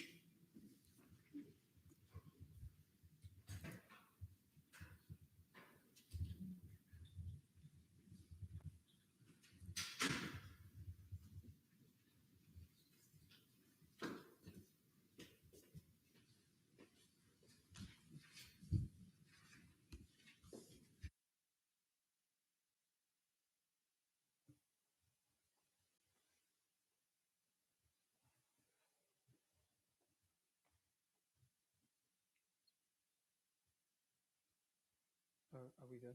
Oh, okay. Awesome. Hello, everyone. My name's Austin. And I'm Lexi. We're members of the Student Government Executive Branch, and we're here today to present you our A&SF request. Yes, it is. I'll talk closer. It's fine. All right. So if you can go to the next slide, please. So as many of you are involved with student government, you all know what the purpose of the executive branch is. According to student government statutes, the key duties are we help organize campus-wide events to promote different spirits and traditions for students. We provide other means for students to discuss issues, but which include, but of course are not limited to, academic affairs. We focus on student health, graduate relations, campus safety, diversity inclusion, campus sustainability, and other campus-wide initiatives. And we also are liaisons to a lot of the university administration and work with them on different committees that we are a part of. If you can go to the next slide, please. So the current branch breakdown is, of course, we have the student body vice president, the student body president, the student body vice president, the division of administration. We have the office of attorney general, which he provides impartial advising to students going through conduct and a whole bunch of other issues. We have our division of student affairs, who are the arm of our branch who helps with a lot of the initiatives and events that we do put on for students to overall help students' well-being. And then our division of communications, who works a lot with other branches as well to help market their branches on the student government Instagram, help do a lot of partnership and everything else with that. Okay, so the first line we're going to talk about is OPS.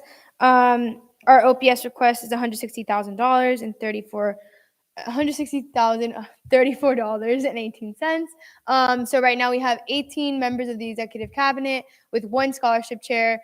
We actually reduced the amount of hours the scholarship chair works because we didn't feel that all 10 hours were really necessary after speaking with the scholarship chair now.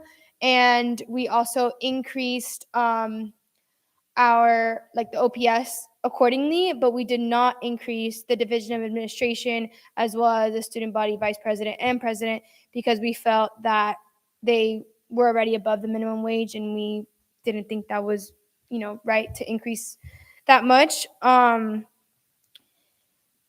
that's it.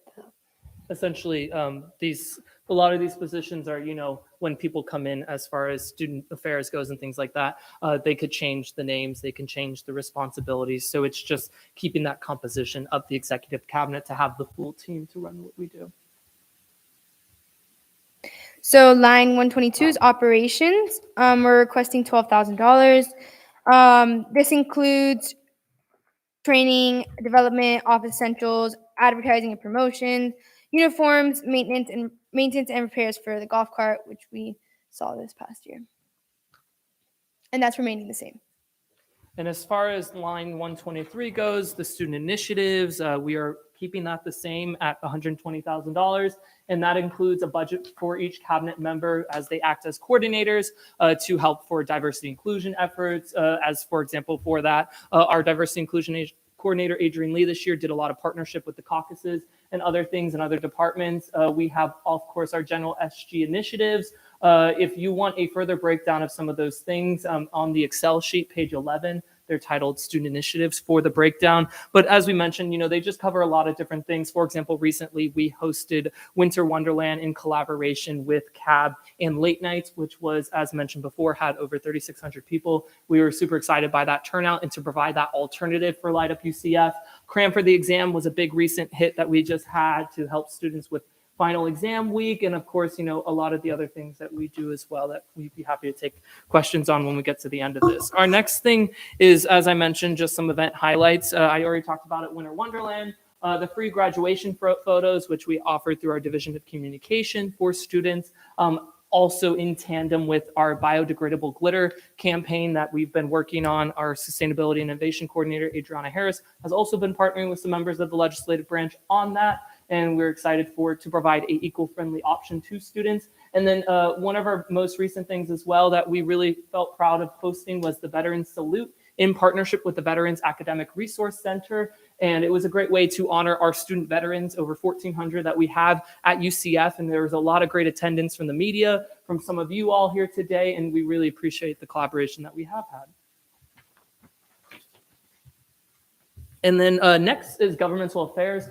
Some people may be wondering why governmental affairs has its own budget line, but as far as things goes with it, line 127, we're requesting $16,000, and that includes a lot of the different bulkier things that we have as far as initiatives with Day at the Capitol, where we're last year, 2 years ago in person, we brought around 60 students to Day at the Capitol so we can all come together, all the students, not just student government students, to lobby on behalf of the various priorities that the legislative branch GAP works on. We are working on Day at the City Hall, Day at the Courthouse, so if we get an opportunity for students can go visit these areas and be more civically informed and engaged. The Political Information Fair, which is happening next spring, which again is to make sure students know all the different things about why it's important to vote, about, very nonpartisan way, having the different political organizations there as well. And then voter drives in partnership. We want to work more with the Election Commission and foresee that being a good partnership as well down the line for voter drives and everything once you get to the big elections that are coming up for, the congressional seats and everything else.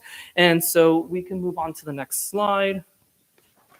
Okay, so now we're going to talk about lines 130, 132, and 133. So 130 is emergency allocations. So we actually decreased this budget line from 4,000 to 3,000. This budget line is for unforeseen circumstances that are basically out of our control. But we thought that with 3,000, we should be covered. So we decreased that. 132, passing the gavel, we're leaving that the same at 3,000. That's the annual transition between administrations and new student government at the end of the year. And then 133 is a FSA, which is Florida Student Association. So we have we've experienced a lot of increase in the market for travel and for hotel costs and things like that. And most of these FSA meetings, we have to travel to other universities. And we've already we spent $4,259 of that $5,000 budget in just one semester, and we still have half the year to go. So an increase in that is definitely necessary. So we're asking for a $1,000 increase to make that budget line at $6,000. If you can go to the next slide. And then as far as, I don't know why it looks like that, but long-term contracts, total initiative requests for the long-term contract budget line is an increase of $600, and that's just to purchase long-term contract-wise Adobe licenses, so our division of communications can create all the graphics and other things that they do create. And then the biggest bulk of this would be the LIFT contract, which is accessible and can be utilized by all 70,000 students that we have at the university for getting LIFT codes. We are looking in and working to see if we can do a proposed expansion of that with the same budget that we're currently requesting and have this year. And that's making sure we expand LIFT to potentially a 15-mile radius, starting from the point at downtown. Because if you use that downtown point as a starting marker, that could then cover main campus, Rosen, airport, and theme parks. So you wouldn't necessarily have to have your own specific codes. And then individuals who have been technically left out previously of a LIFT experience can now get one. And we're really excited about the potential for that. And as mentioned, Adobe licenses. So for line 135, that's transition expenses. That's for the next administration to be able to do what they need to do in that first month or month and a half of when they come into office before they get the new fiscal year budget.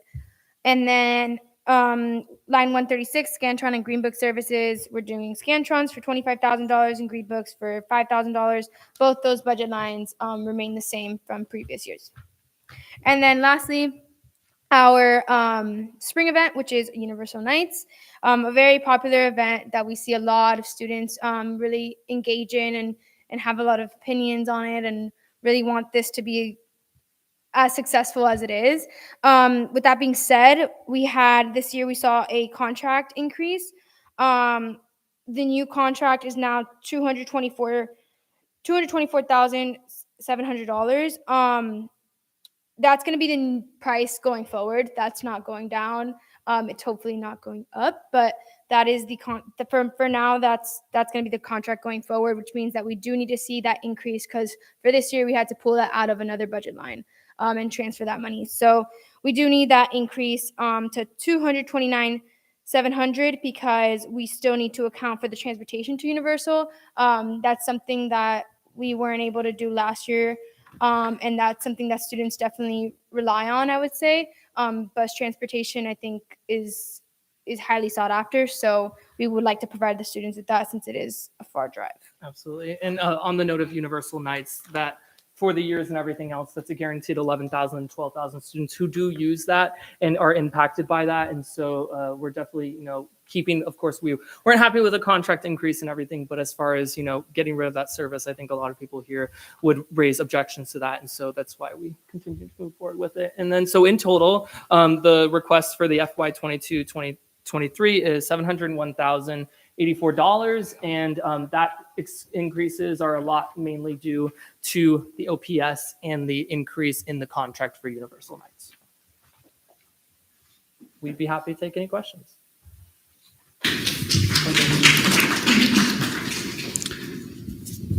Give me just a moment.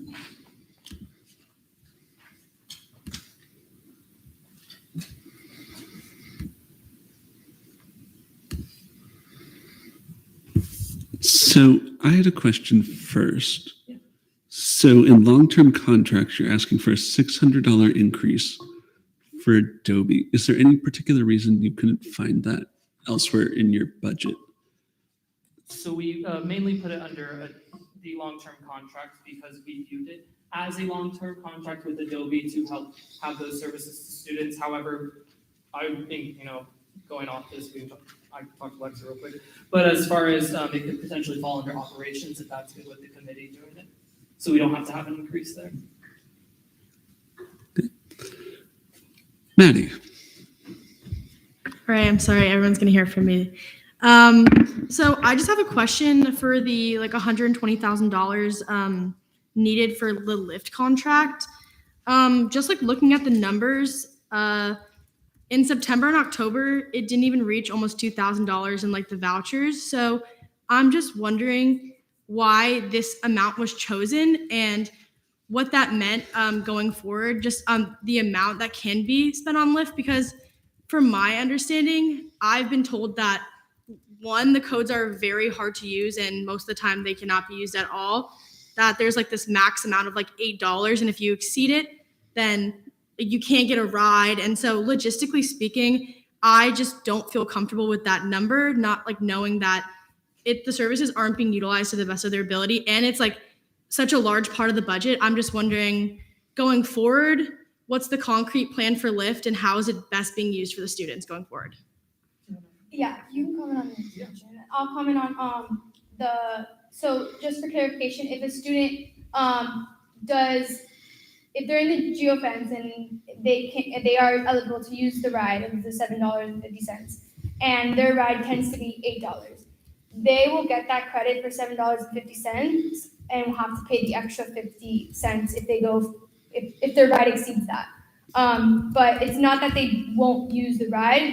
Maybe that's a problem on like a specific user's phone, but I know I personally use the Lyft code and I've never run into that issue. But if that is an issue that students are coming to you or like you've heard, I definitely want to know about it because that is something that like shouldn't be happening. And it's supposed to like give you a discount, but that's like another conversation. But Yeah, and then if I may touch upon further, I completely understand where you're coming from because I had those same questions initially when first entering the position and everything as far as that goes. And that's why we're looking at the Lyft contract expansion with the current budget that is set, because expanding it to 15 miles potentially and including roads in downtown, airports, theme parks, that does provide better accessibility for all students to be able to use that. And, you're much more likely to go from different areas than say, within a smaller radius that we kind of have currently. And then I will say, as far as long-term contracts go, it's not reflected on here, but that also does provide the ability, we're still in negotiations with it, but to provide lazy text to students. And, looking at that, we are trying to work to see if the university can subsidize some of that cost, because in my opinion, of course, once we get it to going where it's needed to be, the university would help support that and everything, but we're just not at that point yet. So the, 120,000, I know we said initially, it's exclusively for Lyft and the Adobe license and everything. There does allow some flexibility as far as the lazy tech options. And if we get approached with any other long-term contracts that we potentially, I know we have the discount and promotion program on the UCF app. If there's anything else that comes to the floor, we have the ability to, work with the people who do that.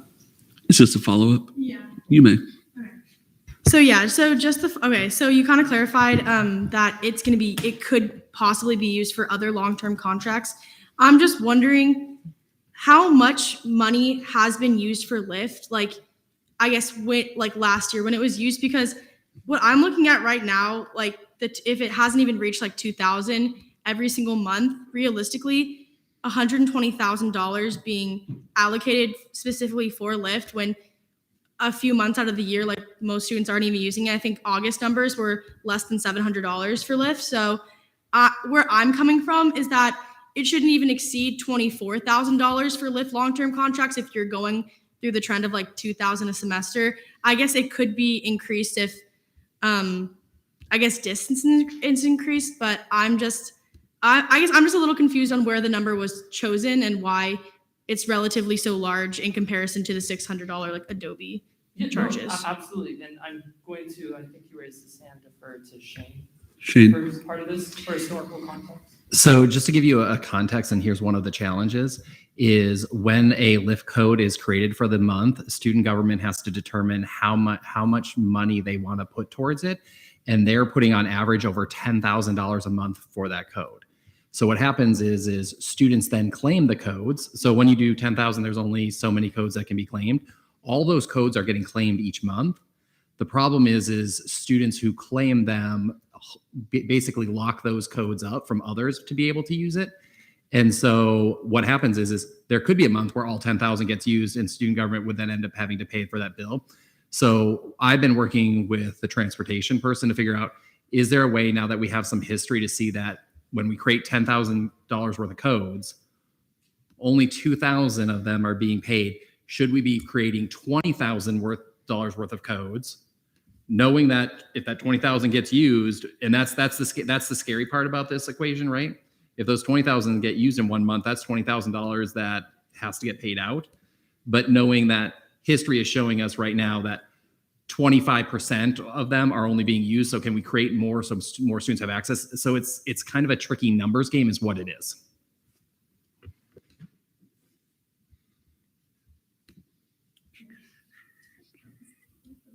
Zach, 2 questions, if I may.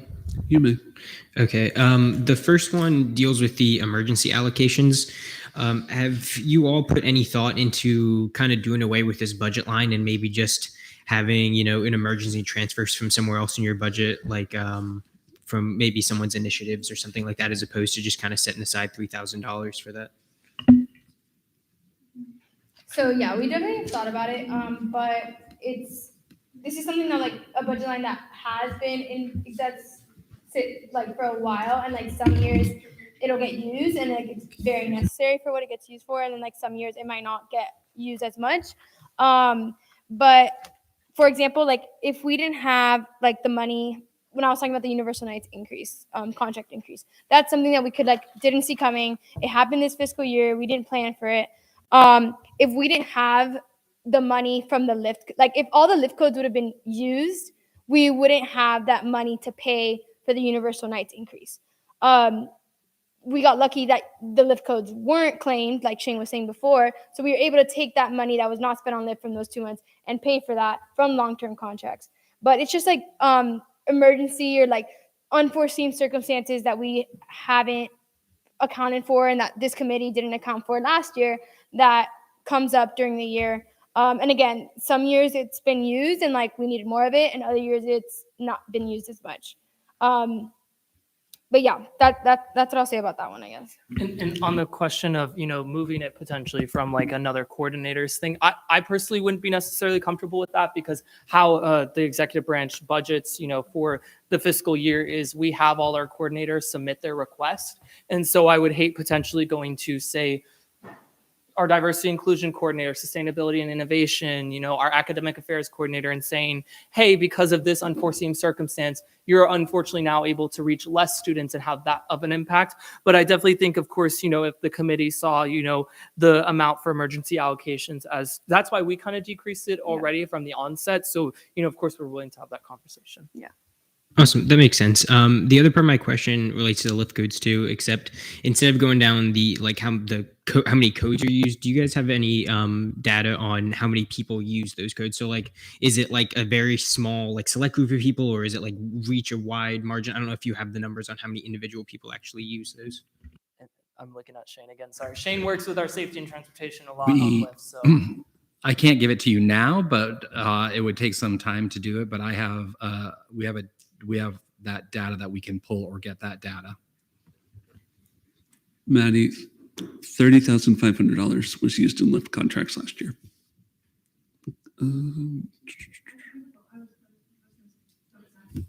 I have you in the rotation. Sean, Julian, Hannah, Maddie, Bertram. Cool. I'm going to change the topic. So seeing that your budget request for OPS increased by $30,000, what parts of your request do you feel could best handle a $30,000 cut in order to balance your budget to keep it on par with your allocated budget from last year? Sorry, can you repeat it? I didn't really hear correctly.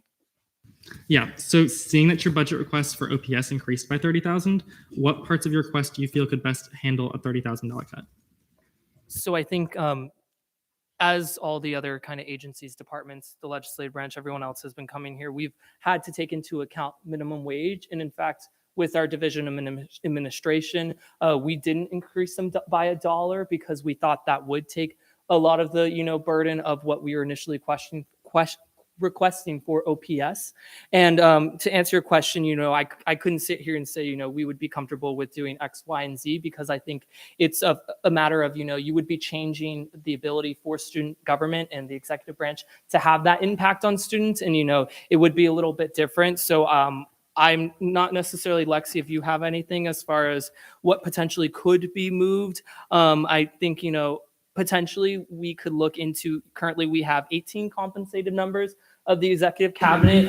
If the committee thought that it was best to reduce the division of communications from 4 members to 3 members. I think that could save some of the OPS that we are requesting. Yeah, I mean, with comms, for several years now, we've seen an issue with comms not being overworked. I'm uncomfortable decreasing that. I think if anything, we need to increase the division of communications. We see a lot of stressfulness and overwork and things like that. So I'm not comfortable reducing that division or any division per se for right now. But yeah, I'm sorry if that doesn't answer your question, but I don't see where we can really reduce that. Did that answer your question? Yeah. Julian.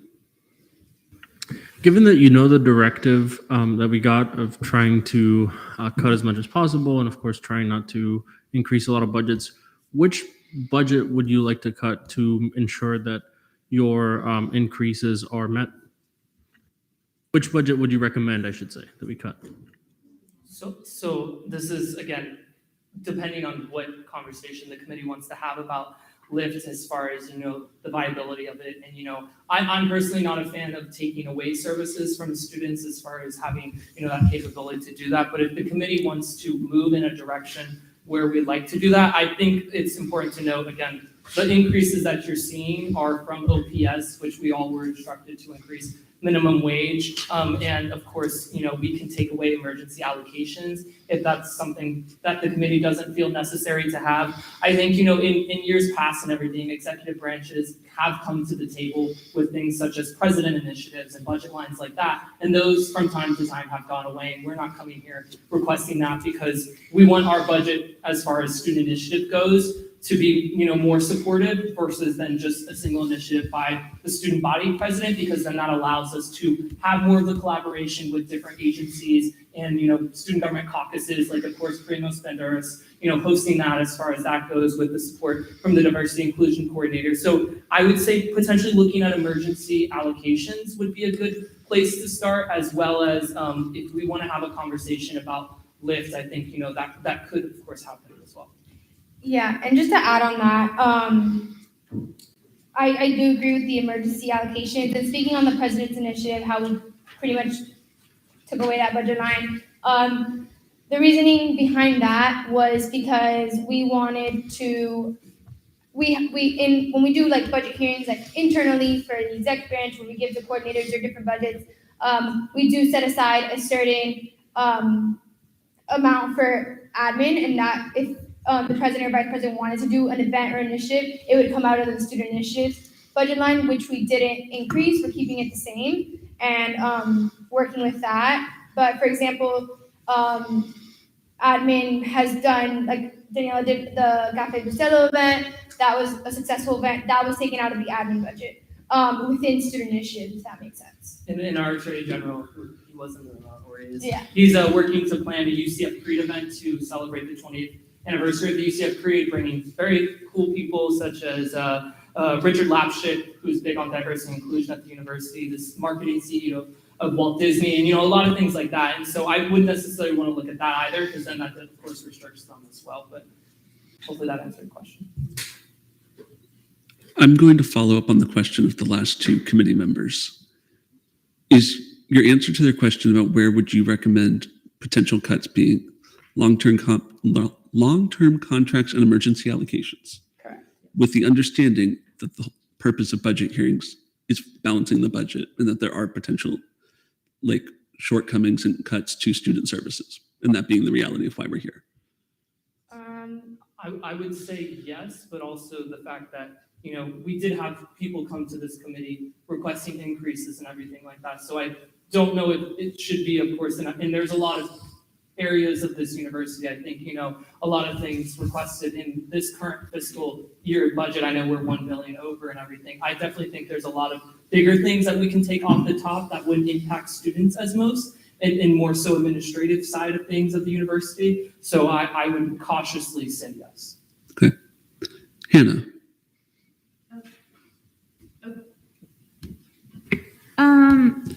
So I have I have two questions. So I just want to know, like, what the committee just said, or the chair just said, rather. We go into budget hearings like expecting like reductions, right, or like, whatever. So out of student initiatives, the reserve budget is $25,000 and $10. And it says it's reserved for all cabinet officials to pull out of, collaborate to carry out their initiatives, overdraws, budget transfers, which is great. But they also like all the divisions have like a really hefty amount of money, like $22,000, $17,000, $18,000. And then on top of that, there's the $25,000 as like a pillow just in case they run out. Like, I think that's a little bit excessive. So our reasoning behind that was the reserve budget was always not that much. I, in fact, think that our reserve budget is the highest it's been. And we were very strategic in doing that over the summer. We wanted to make sure that we didn't want to give all the coordinators $20,000. Hi, here's your $20,000, that's yours.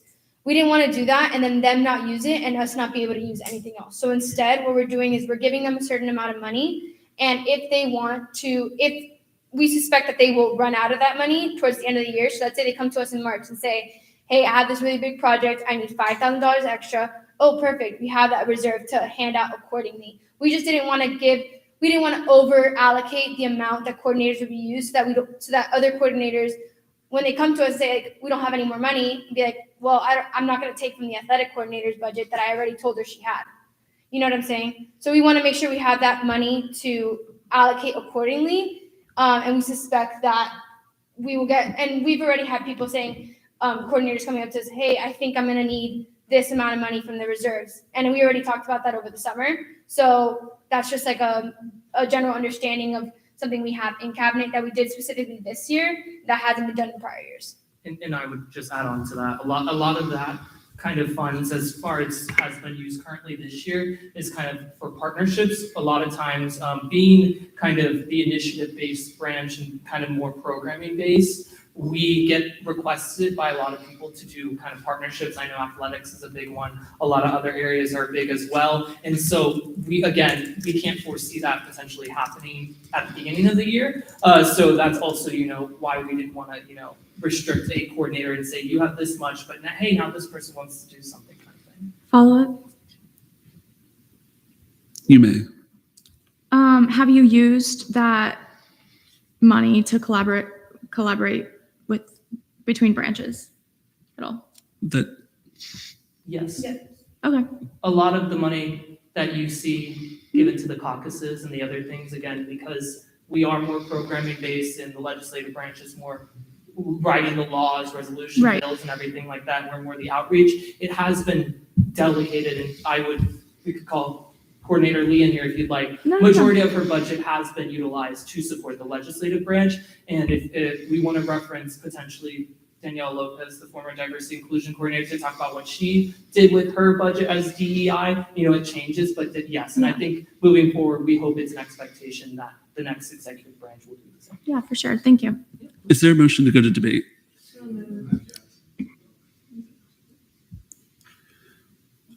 Ben. May I ask, may I direct questions towards President Hall? You may. It's in regards to FSA, so I don't know if they would want to, or Meg would want to. A new topic. I welcome it. Yes, sorry. Yes. Sorry, I would like to get off of this topic. So I have roughly two for you, and then with the possibility of a third. So for this year, how many of your FSA conferences so far have been in person or virtual? And then looking on to 2022, what's your estimate for that? Okay, you have to give me a second to count through everything. Without counting through, I would say we've traveled, I would think 4 or 5 times already. And I already spoke with FSA for the remainder of this year that we are limiting travel for the remainder of this year to fit with not just our budget, but the budgets of all the universities, because we're all kind of facing the same issue. Last year, FSA did not travel at all because of COVID. All of our meetings were virtual. This year, basically every month has been some kind of in-person conference or Rally and Tally, which is like Day at the Capitol, but at the FSA level. So all of us are facing the issue of not having the funds allocated to fit this travel in it's one of the few things that are traveling. We're not used to traveling, and a lot of our other organizations are not back at that level of travel. So that's a conversation we're having for the rest of the semester. We're planning accordingly so that I think we're only traveling 2 more times in person. And I already spoke to the team, and I mean, moving forward, I don't want to go above that $5,000 budget. So once we get to that, I'm going to start paying out of pocket because I don't want to pull past that. But that's just the issue we're facing. That's across all universities. Yeah, I have a follow-up. It's on the same thing. And then thank you for that. I completely understand that. Out of the in-person ones, not the virtual ones, because I don't think it'll be applicable, how many of those do you usually bring in person? And then if you know previous years, that would be great also, but I have an idea of previous. So the difficulty with FSA is that it rotates, the turnover, the leadership board turns over every single year with all the new student body presidents. I've only been involved with Florida Student Association for the past 2 years through my time in the executive branch, and one of those years was COVID. So like I said, last year, no travel at all. This year, it's a very active group. And so we're meeting every single month and working on stuff. Next year, what the difficulty is, and I'm just trying to go off of this year to hope that it would remain the same. It kind of depends on whoever becomes FSA chair and sits on that board of governors seat, how active they plan to be. I would hope that they continue what we're doing now. Is this on? Oh, sorry. We keep switching microphones. Sorry. Follow-up? Yeah. Well, same question. I'll rephrase it. How many members of your cabinet do you usually bring to an FSA conference? Like, for example, so I know in previous years, aside from Sabrina and Stephanie, like Kyler and Madeline would bring chief of staff, AG, sometimes their deputy chief, maybe some of the coordinators on occasion. Josh and Jad would do the same thing. I was just kind of curious what your numbers were for that, just because I'm looking at the increase. Yeah.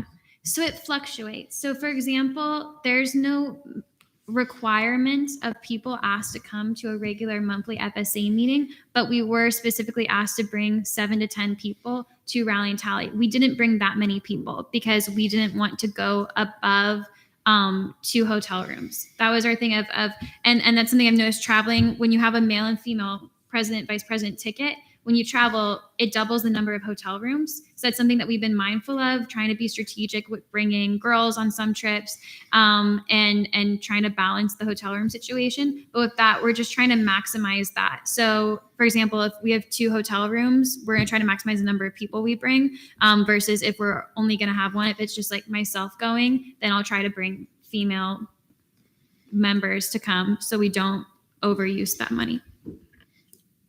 Is there a motion to go to debate? Are there any objections? Seeing none, we're now in debate. Is there a motion for 15-minute debate? Are there any objections? Seeing none, is there a motion for each individual of the committee to be able to speak for 2 minutes max? Great. Any objections to that? Keep in mind what I said earlier about being familiar with the budgets and being objective for everyone. The 15 minutes has started. Chair Malikoff. Can I make a statement and then a motion? Sure. All right. Okay. So I think everyone has been communicating about the LIFT contract, and just looking at the numbers from last year, I believe it was said that $33,000 was actually used by students. I think that LIFT is one of those things that the same students are benefiting from similar codes. Maybe there's different numbers each month, but I think it's the same type of people who know the codes, use the codes. I also think that in the off months, there does not need to be the need for as much money allocated. And that's just a whole different thing about who controls the LIFT contracts in general. With that being said, I think $120,000, I don't want to say is an obscene amount, but if only 30% of it's being used, I think that it needs to be cut. So I would like to make a motion to amend line 138 long-term contracts by a decrease by $60,000. To 60,600. Just decrease by 60,000. So 60,600 is so they have half plus 600.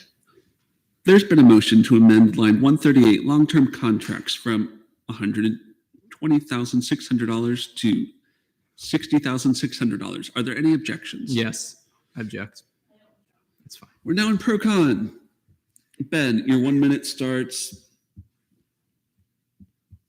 now. Yeah, I'm perfectly fine with decreasing the price from 120,000, but I do not think it needs to be by 60,000. The numbers that she just referenced was from last year's report during COVID. During COVID, I'm sure there are statistics that show that not all students were at the University of Central Florida at that time. I would like to look at reports from previous years aside from COVID. And I also think $60,000 is a lot of money. If we look at the numbers that Shane said, they do pan out to 120,000. And like Maddie said, we don't use all that 120,000. So I think somewhere in the middle of that is a compromise. I don't think dropping it by 60,000 is the number right now. I think looking at a smaller number, maybe 20,000 is a number to throw on the table, but I do not think it needs to be 60,000. Chair Malakoff, your 1 minute starts when you're ready. Thank you. So 60,000 was purposeful just because it is half the number and only half of that half is being used for Lyft. I know that numbers from this year are ranging less than 2,000, and adding that out with like the $8 per Lyft code, whatnot, is about 200 students roughly monthly that are using this code. And realistically, a reduction of $20,000 is still $100,000 being used for this Lyft contract that is not adequately being used. I think that if there is interest next year and it's larger interest and more people are using it, but I have only heard honestly negative reviews about the Lyft contract, and I just it's not been used like to the benefiting the students. We need money benefiting the students, and I'd much rather see that in other places necessary than this long-term contract, which I don't see as being adequately used. With that being said, there's also been talk that this money could be used for lazy techs or whatnot, and I think that there is still $20,000 to be used. Thank you. We'll now be in voting procedure. For is for the objection, Ben. Against is against the objection, Chair Malakoff, and then abstain. All those in favor for the objection.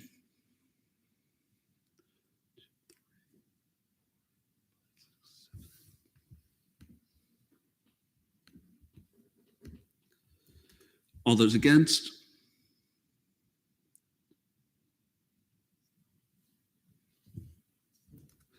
All those abstaining?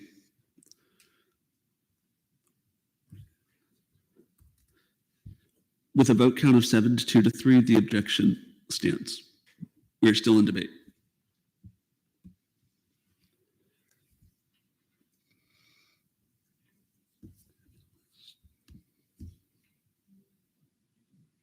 Sean. Move to amend line item 127 from 120,000 to 100,000. There's been a motion to amend line 138, long-term contracts. Student initiatives? Oh, whoops. There's been a motion to amend line 127, student initiatives, from $120,000 to $100,000. Are there any objections? Object. Unless Meg just objects. Do you withdraw? We're now in pro-con. Each party will have 1 minute. Yeah, it's very simple. If we want to reduce it, that's fine. I would like to hear some debate before we start making motions. Sean didn't give debate as to why he wanted to decrease student initiatives. I'm sure he's about to. But I would like to hear that debate, and then along with anybody else's debate. I just haven't heard any yet. So, are you willing to withdraw to debate? Sure. Great. Vice Chair Mitchinson.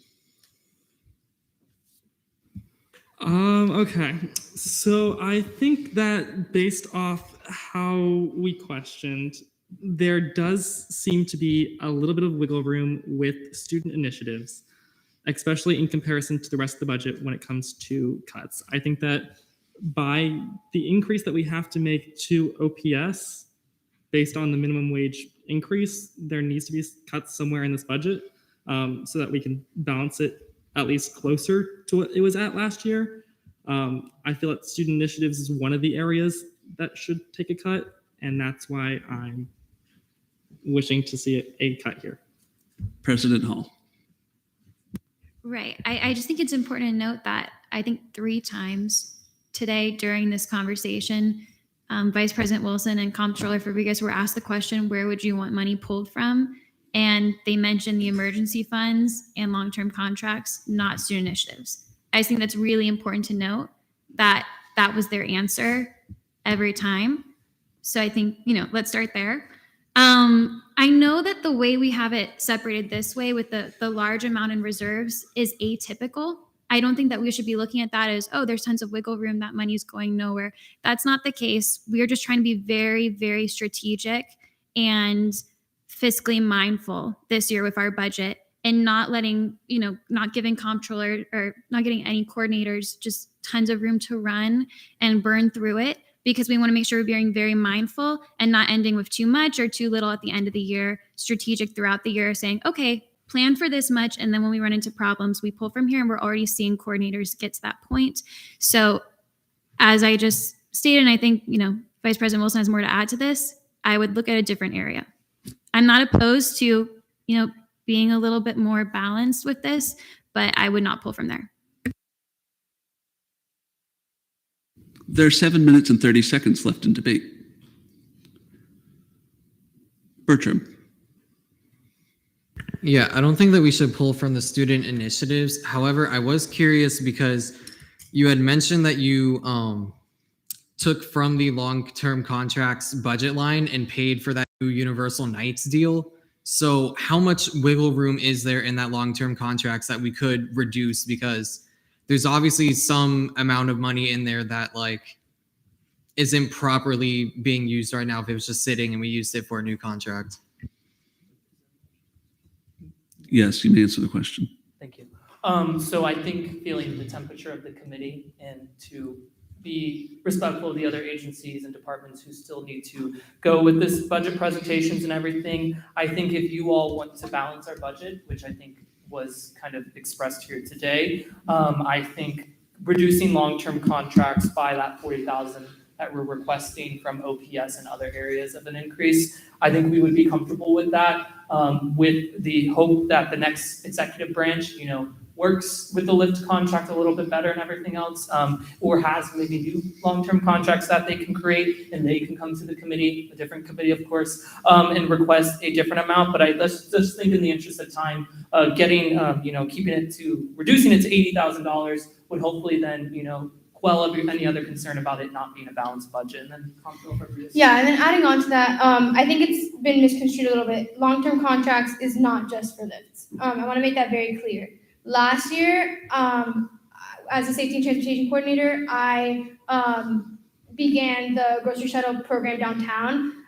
For that pilot program, we were very lucky because we only had to pay for the pilot program of that shuttle. But if we were to have to pay long-term for that, which other coordinators in the future might work with that and might develop a new program that Parking and Transportation Services might not fund, I got very lucky that I went to Parking and Transportation Services multiple times and requested that they pay for the rest of the semesters. And that's why that program is still running right now.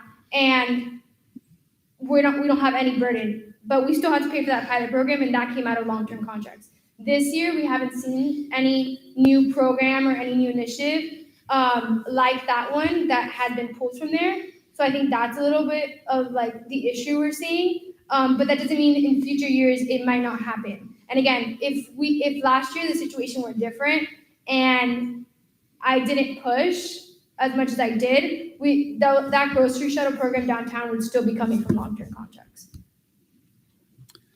Chair Dent, you were going to make a motion. What if I didn't want to make a motion? I would encourage you to. Do I have to? Fine. No, debate. Okay. I just wanted to bring up something that I think could, I don't know, it might not be in everybody's best interest, but looking in at all the increases that were requested in the other parts of the budget, especially in everybody's different initiatives, and then the necessary pay increases, looking at maybe do all 10 coordinators really need to be salary employees, especially the scholarship committee manager. Most of Senate isn't employed. with pay, and they're still here happy to do their work and stuff. Is that changes that we can make as a committee maybe? I mean, a lot of the work they do, not to be too harsh, it's not the hardest thing. Definitely, I would say my position doesn't even really deserve to be paid, but it's in the budget. It's not a 12-hour-a-week job. It just isn't. And I think that would definitely be a huge source of possible retaining revenue, because that's $60,000 right there that we could put towards other things. Should the committee wish to have that larger discussion later, we can have that in member discussion and revisit these things later. There are 3 minutes left in debate. Chair Malakoff, you were going to make a motion? Yes, I was. Fantastic. Seeing as what Austin said, I think he and Meg, seeing as they've explicitly said that if they had to cut somewhere, it would be in long-term contracts and not student initiatives. And I think that I really value my position, and I think I deserve to get paid. I think I do a good job. And I think everyone does their job and whatnot. So I would like to make a motion to amend line 130. Is it 138? Mm-hmm. 138 by a reduction of $40,000. Was it your intent to take the 600 out as well? You can, yeah. Fantastic. For $46,000. There's been a motion to amend line 138 long-term. 40,600. I'm so sorry. I'm so You're sorry. good. There's been a motion to amend line 138 long-term contracts from $120,600 to $80,000. Are there any objections? Seeing none. I'm sorry. I would like to add something to that. Is that okay? No, I'm not going to. Let's go. There's been a motion to amend line 138 long-term contracts to $80,000. Any objections? Seeing none, we're now in voting procedure. All those in favor?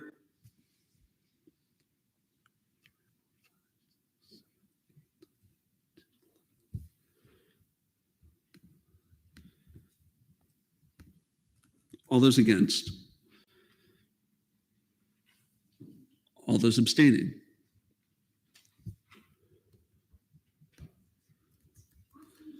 With a vote count of 11 to 1 to 2, the amendment passes.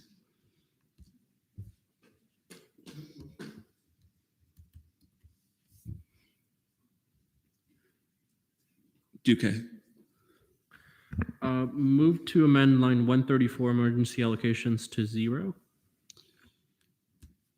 There's been a motion to amend line 134 emergency allocations to 0. Are there any objections?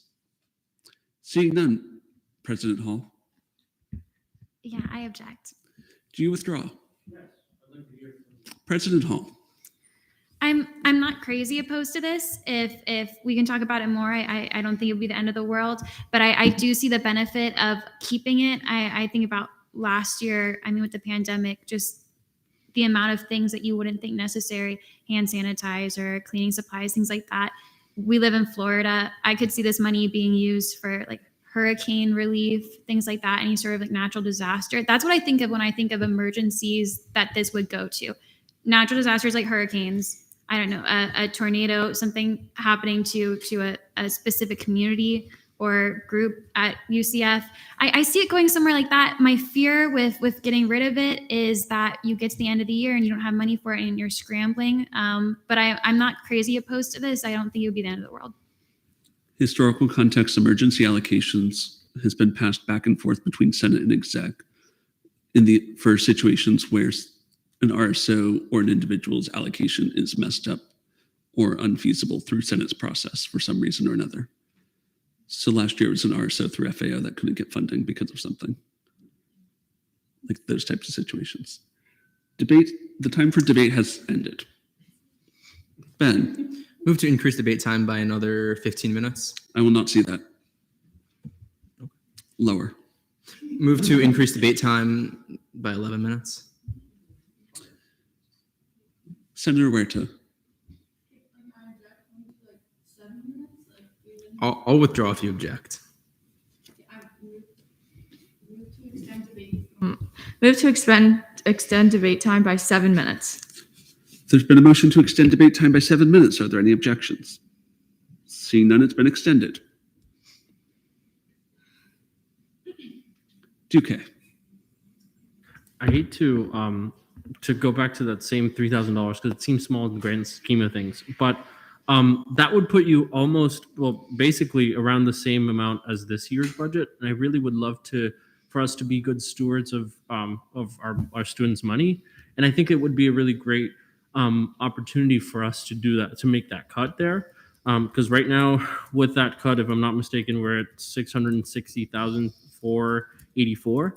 And so if you reduce that extra 3,000, you're pretty close to where you were before. So that's why I made that motion. I still believe that you should have some money, some wiggle room. I totally understand. That's sort of where I'm at.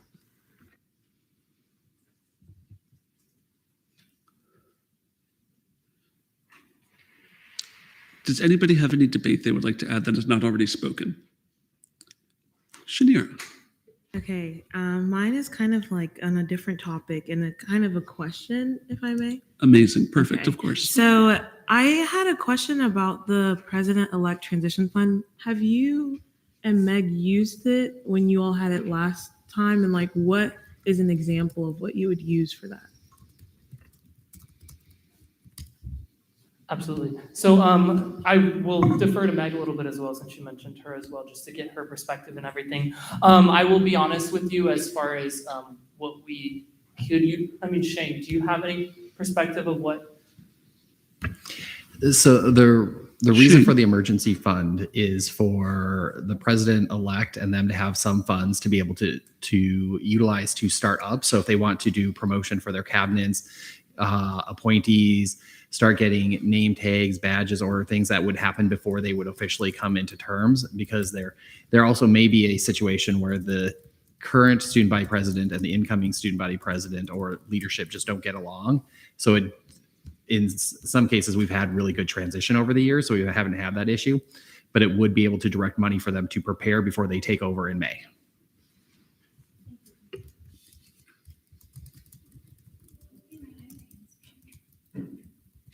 What? Can I answer? You may. Okay. Just briefly, Chanira. So to give you a little bit of perspective on this year, we were in a very rare situation where, because of last year in the pandemic, there's a lot of money left over from the previous administration. So when we came in, our focus was on spending that money first because it was going to get reverted at the end of the fiscal year. So we weren't focused on using this $750. My hope is that this year we're more strategic and thoughtful. Without not saying that last year wasn't. I was a part of that team too. But with the pandemic, they were in a unique situation. Hopefully, at the end of this year, we've spent all our money. The incoming team, before they get their cabinet all confirmed, will use that money to transition.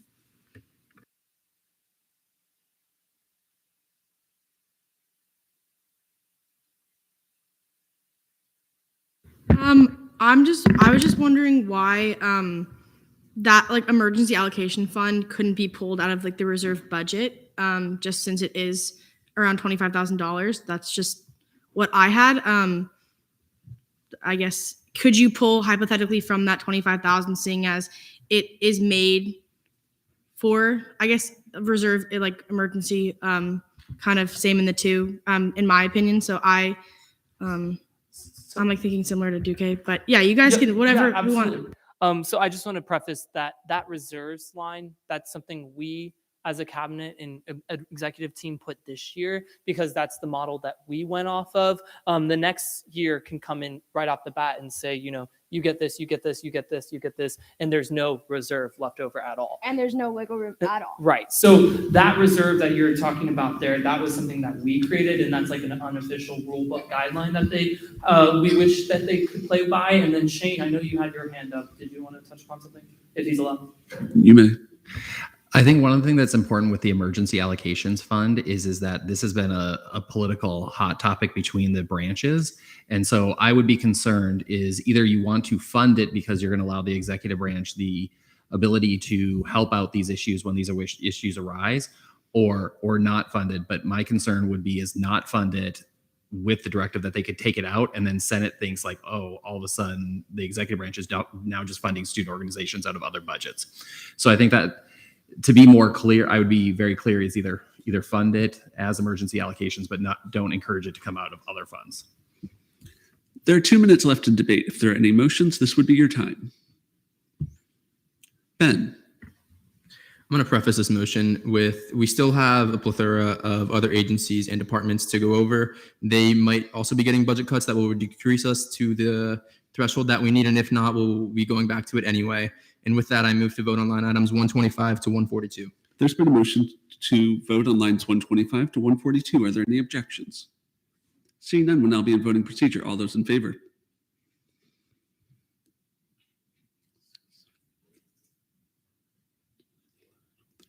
All those against? And all those abstaining? With a vote count of 13-0 to 1, the Student Government Executive Branch is approved. Is there a motion for a 10-minute recess? Any objections? Seeing none, we'll reconvene at 2:50.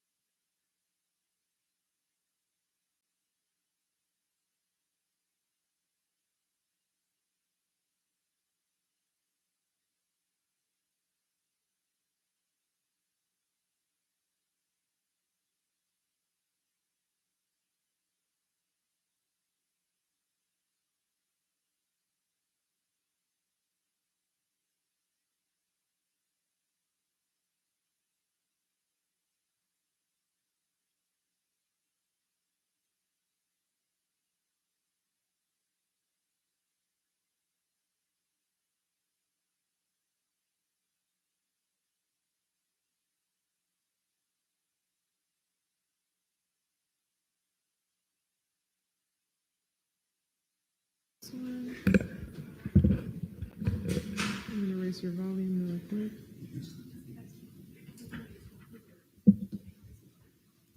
Can you try speaking? Okay. All right. You're really faint, so I'm gonna try to play around with some settings. Give me a sec.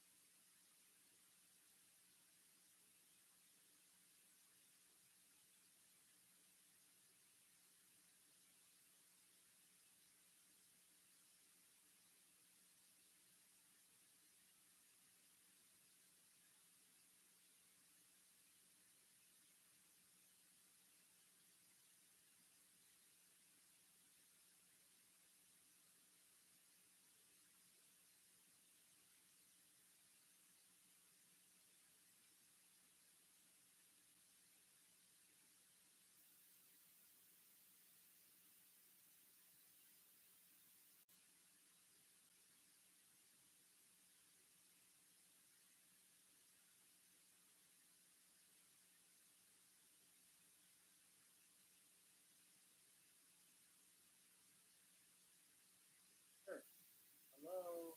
You guys hear me?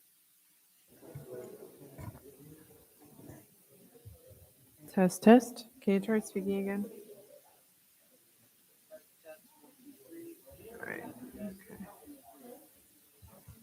Yeah, I can't hear you. All right.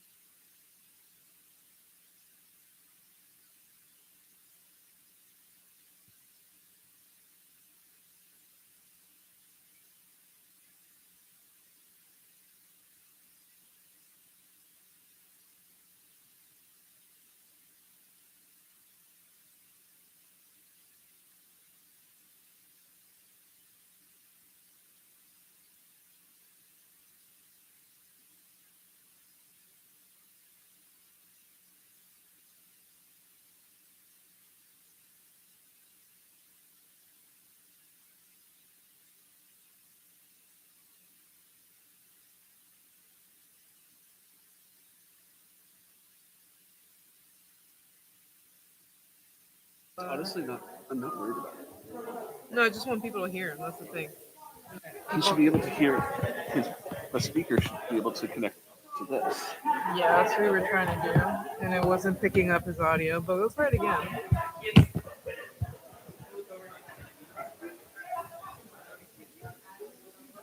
Table laptop. Okay.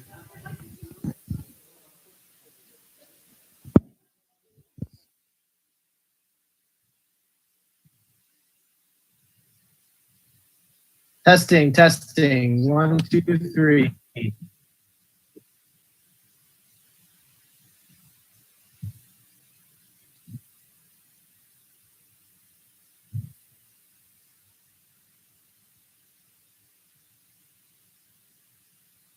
All right.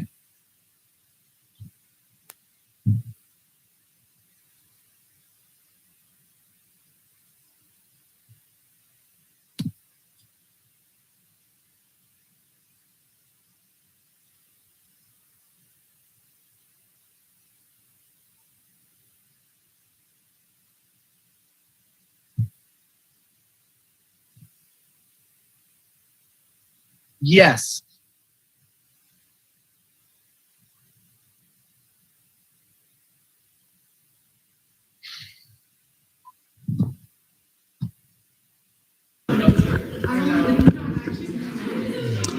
Everyone, please take your seats.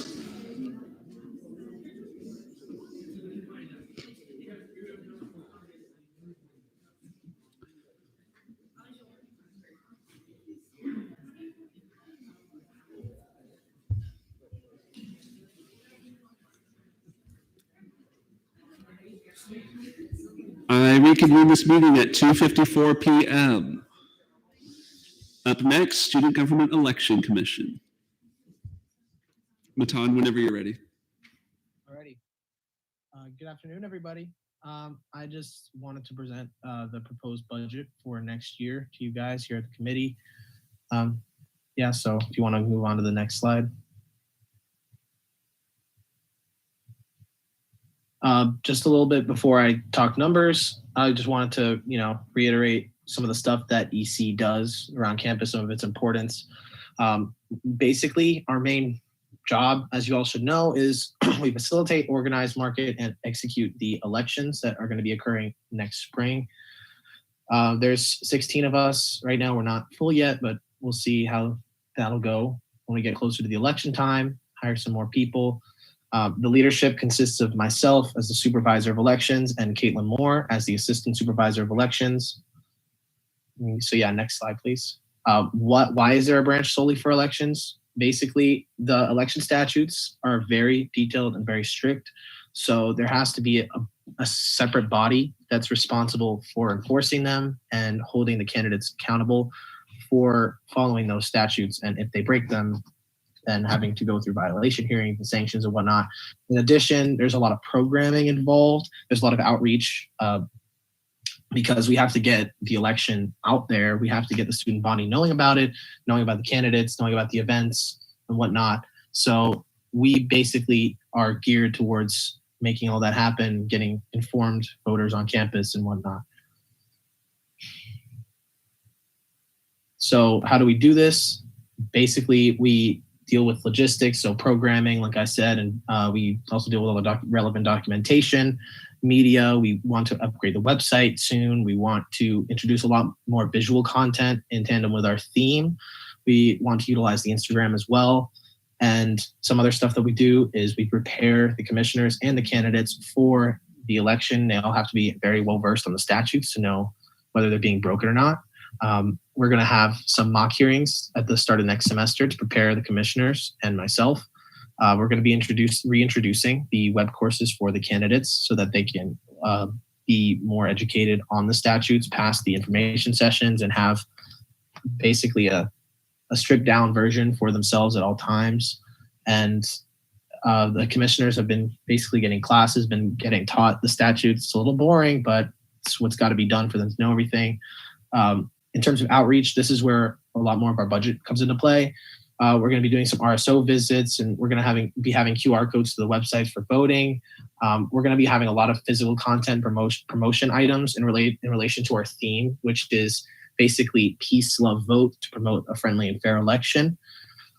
So there's going to be a lot of 60s style promotional items involved and all that. And then go phase is basically when the election's happening. It's when we set it all into motion. So our budget breakdown, it hasn't really changed from last year. It's pretty simple. So for operations, we're asking for a total of $6,000. The $300 of it would be going towards training and the retreat. The $1,250 would go towards uniform and apparel, so like polos and jackets for the commissioners, as well as the name tags. And then the majority of it is going to be going towards advertising promotion. Some of the things that consists of include different events that we're going to be putting on in the spring to basically inform the student body about the voting process, to encourage them to vote, to encourage potential student leaders to run in the election. So that's going to be a lot of where our budget's going towards. We're going to be using it for refreshments. We're going to be using it for lots of different promotional items. We're planning on different pins, stickers, water bottles, etc. to use this next spring, as well as having some poster material and banners. So that's where that budget comes into play. The only change we really made was at the OPS. So we eliminated one assistant supervisor because we were originally budgeted for 2 this year, but we only have 1. So that overall reduced the OPS budget. But we also, because that means we're going to have myself and the assistant supervisor going to have a little bit more work to do, as well as to raise the minimum wage. We raised each hourly salary.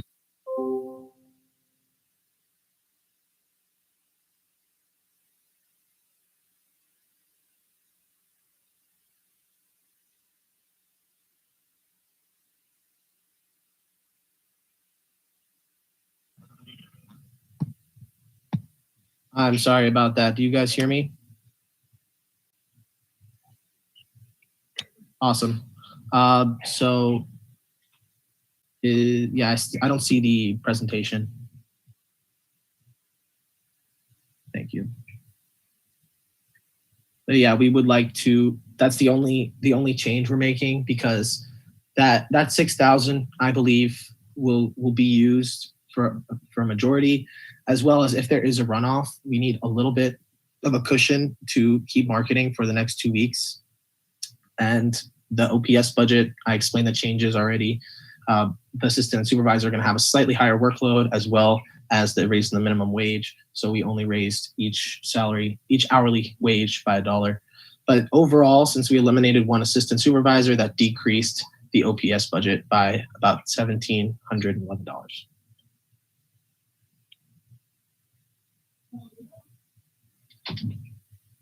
Yeah, I'm all done, by the way. All right, we're now in line for questioning. Austin. Thank you for joining us virtually, Matan, and presenting us this. I just have a clarifying question, I guess, because of course, in the description, and it's set general for a reason, but I'm curious as you're supervisor, your thoughts.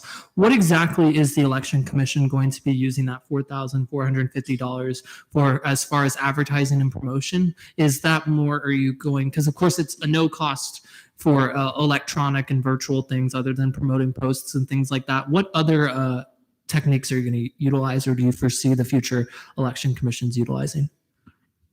All right, so we kind of want to use it for a few different things.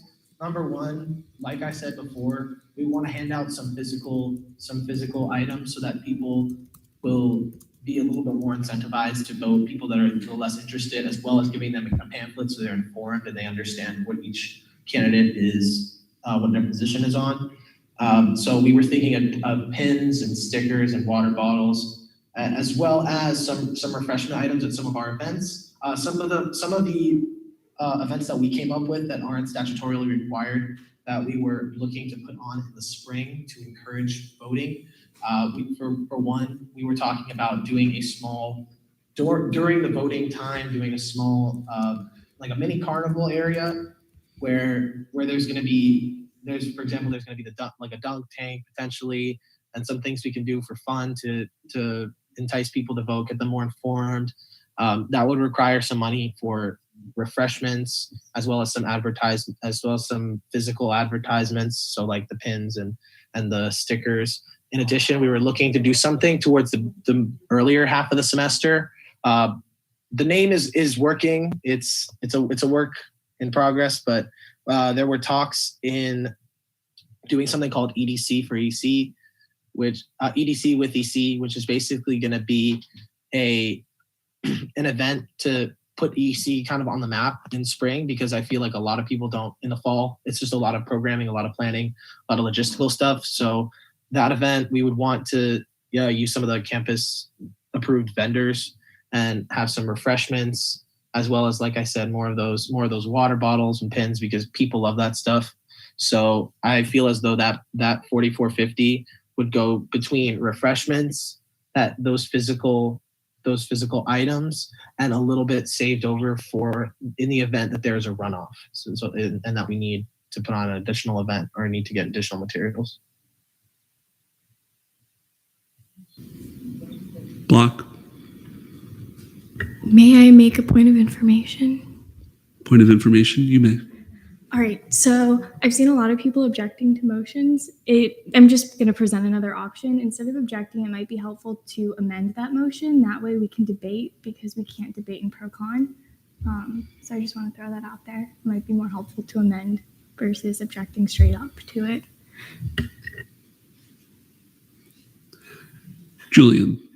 Speaking of motions, I would like to move to approve. Well, sorry, move to go to debate. Sorry, we have to do that. There's been a motion to go to debate. Are there any objections?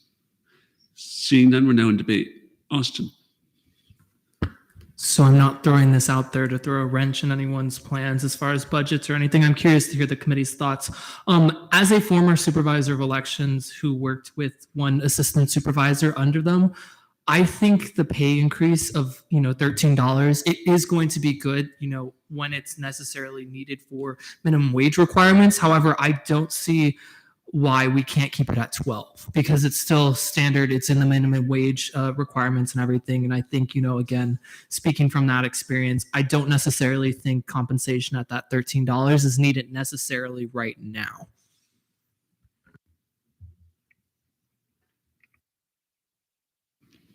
Lexi. I agree with Austin. I think that the $13 is going to be necessary when the law, moves forward and that we get that increase. But for right now, I think it would be beneficial to leave the supervisor at 12. Any dissenting opinions? Bertram. Yeah, I understand where my colleagues are coming from. However, EC came in with a budget reduction as is. And so I feel, they have discretion over their own respective budget and they kind of know what works best. I agree, that potentially we could have it at 12, but in the upcoming years, if we're having the ASF budget being reduced, if we have it at that 13 right now, that's a problem that we can avoid in the future. So that's just kind of my thoughts on that right now. Austin. This is not a hill I'm going to die on. I'm just going to bring some further. I think just because, I don't know, the pro tem is going to, I believe moved up to 13, correct, as far as, or is it going to be 12? Right. That, and I guess that's, and mainly it's just like, I don't necessarily feel comfortable like with the pro tem as far as all the work that they do and everything for the legislative branch and everything, because supervisor of elections, I feel like is only that 24 weeks out of the year. And as far as managing the commission and everything. So I think, again, right now, I'm not going to die on this hill. We can keep it as 13. I just don't necessarily see a point if we're trying to keep it consistent across the boards. For example, agencies and exec directors will be at 12 and everything. So just consistent purposes is why I brought it up. Great. Let us vote on that. I'll take a motion.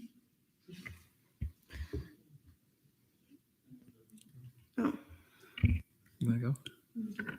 Who would like to do it? I'll do it. I'll Vice President Wilson. I'll move to amend the hourly rate for supervisor for $13 to $12 an hour.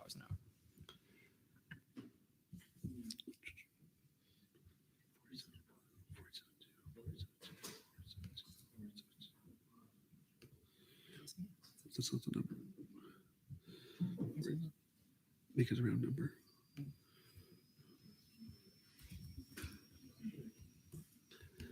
There's been a motion to amend line 120 Election Commission OPS from $5,165 to $4,872. Are there any objections?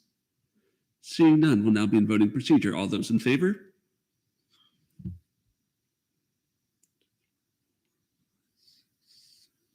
All those against? And all those abstaining? The vote count of 8 to 3 to 2. The amendment passes.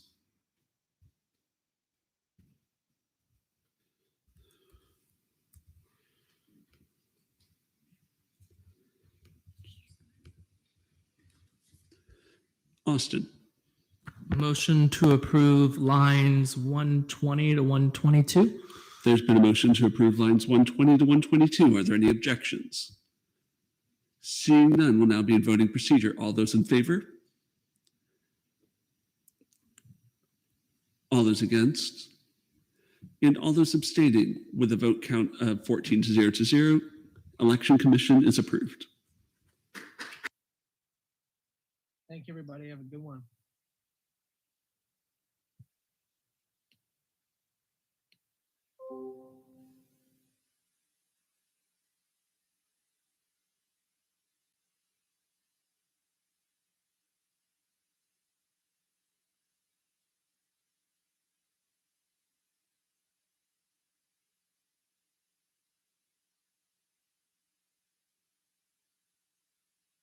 Up next, Homecoming, featuring Shane.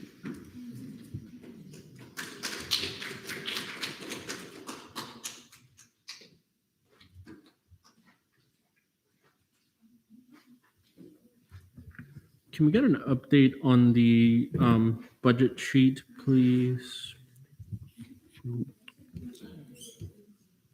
Does it? No, I just mean the, yeah, that's it. Sean got it.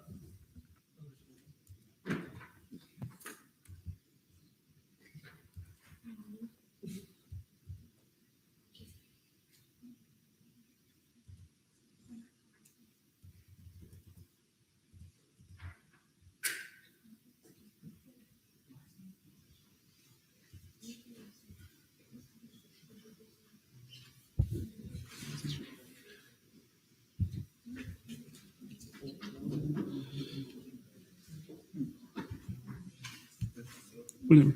There you go. Sure. Good afternoon, everyone.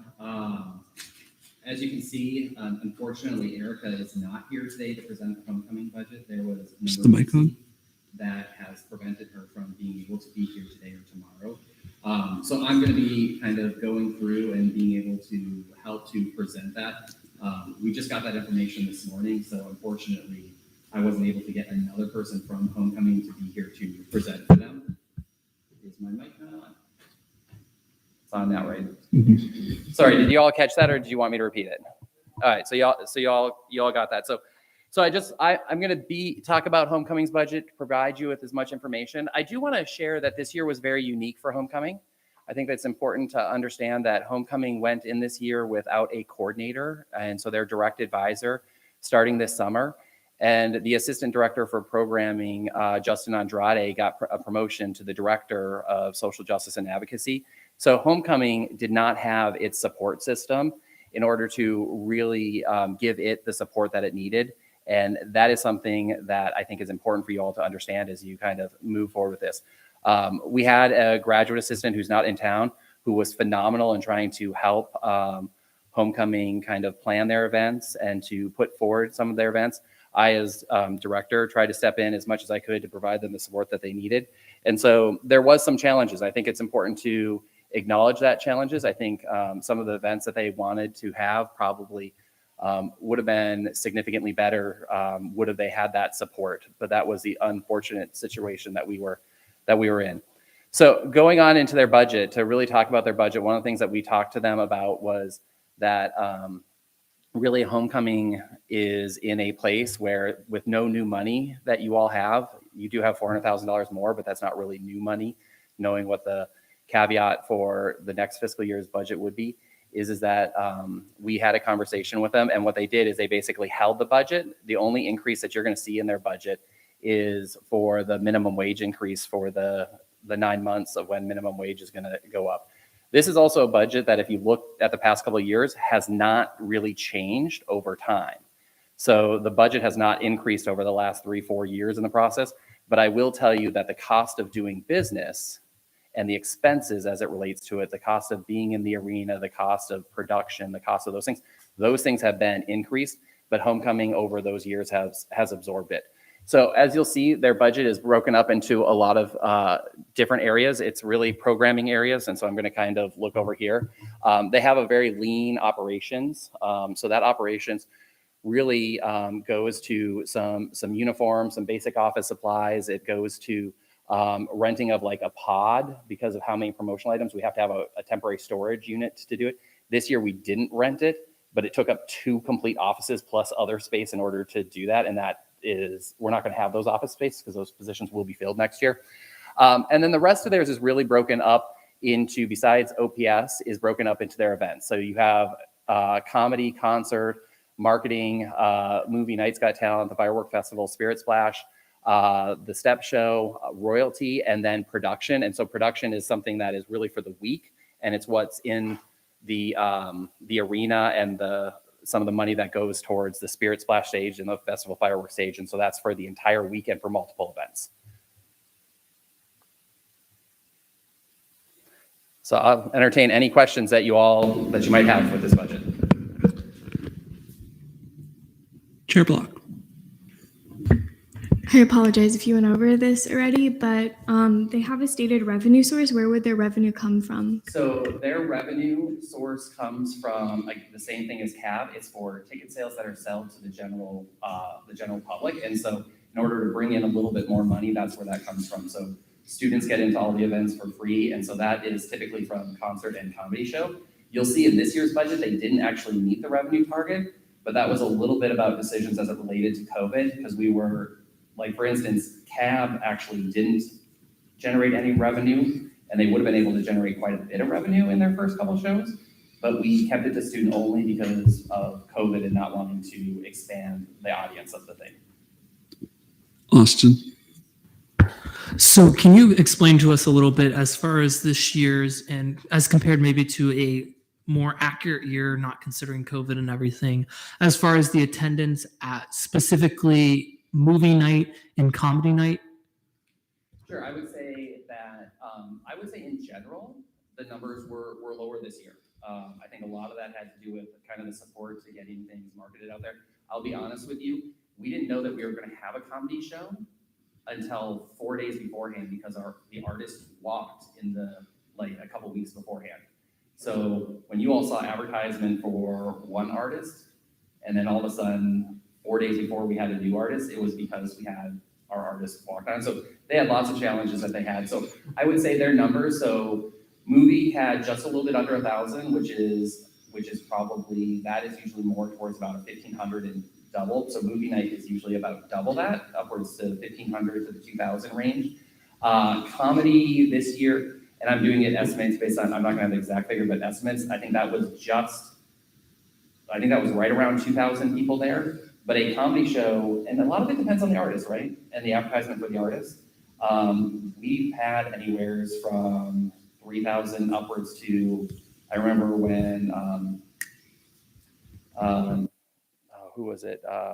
We've had some artists that have gone to 5,000 people in the arena. So it fluctuates, and it fluctuates based on the artist and the artists that select. Sometimes that is a result of who's available at that time frame.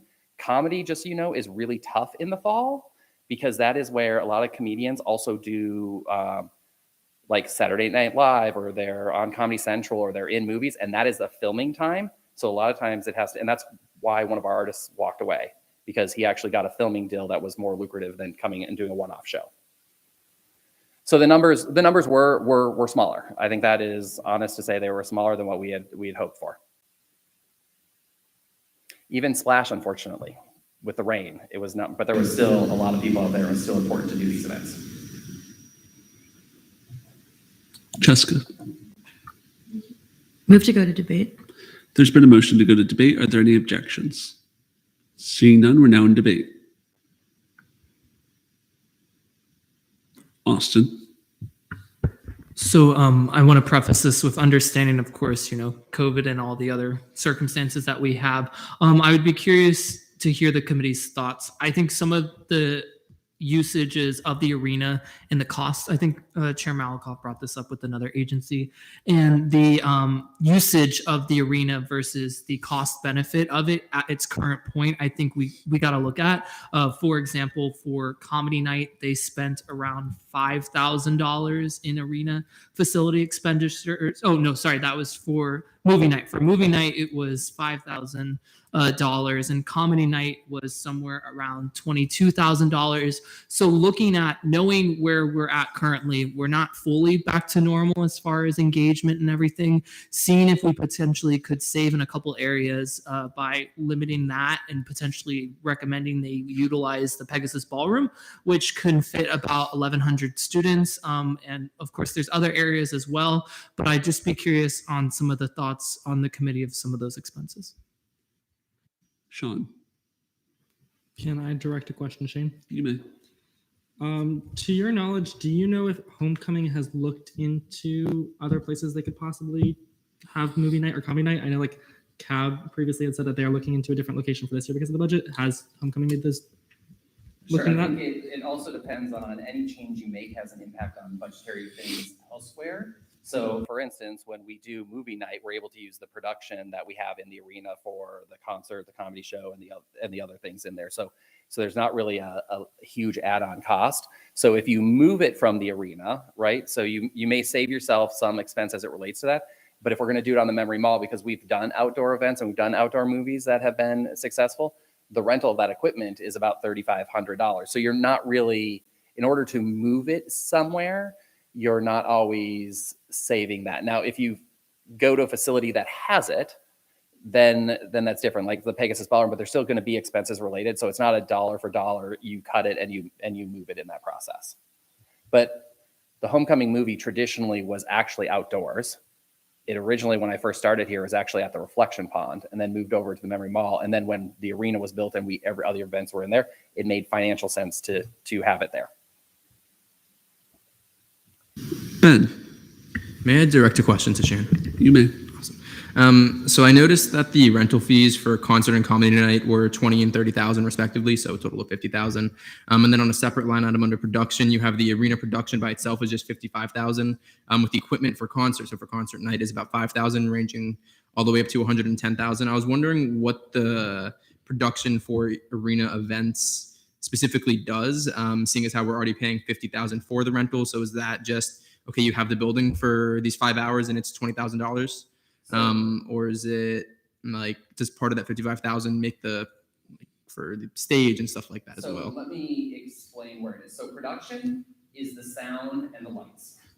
So it's the sound, the lights, the LED wall. It's the company that comes in that we rent that from. It's the staff that we have to pay that design the sets and puts all the equipment together, because when you have a set that's designed, you have to know how to put it together. So that is literally the physical rental, and what I would say is the running of that sound and lights. When you look at the arena fees, you see a big chunk in the arena fees. Just so you know, we don't have to pay a rental rate to the arena. A lot of people think, oh my gosh, we're paying the arena so much. We actually get a rent-free date, but that's not an expense-free date, because when you look at the arena bill, so some of the things that are on the arena bills, and this is for cabs and concerts and anything in there, is you have the ushers that are, or the security that's at the door, so the people who are doing bag checks and running security, the people who are checking the tickets in, the people who are ushers that are working up at the top and they're working down things, making sure there's ushers. That's also paying for people you don't see, like EMT on site, because in case there's a medical emergency, we have an EMT that are on site that's required. It also pays for a fire watch, because when you put like those sound and lights in there and you do haze in there, it can set off the fire alarm system and you don't realize it, so somebody is watching that thing.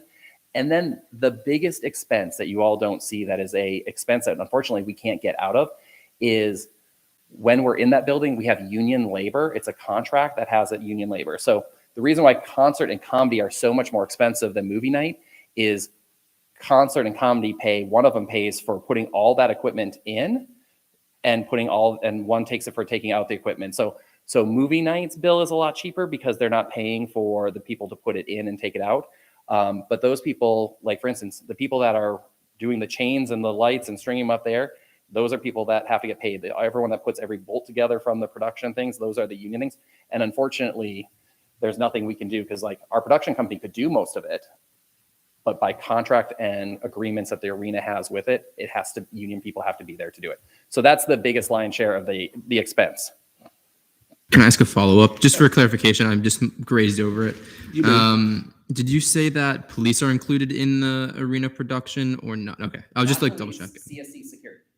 So the security team, not the UCIP. Lexi, Can I direct your question at Shane as well? you may. This might be a dumb question, so forgive me, but does homecoming put on anything else other than homecoming week? Like, is there money being spent other than that week? So they have done they do marketing events over the summer. So there's marketing things that they do over the summer. They do a theme reveal and kind of like a reveal at the beginning of the first week of classes during Pegasus Palooza, where they do an event, usually in the atrium, where they're out kind of sharing who the artist is going to be and what the movie is going to be to kind of get people excited about it. So they do a number of those events. They also have, depending on how they've done it, is ticket distribution, because we have to give out tickets to the show ahead of time. That's one of the things the arena needs us to do, which is different than Pegasus Palooza. But we have to give out tickets, so they have those events that are happening. So they do have some small events that are going on. Okay, that makes sense. Thank you. Chair Malakoff. Yes. I just we're in debate, correct? Okay, yeah, okay, that's what I figured. When comparing, I know like this was brought up earlier, just about people and prices and whatnot, and comparing it to a budget earlier, comparing it to CAB's budget, it seems that comedy and concert movie are all on the same wavelength. Like they're all asking for similarly the same amount when it comes to cost for talent and cost for just rental as a whole. So I don't see how we could look at cutting something like homecoming when it comes to areas of those same concern. I just think that homecoming covers such a vast amount of events in a single week. So it's just like, it looks like a lot, but I just don't see how logistically we can cut anything, or if people are looking to cut in a certain area, what would you look for? Or is everyone like set like good on this budget, I guess? Rembam. Yeah, I'll just answer that since you asked. I see where you're coming from. I do think that we should find cuts in their budget. Almost every other budget that we've looked at so far is cut. I think, if the committee finds that we don't want to decrease it at all, that's the committee's decision.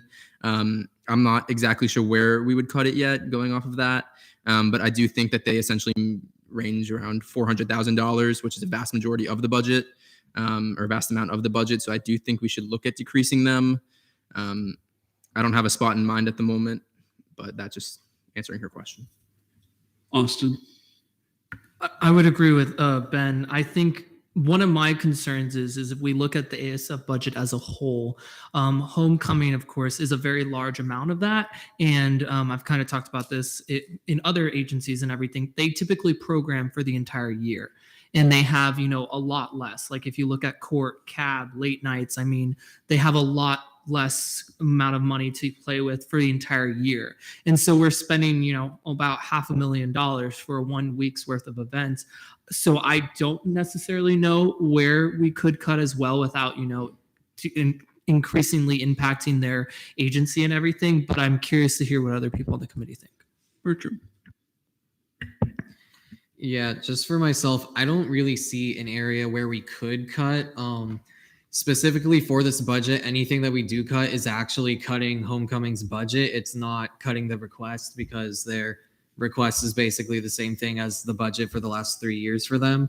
So this would be directly taking money away and not kind of just like trimming what, is on their wish list or things like that. So for myself, I'm pretty comfortable approving it as is. I can't really find any areas where we can save too much. Sean? I think I'm pretty set with the numbers that they have for like their events. I think the one area that might be worth looking into if we were looking at cuts would probably be their marketing budget. I just know that they spend a decent amount on marketing in comparison to other agencies. I know that they have to promote it more because it's homecoming, but I just thought that I'd bring that up.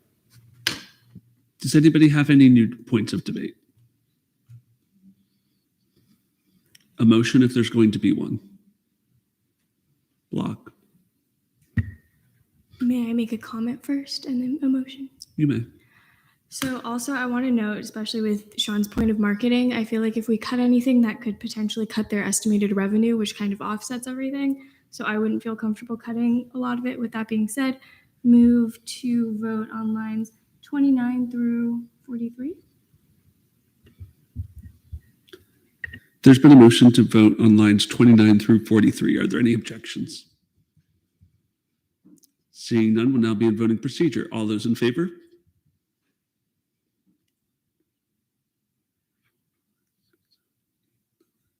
All those against? And all those abstaining? With a vote count of 9-0 to 4, homecoming is approved.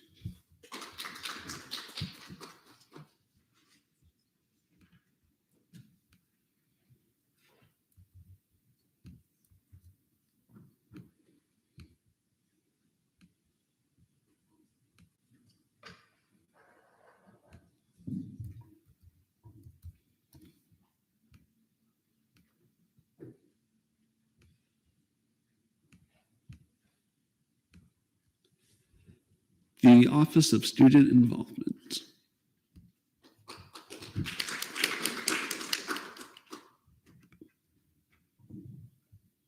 Ryan, are you put the presentation up? Yes.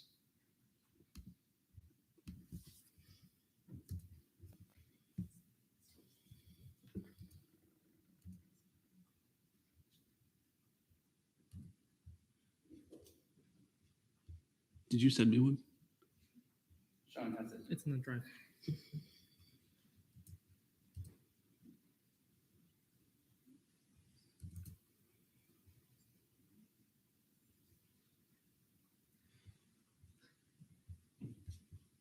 should also be linked in the agenda.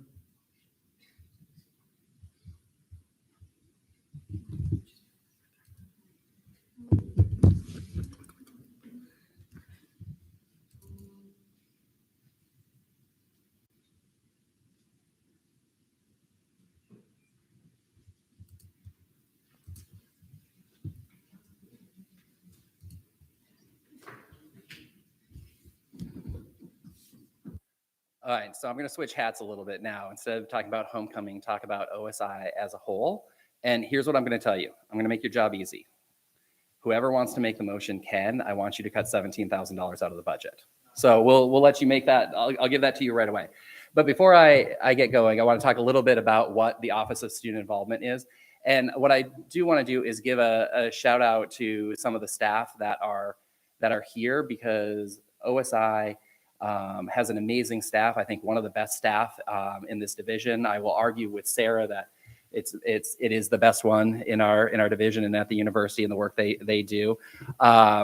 But so Chantel Carter is here. She is our associate director. Mika Smith, who is one of our coordinators that works with volunteerism and community engagement. Laurel, who is our coordinator that works with the Campus Activities Board and the Late Nights Program, and Amanda Dever, who is our assistant director that works with community engagement. And then we have Joseph, who is our coordinator that works with student organizations. So I'm looking around to make sure I don't miss somebody, because I tend to do. Where's Bonnie Blue? Oh, and Bonnie Blue, who's usually sitting at that little chair with the computer, helping to run the live stream, who is our assistant director for marketing and communications. So we have in OSI, I am lucky and blessed every day to work with an amazing team that does wonderful things in the process. If you want to jump to the next slide, I don't know who's running it. It looks like, yep, you can just skip that.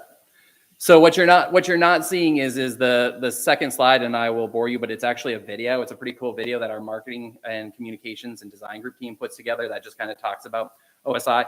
But what OSI is we're really an office that our job is to support student success and enhance the student experience here on campus. We have 3 pillars that we talk about. Those are connect, involve, and impact. And we do and create this experience for students by creating quality programs, offering services, student leadership opportunities, and really creating intentional environments for our students to exist and learn and grow in the process. The first pillar is connect. One of the things that we believe that's hugely important to the success of students is that they have the ability to connect on campus. That's whether they join a student organization, whether they go to an event that student government is doing, whether they go to an event that the agencies are doing. So it's critical and important that we put on events to connect students, because what we've learned is that if a student is connected on campus, campus now becomes their home, and they're more likely to stay here, and their graduation rates and their success rates are significantly better than those students who don't connect and get homesick and don't feel like UCF is their home. So it's about creating that pride and tradition for them. The next piece is involve. So we have that first level, which is just connecting. The second piece of OSI is we create these involvement opportunities. So we create intentional opportunities that empower students to be active in their collegiate experience. Exactly what you are doing today and being here and voting on a budget for the A&SF those are the intentional opportunities that we create. It's through creating executive boards and empowering student leaders to create programs and services for their fellow students. It's creating committee members for like a CAB committee or a court committee member that helps to create those very intentional experiences, or a volunteer opportunity at homecoming. All of those are intentional by design and help really make the student experience that much more impactful, which leads to the last kind of pillar, which is the impact. And what we believe is that by creating these connection points and creating these involvement points, that students then are able to connect, they're able to find their voice, they're able to really engage and develop in the skills that employers are looking that will better them as they move on in their career and as they leave college. So those are really connect, involve, impact. And you'll see when we market things that logo is on everything, and we kind of connect it to the different types of things that we do. Next slide. So how do we do this?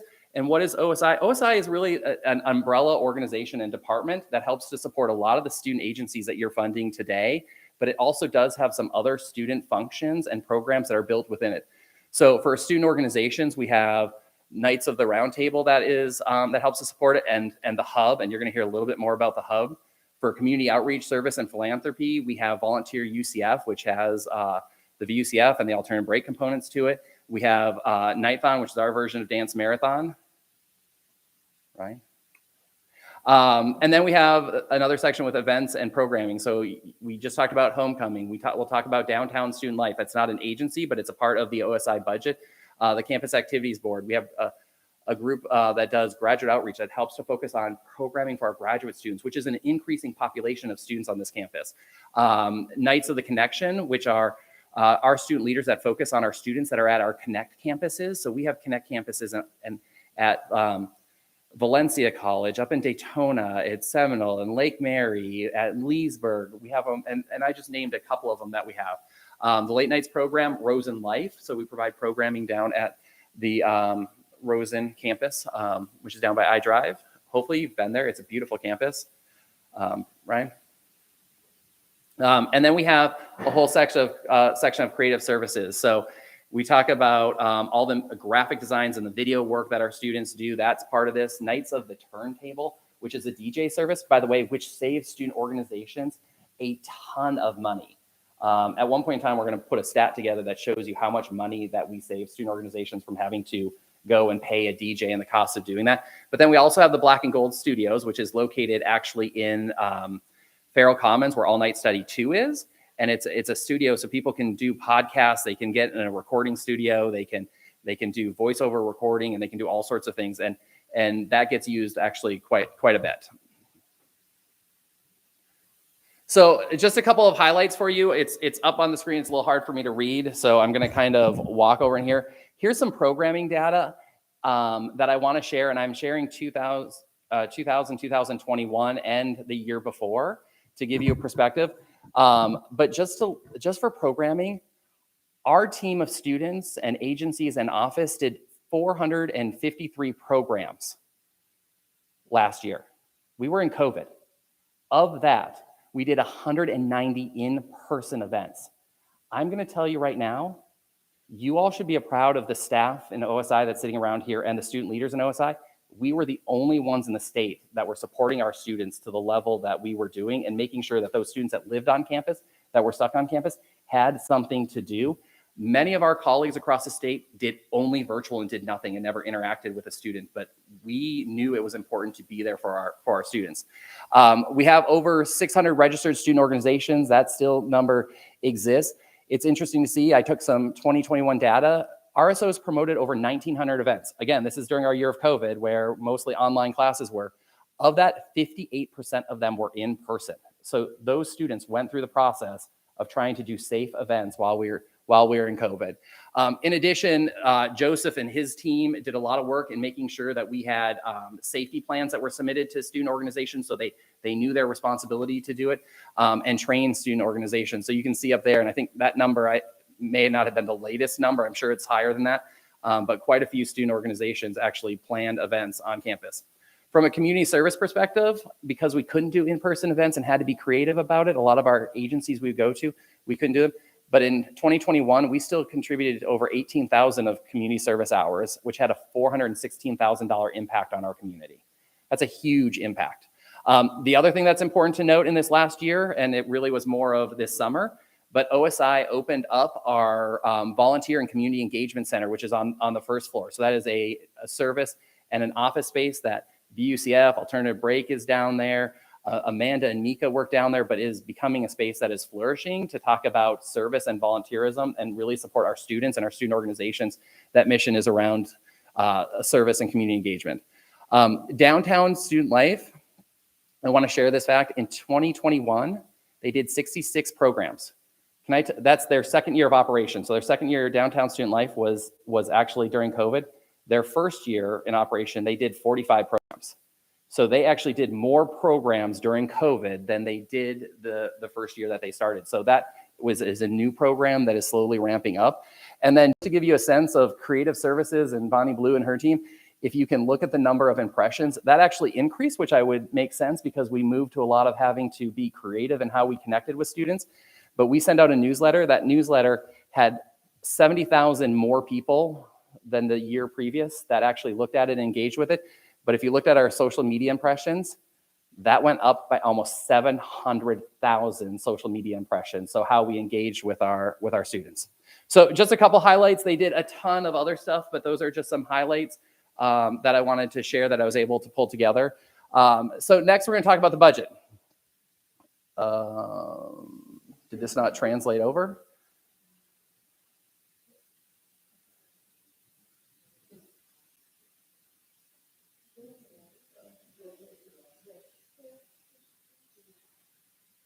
So I'm going to tell you on my computer, it is white. So I think through translation through computer and going from one thing to the next.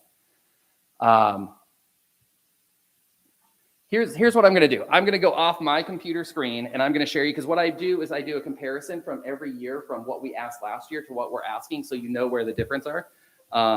Let me pull it up, the presentation here. What was that? Okay. So I'm going to just kind of walk it through how I have it on my screen. So salary and benefits went from 928,000 roughly to 950. That was just the increase in salaries that was given because of the raises. OPS we'll talk about. It only raised from 571,000 to 590,000.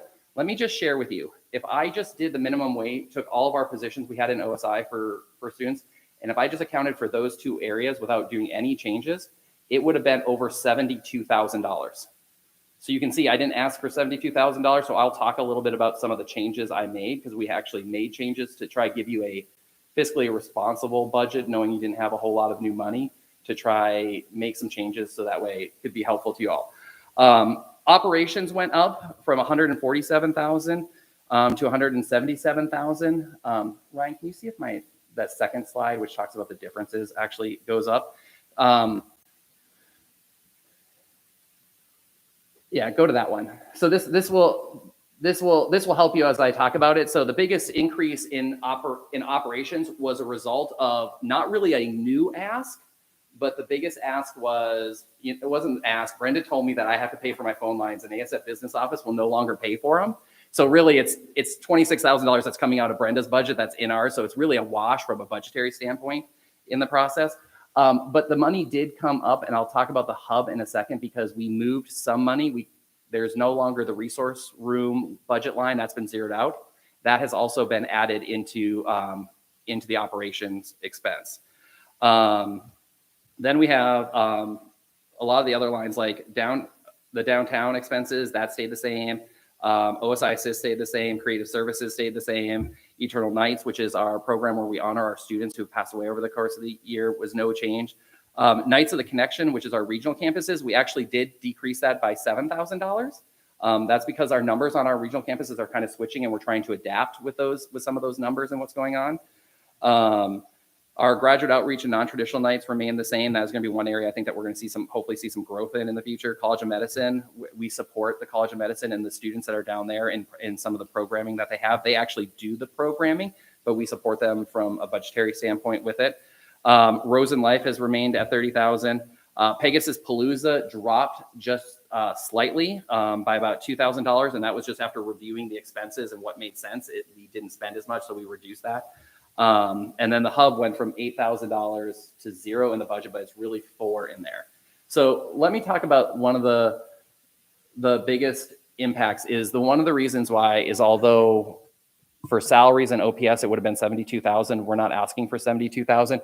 You can look in there. One is if you take away my OCO, which I'm going to suggest you take away, which is a $17,000 for the golf cart. We'll figure that out. And the phone lines, we really only asked for $28,000 worth of new money. But if I would have asked for minimum wage on everything, it would have been $72,000. So I made some intentional decisions with my team about places we would cut. One of those was the Connect campuses. The other is we have decided to close the hub. So part of this is tough decisions that have to be made and make them for efficiency. So we are closing the hub downstairs on the first floor.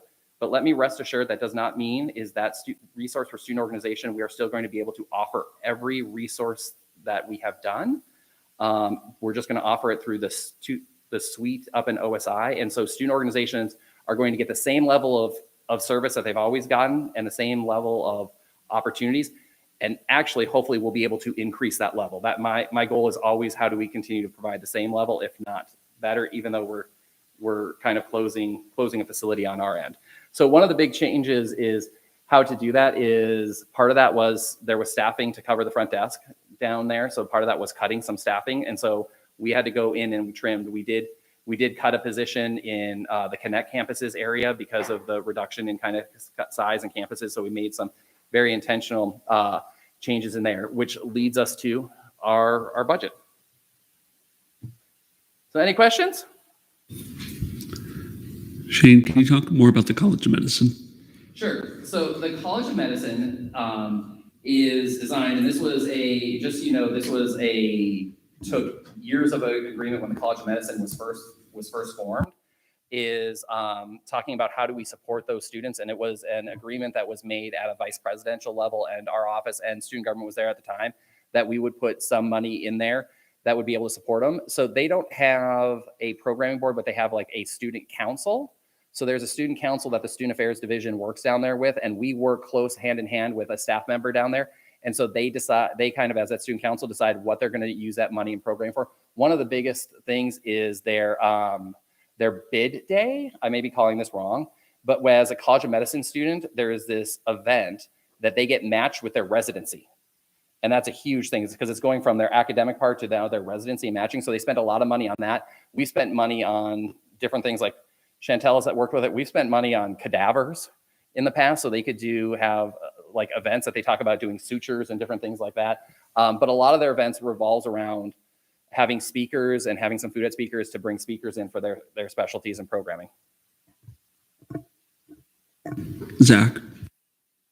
So this is actually just a point of information for the whole committee. I mentioned this in our committee meetings. It was about a month ago, though, so just as a reminder, when we do these really big ones, such as OSI, and when we end up doing the student union, that kind of stuff, too, as opposed to us going through and just saying, can we take this, we should probably ask the speaker, if we feel as if we have to cut more, what do they feel the most comfortable cutting? Because they've been in this role for a very long time, and they know what they're dealing with, and they've had conversations with their team about their necessary services. So as opposed to us kind of nitpicking the budget ourselves and saying, you don't need this much in this section, let's ask them, where, like, here's a number that we would kind of like to reduce it more by. Where do you think that number should come out of? So just kind of a reminder for the committee. Allow me to assist. Is there a motion to zero fund line 80 OCO for the Office of Student Involvement, since they will take care of the golf cart? Any objections? Seeing none, we'll now be in voting procedure. All those in favor? All those against? And all those abstaining, with the vote count of 13 to 0, that line has been zero funded. More debate. Sean. Wait, debate or questions? Debate. We're in debate, right? We're in questioning. That's embarrassing. Do you have a question? Yes. Go crazy. Okay, so my question has to do with downtown. So I noticed downtown tends to have some reversions and funds that they don't use. They're also quite high in comparison to Rosen and Rosen Life. So I was wondering if you'd be comfortable with moving a portion of the funding towards downtown to Rosen. So one of the reasons why it's so significantly higher is right off the bat, we have to pay rent for the space that we're in. So a big chunk of money is in that budget is for space. The other thing that makes me a little bit hesitant to say yes is I don't have a good track record, right? So they had 1 year that they started, that was a year that they were starting to spend the first third of the year recruiting students to be on the student board and to do those programming. So they really didn't get established until October. So they probably reverted they reverted money there as they're trying to develop it. The second piece is that last year we're in a COVID year that we did it. So it's really so difficult to tell. So this area is so new. I will be honest with you, I would be the first to come to say and tell you that, yes, I think that this area could be cut if I think it is, but I'm really uneasy because one of the things that we need to do is create new traditions down there. So they need to figure out new traditions. And once they do that, it's going to cost and be more expensive to do programming. Their population is a little bit higher than Rosen is. I don't disagree with you that if there was more money to be had, Rosen is one of the areas I'd like to give it to. So I'm glad you're actually looking and recognizing that would be one area that I would like to, but I don't know that I feel comfortable taking money away without knowing the full impact of what downtown is. Now, next year or a year later from now, if they're not using it, then absolutely. You may. Okay, so my follow-up. I know downtown is shared between us and Valencia. Do you know how much they contribute towards student activities down there? They have a full-time staff member that is also down there that they pay for. They also have a support person that they pay for that's down there. They also pay for several Valencia student leaders to be a part of that. So they're contributing almost a match to us, minus the space, rental space. Julian. That was exactly my question. Any other questions? Austin. Motion to, well, or we go to debate, or we, oh, yeah, move to debate. There's been a motion to go to debate. Are there any objections? Seeing none, we're now in debate. Austin. May I retain? No. Okay. Well, I would just like to speak highly in favor. I think Shane has done the job of cutting what we were going to sit here and debate and talk about and cut already with the OCO and everything else. And I think, you know, looking at OSI as a department, you know, they are a big integral part of the student body and student services as a whole. And I would caution us to start cutting away at them. Other debate. Julian.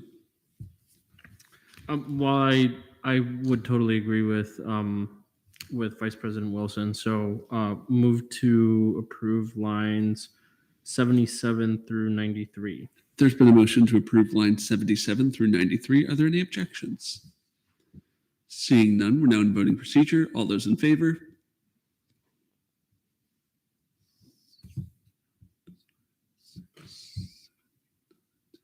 All those against?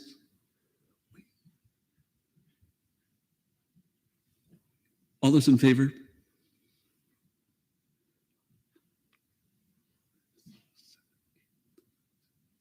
All those against? All those abstaining? With a vote count of 11-0 to 2, OSI is approved.